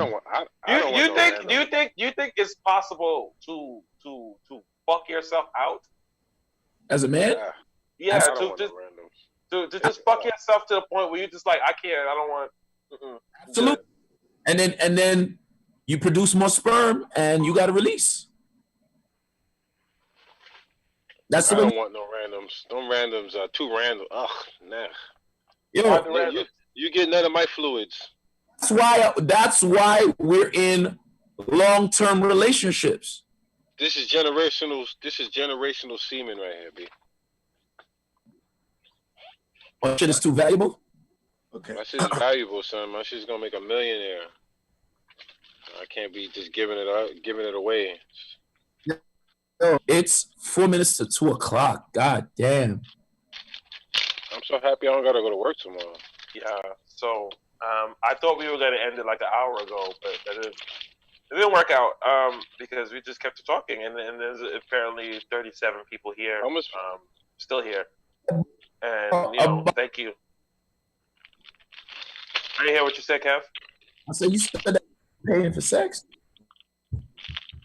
I mean, not to say when I say paying for sex, right? When I say some people just look as like, okay, well, I'm gonna get this pussy for free. You ever heard somebody say that? I'm getting this pussy for free. I'm just fucking her. You know what I'm saying? Like, and what I mean for when you're paying is to keep facilitating it. Like, if you really want this person, you really want to be with this person, there are certain things that you have to do outside of Netflix and chill that cost money. And if you just think you're going to make it far with a person, fucking them all the time and not doing any of these things, that is just not going to happen. You talking about a relationship. I'm not talking about that. I'm talking about sex.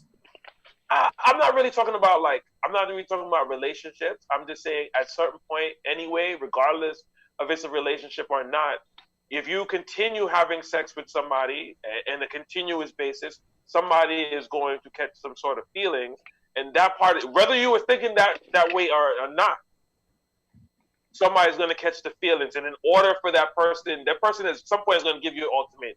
It says, okay, what are we doing here? I'm just coming here and fucking you all the time, or we're going to go out or something. That's you're going to say that's something that's never going to happen. Bro, I'm not saying it's not what you're saying, Captain, but you saying that I agree with you. Your scenario can happen, but you are trying to tell me that the scenario I'm presenting can, and I'm telling you it does. For instance, people who fuck each other at work for years. That's a secretary love too.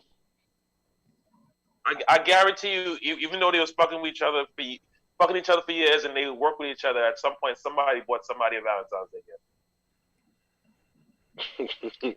Somebody bought some roses, you're saying, Jay? You want to tell me that at some point she wasn't working into that same job where that nigga works at and wasn't expected? It was definitely some comps. It was definitely some comps. She got some drinks. She bought some free drinks. No, because it was on the low. It was on the low. What's the next topic? That is it. That was the last topic, and yeah, we're gonna end it. We're gonna end it here. So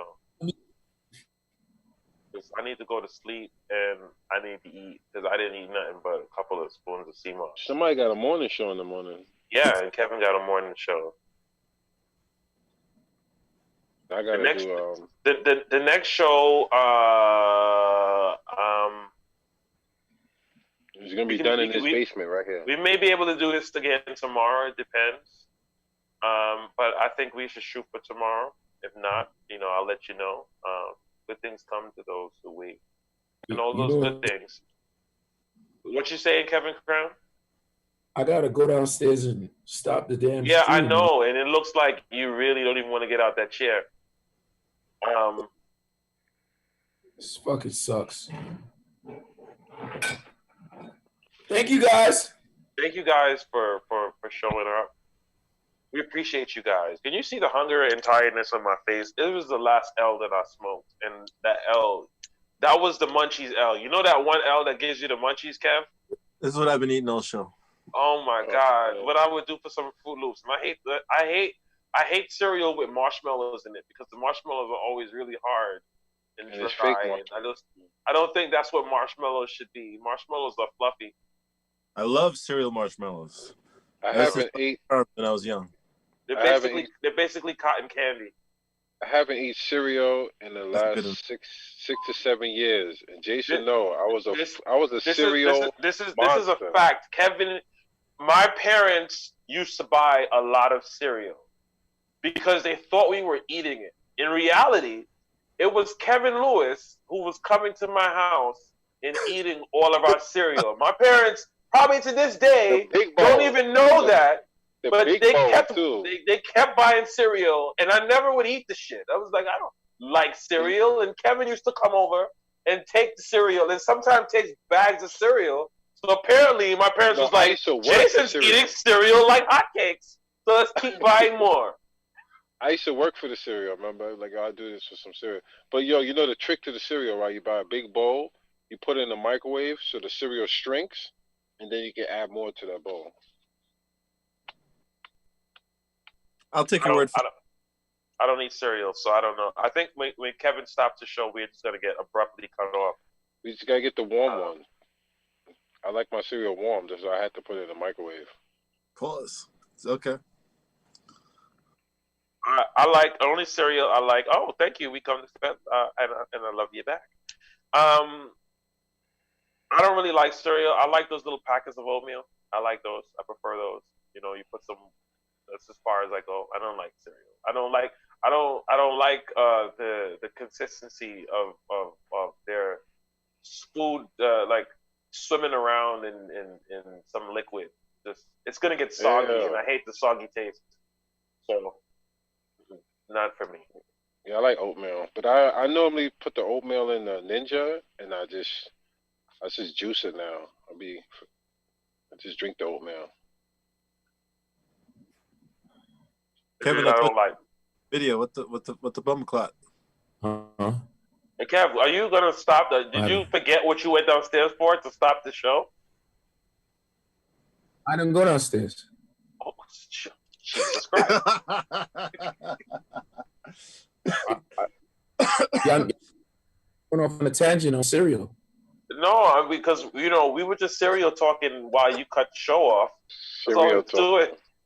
And I didn't know Why you wanted to gonna cut come it back. off? What's your I didn't know favorite you wanted to cereal? come back and talk about King Vitamin. Kevin always had King Vitamin. Was it King Vitamin or King Vitamin? Which one was King it? Vitamin, the bootleg one, King Vitamin. King Vitamin. There was always a box of King Vitamin. There was always 2 boxes of King Vitamin in your crib. There was an empty one and there was always an open one.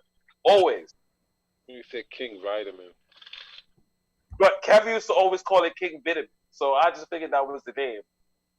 So, what? When I could afford a Captain Crunch, I bought Captain Crunch. Nigga, that King Vitamin was good. The fuck you talking about? I used to love that shit. Yeah, well, it was bootleg Captain Crunch. Yeah. Y'all understand? I grew up on King Vitamin from being in my Kev house. Links asked a question. Lex asked the question. What's Lex's question? Cereal first or the milk first? Now, this depends You put on the cereal first, because if you put the milk first, you're a psychopath. Hold on. Wait. It depends on if the cereal floats or not. Some cereal floats, some cereal don't. I guarantee you the same people who are pouring the milk first are the same people saying chicken curry. Chicken curry is a thing. Chicken curry, curry chicken, whatever. You put the cereal first because you don't know how much cereal you really want yet. So you got to keep pouring until you get to a point where you say, okay, this is how much cereal I want. Then you pour the milk, and then you pour a little more cereal on top of that. I'll put the milk first. All right, let me give y'all a scenario, right? You put your cereal first, you put the milk, you eat the cereal, there is more milk left. Then you pour some more cereal on top of that. Okay. So what came first? In the second bowl. I pour Exactly. in the second bowl. Second bowl, what came first? Do you drink the milk and then put more cereal in the milk? Or Yeah, but that's the second one. We're not talking about the second one. We're not talking about the second one. We're talking about the first one. Fuck the second one. The second one could be whatever it wants to be. Well, I don't know. You guys grew up bougie. With me, I had to eat cereal with a fork, so I had to save the milk for my brother. So Shut the fuck up. No, you did not.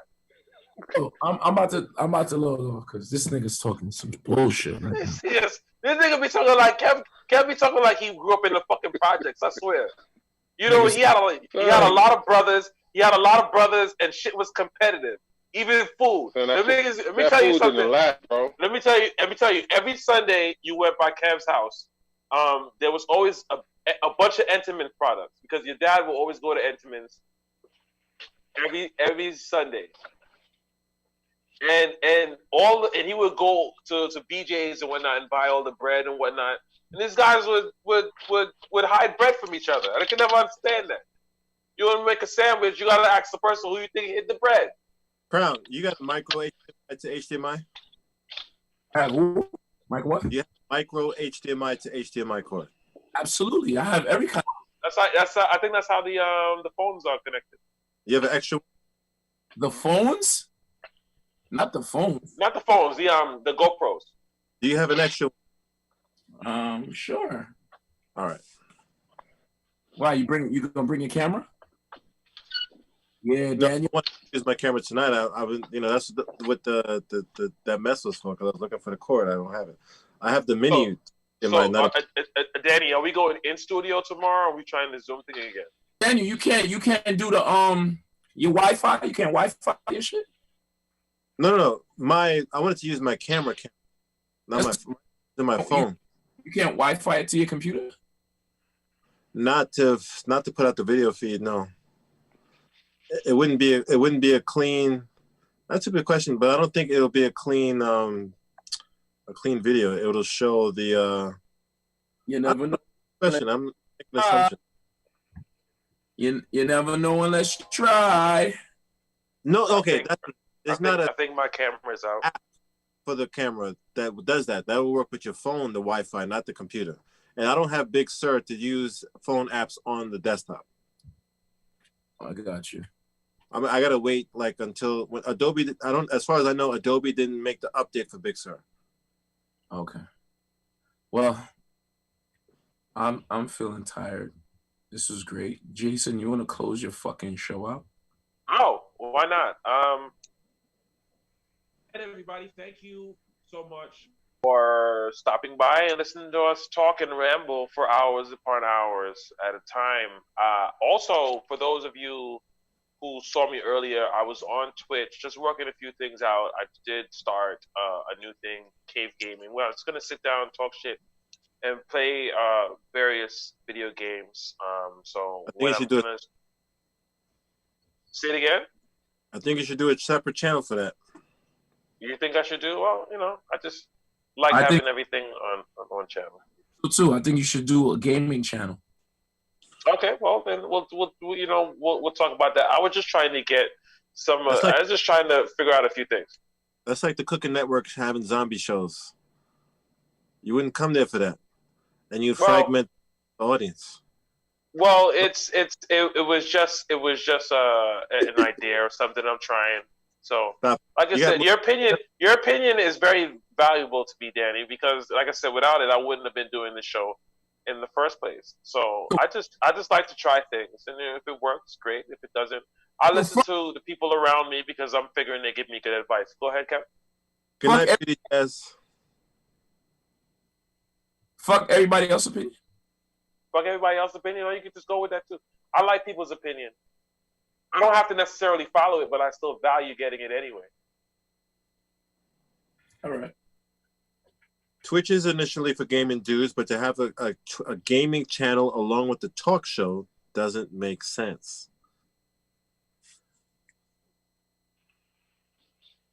You wouldn't mix OnlyFans content with Bible study. You'd have two separate channels. Unless it's the morning show. Pastor Crown comes out. There you go. He's And tired. the church say amen. Amen. Amen. Amen. Amen. I've been tired. So are we gonna do it? So I'm gonna watch American Skin either later on tonight or tomorrow. Are we gonna talk about it tomorrow? Has everybody else seen it? I haven't seen it, but I'm gonna watch it. I'm gonna watch it just so we can talk about it. When I definitely watched wanna the see commercial, I was like, "Fuck no, I'm not watching another one of these movies." But then, as the commercial progressed, I was like, "Oh, this is interesting." So, Talk yeah. about it. Hey, I'll check. Turner. I'll give my opinion after. All right. Are we talking Good about night, it everybody. tomorrow? Good morning. Yeah, we're talking about it tomorrow, Kev. I'm sure you're gonna be around because it's snowing and you can't work outside. I'm not gonna 2:00 tomorrow. Kevin No. quit his got Huh? Kev quit. Oh, so we could go on long again now because Kev quit. Yeah, I quit Well, my I'm telling. job. Are we doing it at your house or are we doing it on Zoom again? Wherever you want to come here, I don't give a fuck. It'd be easy if y'all come here. Come here, man. Put I down. got to shovel like two buildings tomorrow. Let's get a crackhead, bro. Stop being cheap. You do got a crackhead in front of his building that would love to work. Yeah, stop being cheap. Get a crackhead. Give Mike the work, Kev. He don't do a good job. He might run away with your shovel, but you might get some of his shovel. Yeah, I got by a crackhead once for my shovel.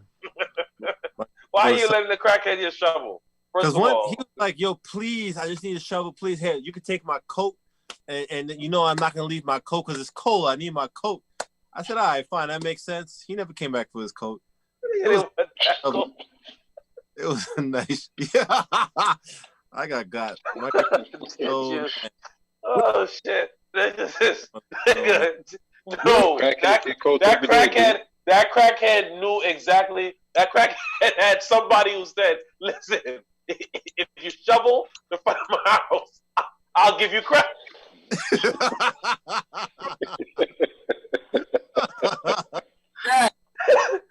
Nigga didn't need. So he said, "I need a shovel." Because he ain't. His dad was in Brooklyn. It could have been. I don't know, but he got me good. He got me. I felt so bad for him because he was like, "Yo, I just really need a shovel, please. I'm a borrow. I'll be right back. I promise you. I swear to God. Don't worry. Here's my coat. I'm gonna come back for it. I just really, really, really, really need a shovel right now." And I fell for it. And he gave you his coat, the snow. The coat. What'd you do? What, Kevin? I know you can't hear him, but he said, "What'd you do with the coat, Danny?" Oh, I threw it away. Threw it away. It's a crackhead coat. You can do with it. It's a really nice jacket. It's like mad warm, bro. You can like.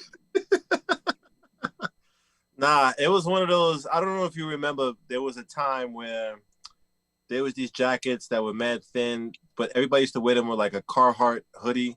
They would be. I know what you're talking about. It was mad cheap, but it was just the hood look. Like you would wear them with a hoodie. Oh, yeah. And they had like the Skittles and the stupid brands, like the M&Ms. But no. Because a crackhead wouldn't have a warm coat because he already sold that. That logic makes sense now. It is. Jason, which day? It's now. Tell you that. Huh? He needed you with him that day to tell him that shit. Right. That logic makes sense now. All right, Kevin, got to do the morning show. Yeah, turn it off. We can see you guys 7 tomorrow. hours. We'll try to figure out how we're gonna work this thing out. That's it. Where's it? Okay. Nice. Goodbye. Good night. Peace. I'm gonna go shovel the snow.